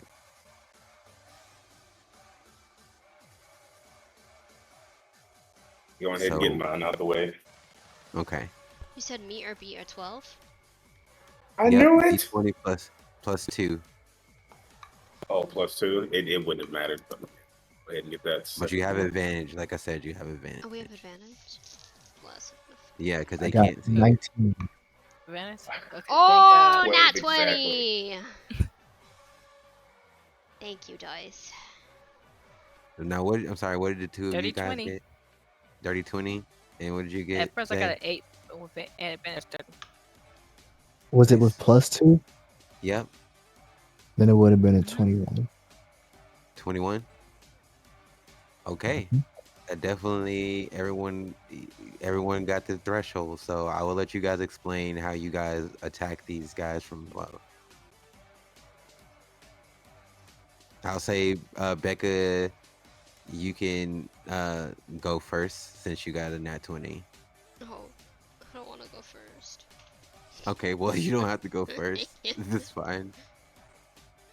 I'm just gonna follow what Whoever everyone wants to go else did. first can go first.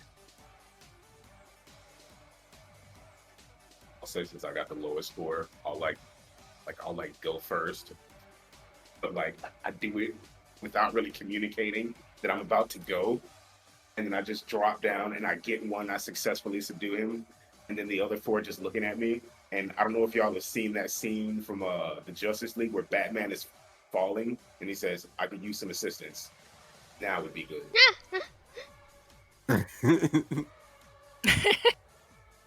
That's great. Oh man, okay, we gotta. Yeah, I'll jump on one and How do you come down on this one? I'm thinking like a dive tackle from above.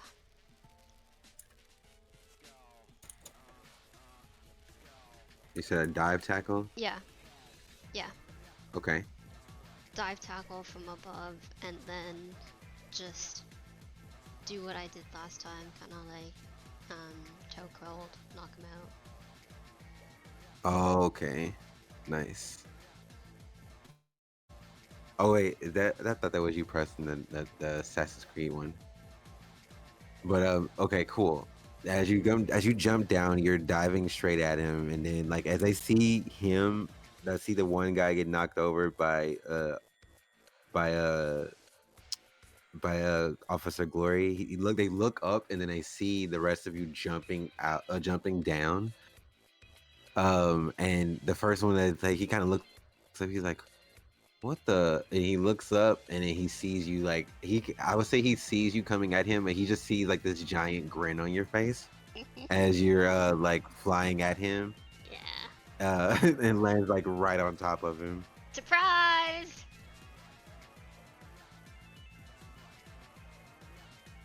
Who's next? I'll say Mari be next since you put the Assassin's Creed one in there. I assume that's how you're jumping down. Yeah. Perfect.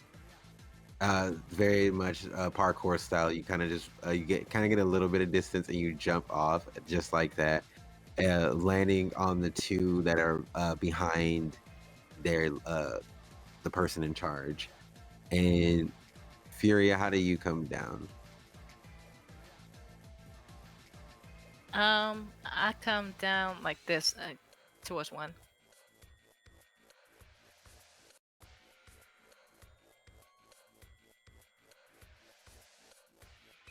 Let me see. Hold on. Oh, nice. Fucking rogue flying kick. Yes. I love that. I love that the leg extends that far. It's very dramatic. But yeah, one by one, you guys are just coming down there, and I'd say when you guys, after you guys all jump down, you see. This is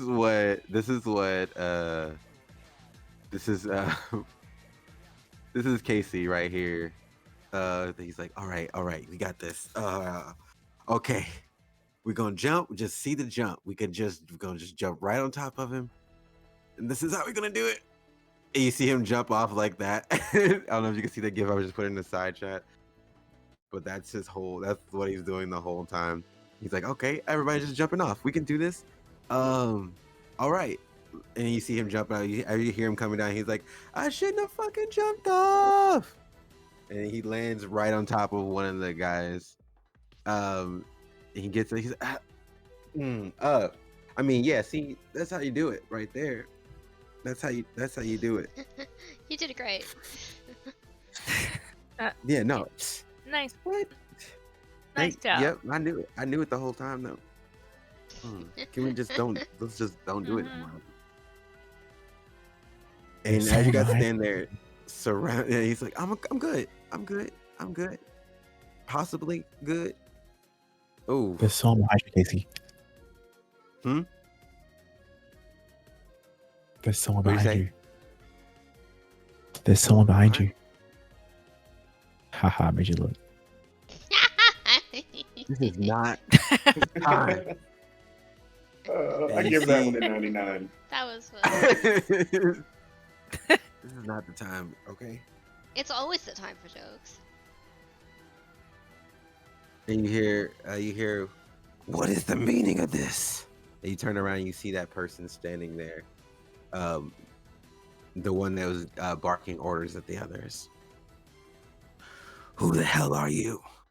And you Anakin. see him pull out this sword that kind of look like it's made from the same material his armor is made of. Darth Vader, I am your father. What?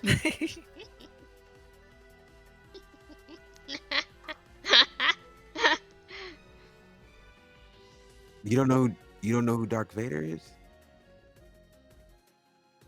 What is a Darth Vader? Listen, buddy, all you need to know is that we're about to beat your ass so bad, all you're going to want to do at the end of the day is call us daddy. You see him, he clutches the sword, and he's like, I will call no one such a word. I prefer parent, but it's up to you. I'd go either way. I will just call you. See him like raise his sword. I will just call each of you a corpse. How about that? We're not Ooh, dead. broken initiative. We can call us a corpse yet. Ooh, 91. I love that you're scoring everything. Okay, cool. That's going to be good. Go ahead and everyone roll initiative, please. 19. Oh, y'all might actually get off on this one a lot more. For sure. 19 hard. 12, 8, 4. All right, bet. Let me roll for Casey. All right, so the order goes.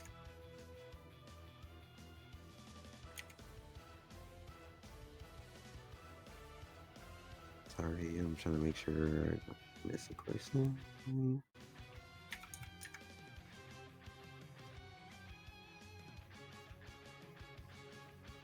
And,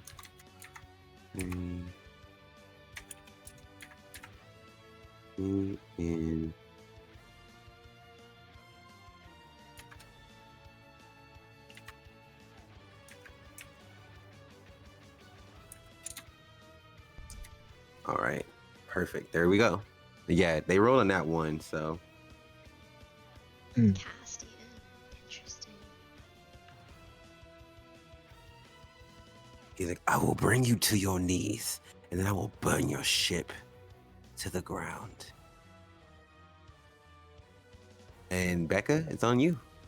Oh, that's how you spell Casey. Okay.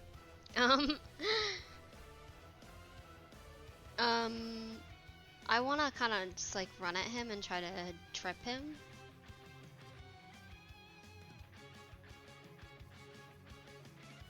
Okay, give me a D20 plus 2. Let's do- Yeah, so no, that's a nat 1.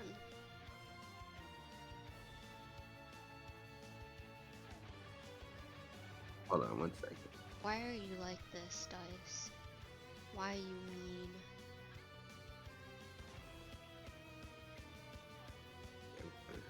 Look at that later. Sorry, what did you get? I'm so sorry. I got a nat 1. Nat 1. As you run at him, you go to try to trip him, and as you run at he actually ends up grabbing you, and he ends up just tossing you over to the side as you he basically grabs you as you're sliding towards him on the ground, lifts you up, and then just tosses you over to to everyone else is to the right side of everyone else. Okay. But it's his left. But he just kind of chunks you across the floor of the cargo hold, knocking over a few things off some desks and stuff. Is that the best you can do? Casey's like, what the fuck? And then you see him kind of run after he sees you get tossed. He runs over at him. He's like, first off, you shouldn't put your hands on someone you don't know, and two, you should definitely figure out whatever the fuck this is you're wearing. and he runs at him. He starts like swinging at him, like you see Cassian kind of just dodging him. He's definitely weaving the fuck out of this right now, and you see him take the butt of his sword, and kind of just hit Casey in the stomach. And as Casey's like falling down, he lifts his leg up and kicks Casey back. Like he flies right back where he was, like slides back a little bit further. Casey also got a nat one. Real. Rhea, it's up to you. Well, not up to you. You're up next. Sorry.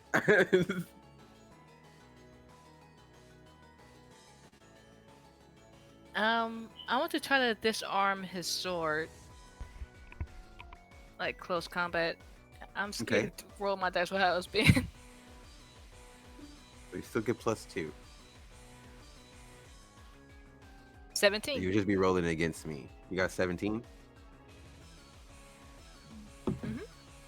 Okay, he got a 5. So tell me how you disarmed the sword from him.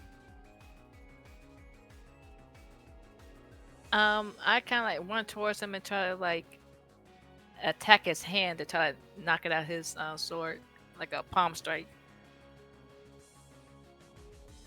As he knocks back Casey, you run up towards him and you start exchanging blows with him. He is a little bit overconfident because of the fact that he just assuming it's going to be the same as what he just did with Casey, but you're able to kind of move a little bit faster than him, just because you are since you are smaller than him, you can maneuver around him a lot easier, and you end up being able to get around him enough to hit his arm and knock his sword out of his hand. And he turns, what? And he goes to grab you. As give me a d20 +2 roll real quick. He tries to go to grab you as a counter. +2, 19. 19, and he misses. You're able to get away from his grasp. Mari, you're next. I want to do this.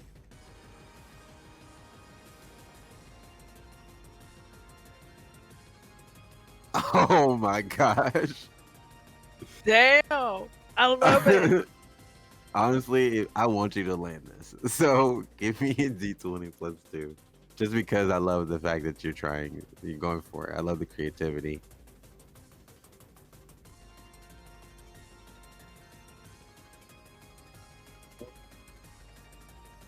That's an 18. 16 +2. Tell me how you make this work, because he got a 3. I think Wait, so what happened last? He tried to hit Raven or try to counter Raven? Furia came up and combo, like was dodging his combos, and she was able to get behind him enough to disarm his sword out of his hand. And as she did that, he turned to try to grab her, but she was able to duck from under his grasp. Like she was able to get away from him and get out of his grasp. I'll say as she ducks, I start to run towards him, and then this sequence happens. You run towards him. He sees you. He goes to try to counter his to like get ready to counter you, and you as you get closer, you also, being a lot smaller than him, you're able to duck under his arm. And as you go past him, you actually, instead of like bouncing off a rope or something, you go past him, and you're like actually running towards Furia, and she kind of like gives you an extra boost to turn around, and you're able like as you like she like kind of boosts you and like you like, kind of lifts you up, and as you like turn around, as he turns around, you connect with him, swinging around him, using that momentum to swing him down to the ground. Um, can both of you roll me a d20 for damage? Flat D20, Flat d20. 14. 14.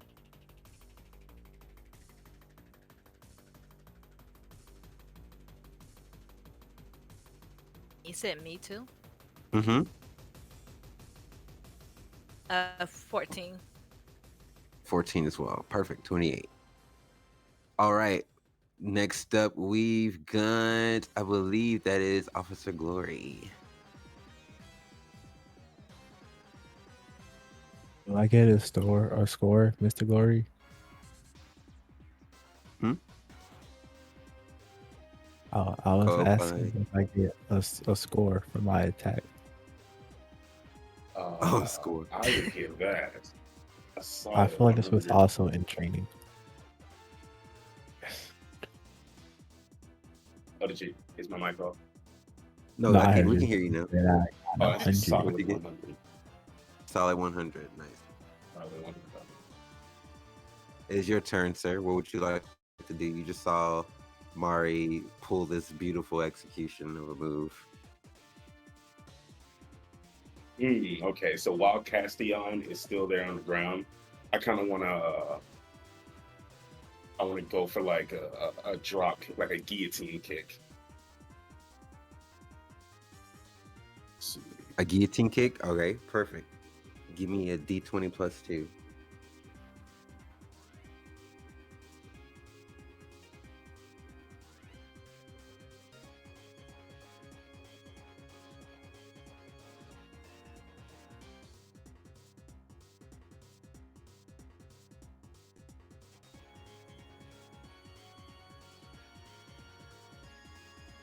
Hey, it's a dirty 20. Oh, nice.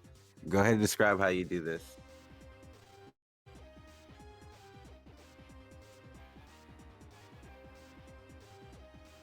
So as I like run up, just sit on the ground, take them, throw them up in the air, just to kind of lob them, and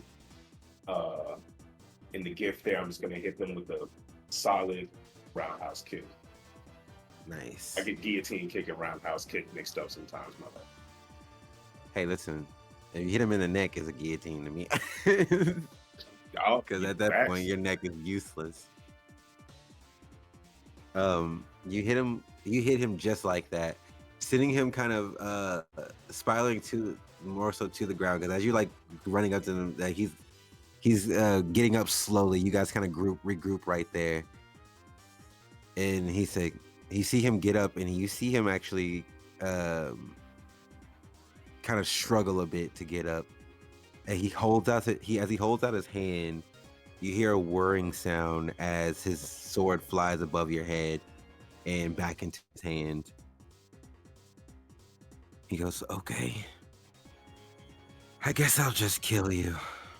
And then you see his entire body, what looked like his armor, but you see it starts to glow with these purple insignias. As you can feel the weight in the room, like the pressure of the room kind of change as you guys are slowly like regrouping together. And you can feel like it's almost like it's pulling something out of the air. You don't know if it's your energy, you don't know what it is, but it feels like something's being drained out of the air. He's like, "There's only one way for this to end now. Our Lord, I have to just be happy I attempted it." You see him grab his sword, and his sword also starts to glow with these same purple insignias. Casey looks, he's like, "Is it me, or it just looks a lot more fucking dangerous than it did before?" It looks real self-destructive to me. Okay, so what do we do now? Yeah. I personally don't want to be imploded.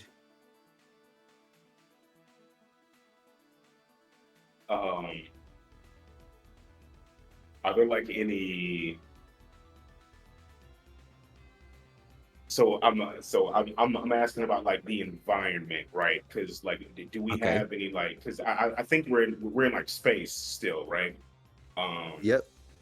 so You're in space. and it's just us in this corridor right now.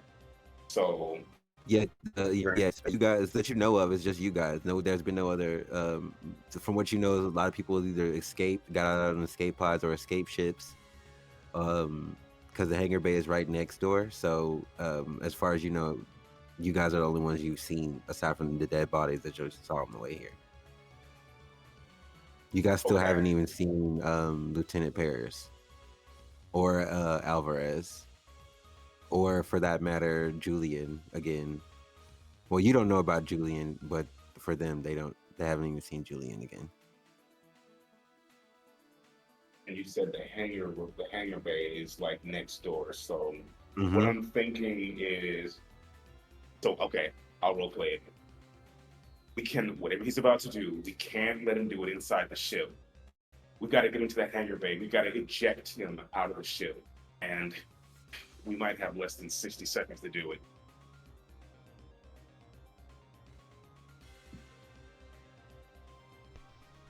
That's enough time. We got this. I don't know about fun, but we gotta do something. Yeah, this is no doubt we're gonna require the fastest. As he looks right into Becca's eyes and he's like smiling. Yeah.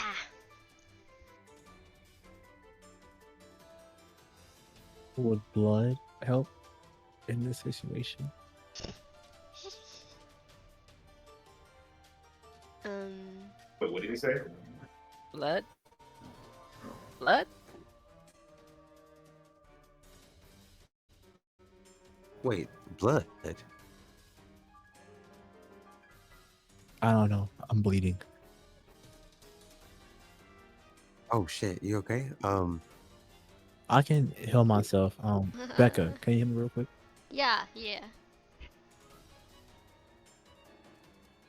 Okay, so are we running? What are we gonna run? Make a run for it, or Just hold him off until we're ready. okay? He looks over to you. What do you want to do?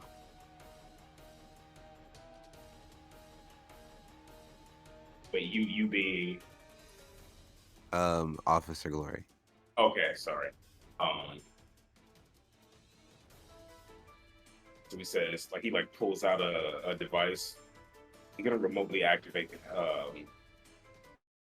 the ejector pods, Mhm. and he's gonna press a button and go. We've got 60 seconds, Okay. and the first thing he's gonna do, um, he's gonna like rush into him. He's like, Becca, on me. And he kind of rushes up. And as he gets to him, he like grabs him. He tries to separate him from his sword. And he like lifts him up. And shit, I'm gonna slam him on the ground. I want him to like not be able to resist. I'm like gonna just like viciously start slamming him into the ground, like using like gorilla ape life strength. And just I'm just gonna keep pounding him. Like imagine Hulk and Loki. And once he's like not moving, or if he's not moving, I'm gonna throw him over to Becca. You got 30 seconds. Before you go, let me get a D 20 plus 2, please. Of course, of course.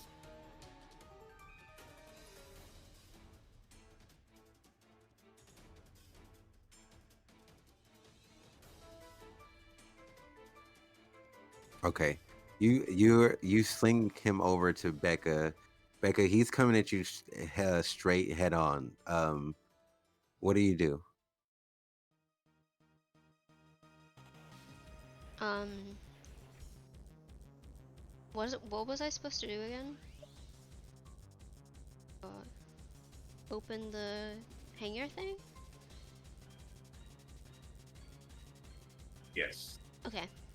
Yeah, I want to open the hangar thing with the button.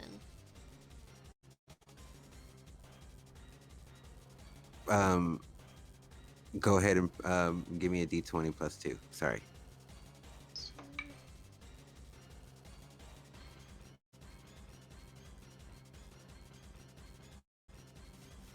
You've got to be kidding me. That's another nat 1. Can I help? Can I please help? What would you like to do? I would say Becca goes to grab to take out the switch. As she does,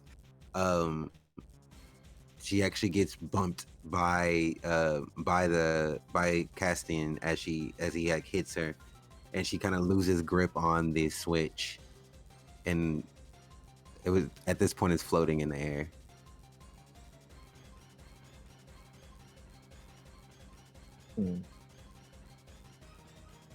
I'd say I kind of throw my bag at it to try to knock it back towards us. In what way? Like, give me a visual. Right now it's flying as like she's in front of you, so it's flying, technically flying like in between the two of you. It's in the air in between you and her. Oh. So in a sense is coming into your direction.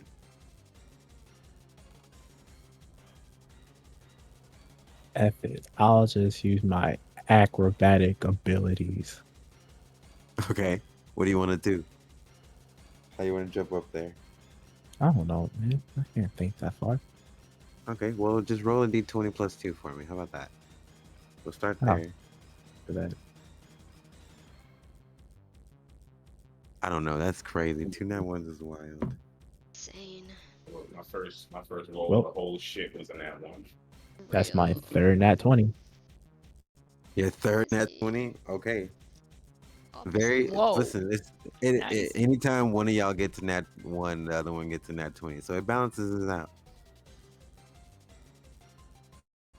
As it's flying backwards, Mari, you notice there's like a couple large crates that you can find like near that you kind of just hurry up and run it. You kind of just leap off of. Being very nimble as you are, you jump off of it and you are able to jump up and grab the switch before it ends up flying and hitting the ground and breaking. You do hit the ground a little hard, but the switch is okay. And I would say you end up pressing it, and you hear manual ejection activated, and you start hearing the starting of engines.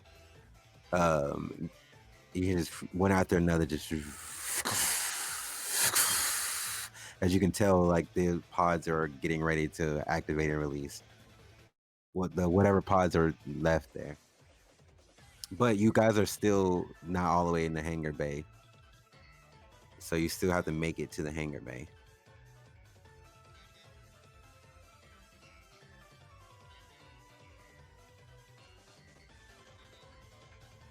What's next? Hangar bay. What do we need to do to make it to the hangar bay? Run.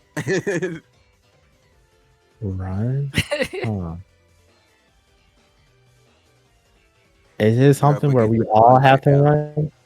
We all have Yeah, to you're run up to make against it, the or clock. one person? Yeah, everyone has to go. Shoot. So everyone's gonna have to roll and see who's gonna be, because he's technically chasing. The plan is to get him there, to get him knocked off the ship before he exploded. That was the plan. Cause I know all I have to do is throw a blood bag, and Becca's gonna chase after that. She's already ahead of you technically. She's in Oh front my of you. God. Yes, She's faster than us. So she's Not you ahead. carrying on the sticker though. But she's technically in front of you. I think Glory's in the lead. He's closer to the hangar bay, and then it's Becca, then you, then Casey and Furia, which they're kind of like they're both in the back basically. They're not. No one's ahead of each other, but it's just how the order goes.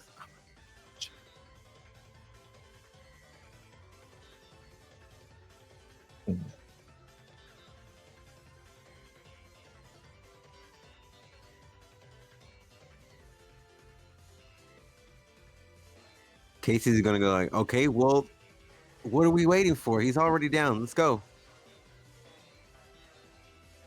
And you see him taking off.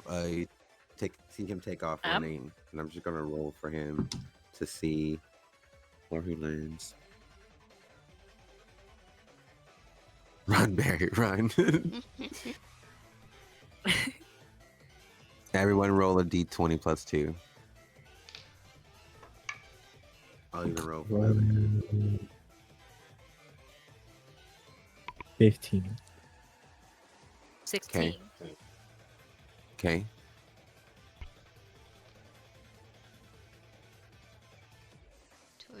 Plus 19. 19. Okay, so as you guys are running, you see, Becca, you are running. You're pretty much ahead of everyone right now. As you guys are running into the hangar bay, you can see that most of the ships are gone. This is what you see first running in there. Most of the ships are gone. You do see one ship that is still there, and which lets you know that one person is still on this ship somewhere. Hold on 1 second. Let me see if I put that in here. I need to bring this in. Yeah, you guys see this ship still there. You see the Avernus still docked, Avernus. and you would know this. That's the code name for the ship. But you would see this ship, and you would know that this ship belongs to Lieutenant Paris. So it means he's still somewhere on the ship, or at least his ship hasn't left this dock. And if you guys are gonna either get out of here or make it out, this is gonna be the only way to get out. Mhm. But you also know that his ship is usually locked. Now, one of you guys may be able to get into it still, but this would be the only way out that you would see so far, Becca, because since you were already here first, this is the stuff that you would know. Being a pilot of this ship, you've Mhm. probably been into this ship a couple times. You know that it is a very like fast fighter ship. So if you guys needed to escape, that would be one thing you didn't get. You never got to do was drive it. So you also never got to drive it before. So you would see that going in there, and let's see who had 15 and who had 16. One of them. I think I had 15. You I had had 15. 16. Okay. So you two would be pretty much right there after Becca. You would see, you guys would walk in, and you guys would see like the escape pods starting to get ready to be released, and you would also see that same ship, and you can see that the Cassian is still following you guys. He is walking behind you guys. And you guys will also see the Avernus there as well, coming to the same conclusion. And Officer Glory, you would be coming up next. You may or may not have seen, this ship, but you probably never been on it, but you know that it's who it belongs to and stuff like that. And I'll say this entire, like, you guys have been kind of taking turn keeping Castian back as you were making your way towards the hangar bay.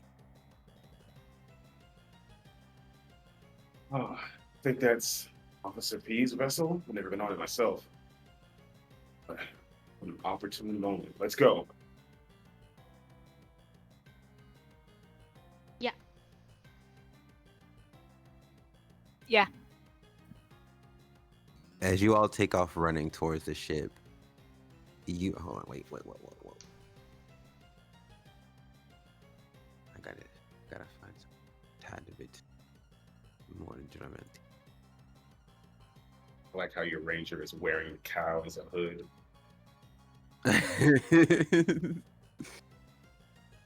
Yes, yes, I am. We all have to be a council. Never Oh, marry I was one so with it. confused. I was like, what? The Discord avatar. I see. That's cute.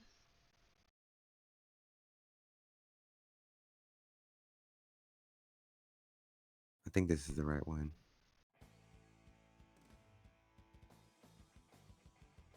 It should be.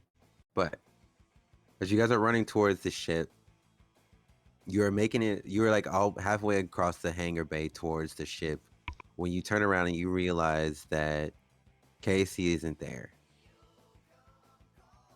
Ah, As you look back, you can see Casey kind of in a tussle with Castian. Like he's not, he's kind of, he's hitting, he's like getting licks in a couple of them, but he's also kind of more so dodging it. You can see he's kind of being blocked on getting towards you guys. Like Castian is definitely an obstacle right now for him. But you guys are almost towards the ship.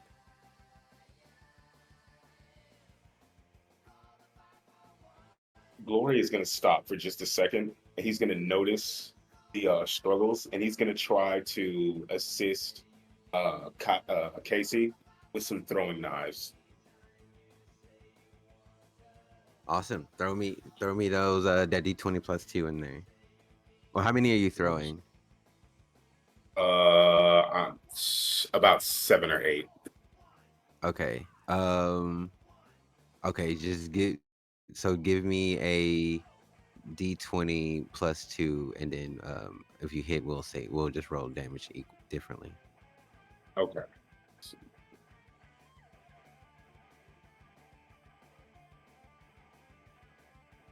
That was plus 2. Oh, that was a 6. Okay. As you take out your thrower and as you throw them in that direction, and it's almost like the gravity from the ships in the, like the not the gravity, the force from the engines of the ships, the escape pods deploying has kind of thrown it off course, and because they're starting to launch out of their respective places on the ship, and you can just see Casey kind of look over here. He's just like telling, he's like, just go. He's like, I'll catch up, don't worry. And you see him kind of like dodging the guy, dodging him and hit him. You can see he's trying to lead him away, and the guy is in. Cassian is still glowing and then you can see the glowing starts to like speed up a little bit. Glory, he kind of like like just slams his hand on the roof of the ship as he kind of gets the last of them in. He says, "That's an order. Make it back." And as you say that, you guys go into the ship. As you make it into the ship, at this point, you would turn around and you would, and everyone would see, everyone would see, um, sorry, hold on. Where are you? My precious, where are you? Okay, thank you. You will see him standing there. And he has like this, he's like, what? You can see he's kind of bruised and beaten up. He's like, what the he's like, you guys, oh shit. Okay, good. And you see him holding this black box. He's like, all right, cool. I guess I'm glad to see you guys. Lieutenant, He's you're like, alive. you too. Where's Julian? I don't know. He teleported. He just disappeared. Yeah. I don't know what the fuck. I don't know where the fuck he went. Okay, so that if he used it, okay. All right, you see him kind of like look a little bit more frantic. He's like, "Oh, the ship is not gonna hold. Once these shields are gone, they're gonna rip through this ship." Julian's still back there. I'm gonna go get him. and we're gonna get back to when we still have. There's still one more ship. We can get out of here. You guys take my ship. I'll go back and get him. Is he the only one we're missing? Casey's Did you guys see Christina? aside. Who? No, we didn't see Christina. Oh, Casey, the engineer, and Officer Glory. Officer Glory's in this ship with you. Sorry.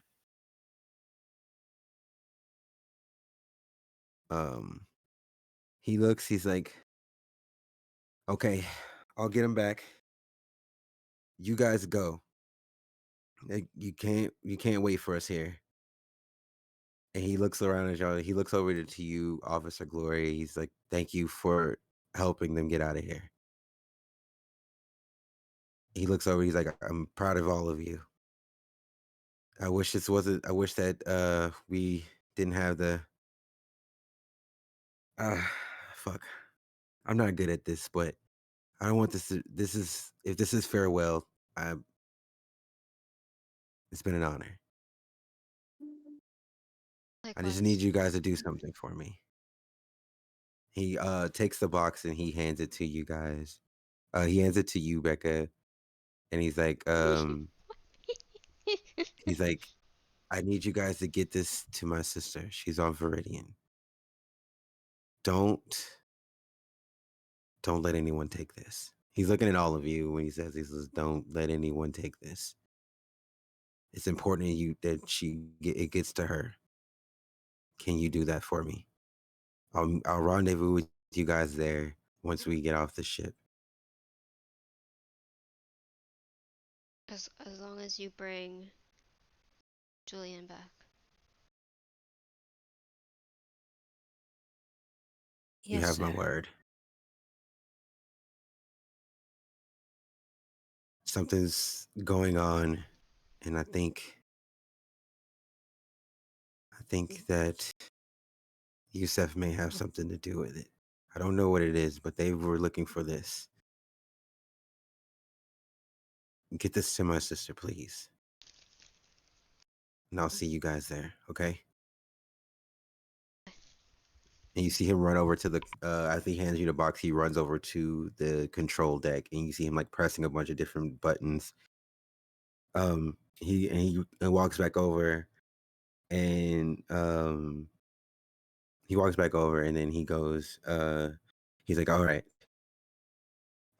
Just gonna ask you guys to say your names for me real quick. And then he says, he presses the button and he points it towards first he points it towards you, Becca.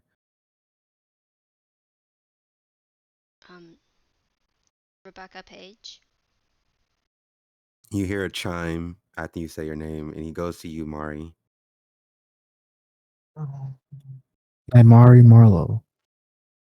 And you also hear a chime. He goes to you as well, Furia. Furia desk. You hear a chime after you say your name, and he goes over to you as well, Officer Glory.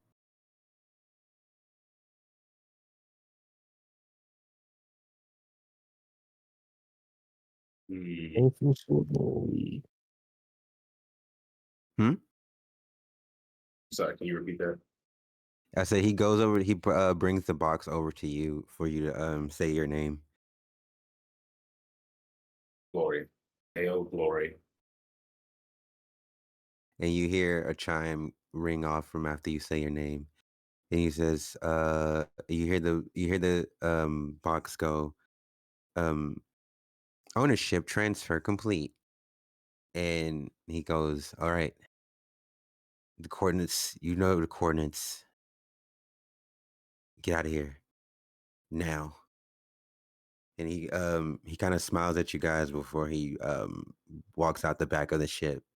And you see him kind of, you can look when you look out, you see him kind of running towards Casey and Castian. What would you guys like to do?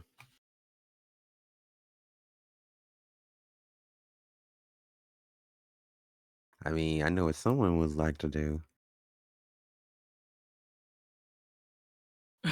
Huh?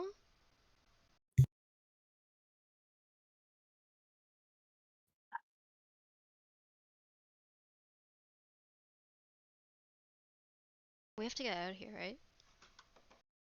Yes. Yeah, Yep. I'll sit in the pilot seat. As you sit into the pilot seat, you as you sit down, you see the console light up, and you see a bunch of displays just kind of go up in front, kind of like how the Tony Stark ones go up. They go up Mhm. like that in front of you, and they start displaying all this different information. It shows you the trajectory towards Viridian. It shows you that how many ships outside are like fighting. It shows you like the integrity of your shields and your weapons and everything like that too. I would say you get in there as you do, you kind of instinctively know where to go to turn on the ship, and you hear it hum to life, Mhm. almost purr as the engines start roaring outside, and the wings start spreading into flight mode. She's gonna do a couple things. Oh, Matchbox, welcome back, Matchbox. She's gonna do a couple things that Julian would do, because he's like not here, and she feels bad leaving him behind, and I almost had her be like, no, I'm coming with you, but like, like, yeah, that wouldn't really work because Sokka's not here, so um, yeah, but I almost had her like, I could definitely see her being like, no, I'm coming with you to go save Julian, but so she's gonna like, in honor of Julian, she's gonna do a couple things. So she's gonna double check her seat harness, and because this is like, a ship she's never flown before, Hmm. she's gonna say what he always says before, like if before like a tricky maneuver, you've done this before, you will do it again. Oh, I love that. I know, so cute. Oh my That was god. so good. So That cute. was so good. I know. As the rest of you Send me a list of things. join her by strapping into the. That was beautiful. We gotta Yeah. clip that. As you guys all like kind of file in and like sit into the other seats, and strap in. You guys feel the engines come to life. You guys kind of see her going through the routine of getting the ship, turning the ship on, and like piloting the ship. Like you guys have probably seen them pilot ships before, but you've never really seen any of them do it like in an action like this capacity at least. So to see you can kind of see a confidence on her face.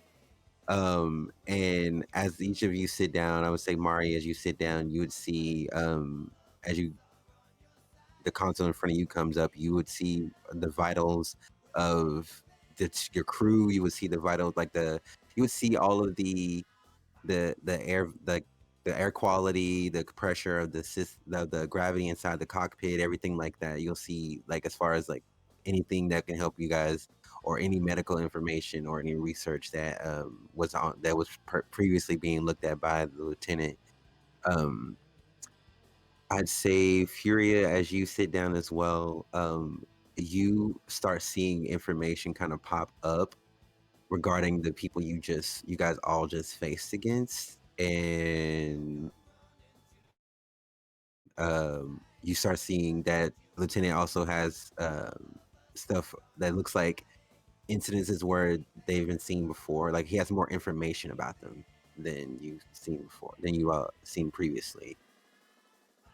I'd say you, Officer Glory, you take the other co-pilot seat next to her, and you would also see like see kind of like the same display she would see, but a little bit more of you see more of the weapons displayed on there, and you'll see how the cannons and stuff that the ship has, where it has like two main primary cannons, like huge cannons, and two smaller cannons that you can control from that seat. And as that's happening, you see the ship. Becca brings the ship to life as it comes off the ground, and the landing gear retracts. And as she says that line that Julian has said so many times, she pushes that throttle forward. You guys also can see you can see Lieutenant Paris and Casey both driving back Cassian inside the ship, further inside the ship. And as you jet off, you fly out of the Caliburn. You can see in the rear, you can see like behind you, as you see a screen displays behind you at the ship, and you can see it slowly look like it's going inward, and you would see it after that, and a giant purple implosion of the ship, as it looks like the ship itself starts to explode, and this purple explosion is swallowing it as it's happening, as you guys are flying off into deep space. And that is where we'll end the session. Lay.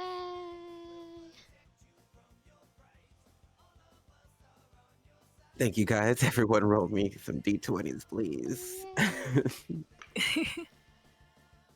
Oh, another 17. It's just like, you know, like how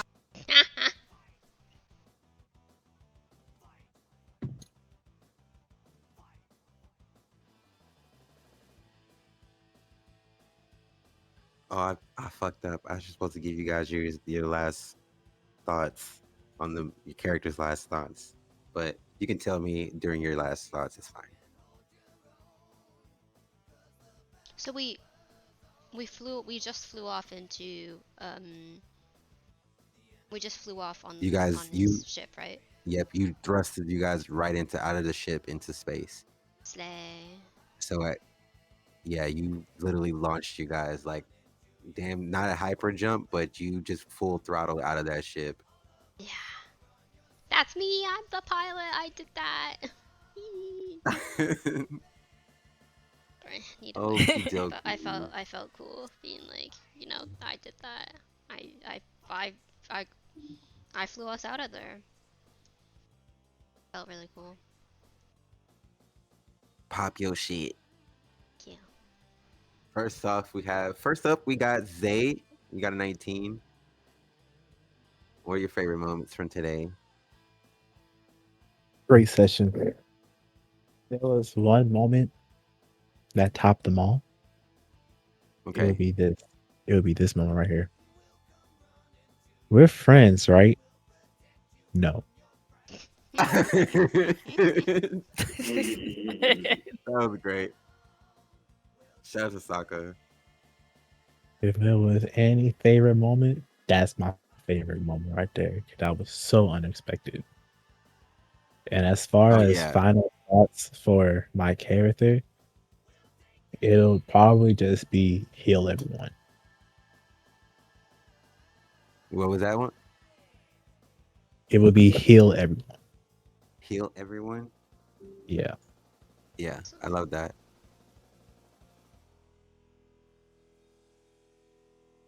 All right. I'm sorry.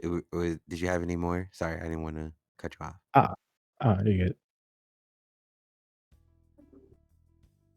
Okay, Ember, you up next. Yeah. What are your favorite moments?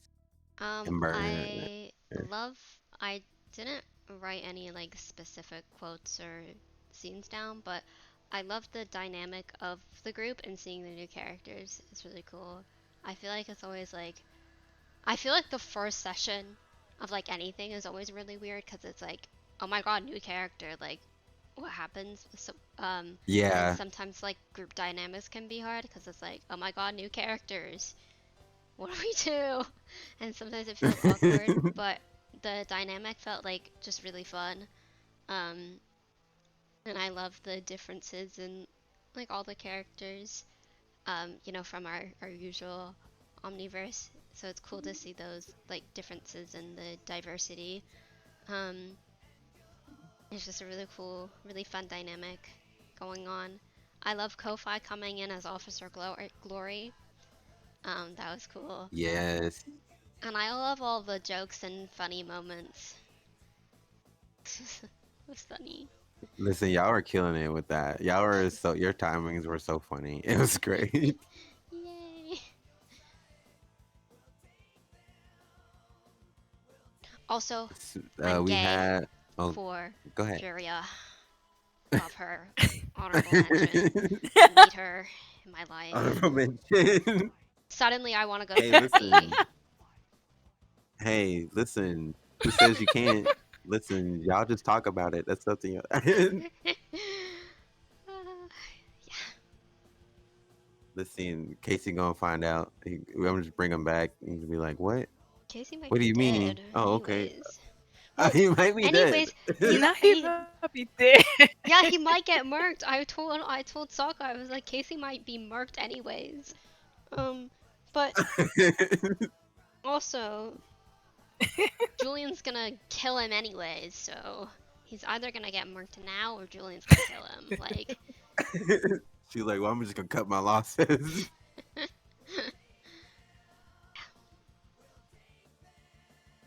All right, Dee Dee, you're next.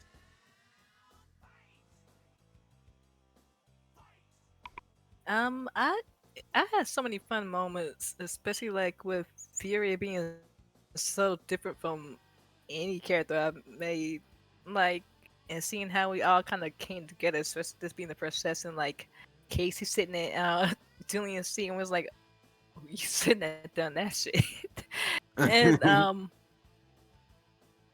from her also, like the chemistry between Julian and Furia, like especially like, seeing how they both how everybody is so completely opposite, but we meshed in perfectly together, and like that, like he made her break, but she always try to be kind and polite, but like Julian's bluntness kind of just ticked her off a minute. That's why I see like motherfucker, like Yeah, broke for a I second, love it. She's and like, the "Hold friends on, part wait.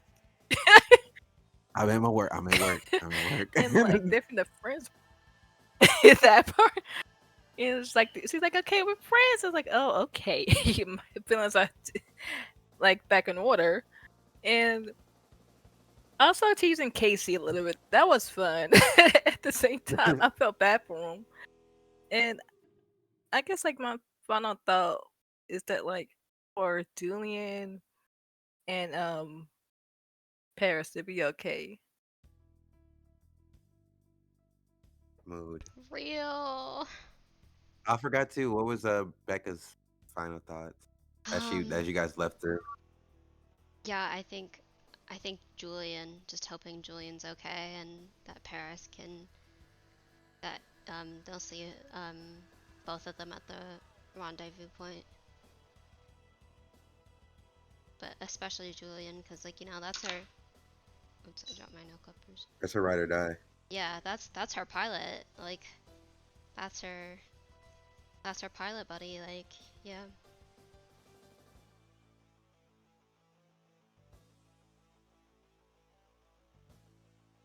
All right.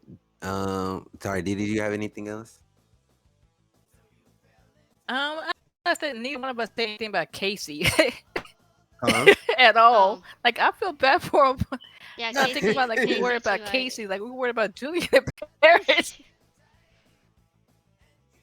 He'll be alright. But that's all. I can't wait for the next one. And Kofi. I definitely enjoyed how you kind of just took the time to like set the environment, set the characters, just establish the setting in the beginning. I really appreciate like the time and care you took with that. Thank you. Coming in as an NPC in the like just randomly like that that was out of left field. I was legit sitting here like just watching. I hadn't even noticed that you'd sent me something on Discord. So yeah, that was exciting. So what, like, is Glory like regular now? We can discuss it after. Okay, yeah, no problem.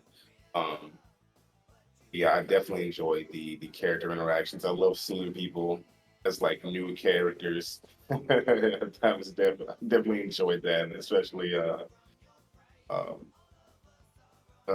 Didi and Ember. I really enjoyed you guys as characters. I can tell y'all are having fun doing something different than Raven and Sule. Yeah. Uh, Yeah. and yeah, I'm generally just like really excited to see what like where the session goes. Fuck yeah. And like I guess Dale's last thoughts would be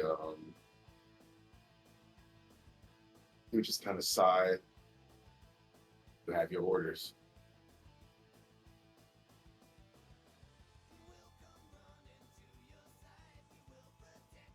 I feel like him coming in was super fun too, just because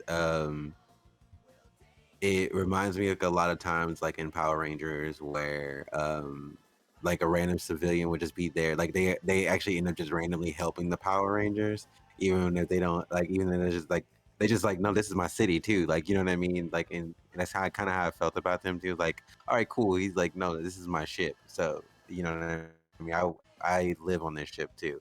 Like whether he fucking was say like how he's like, I hate my job. I hate fucking being here. Like that was, I was like, man, so real. I love that. But he's like, you know what? I'm not gonna let you blow it up. But like, even if I don't like it, whether he was telling the truth or not, I love that.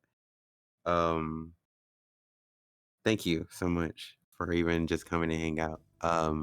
Can't wait to we kind of nail that down for you too.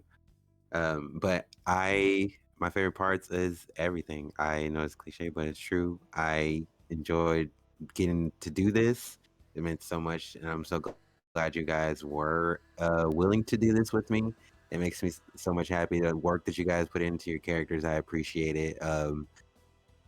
Ember, all the work you put in for with the graphic and everything like that too. Thank you so much for that. Thank You you. guys have made it so much fun. I think you guys, it's fun to see you guys play different characters too, as well. Because just watching you guys in the other stuff, super fun. So it's glad to see you guys are having fun, and I'm hoping it's going to be more fun. I kind of feel like it was you guys kind of getting into your characters, which I love. That was like what I really pretty much wanted this whole session to be.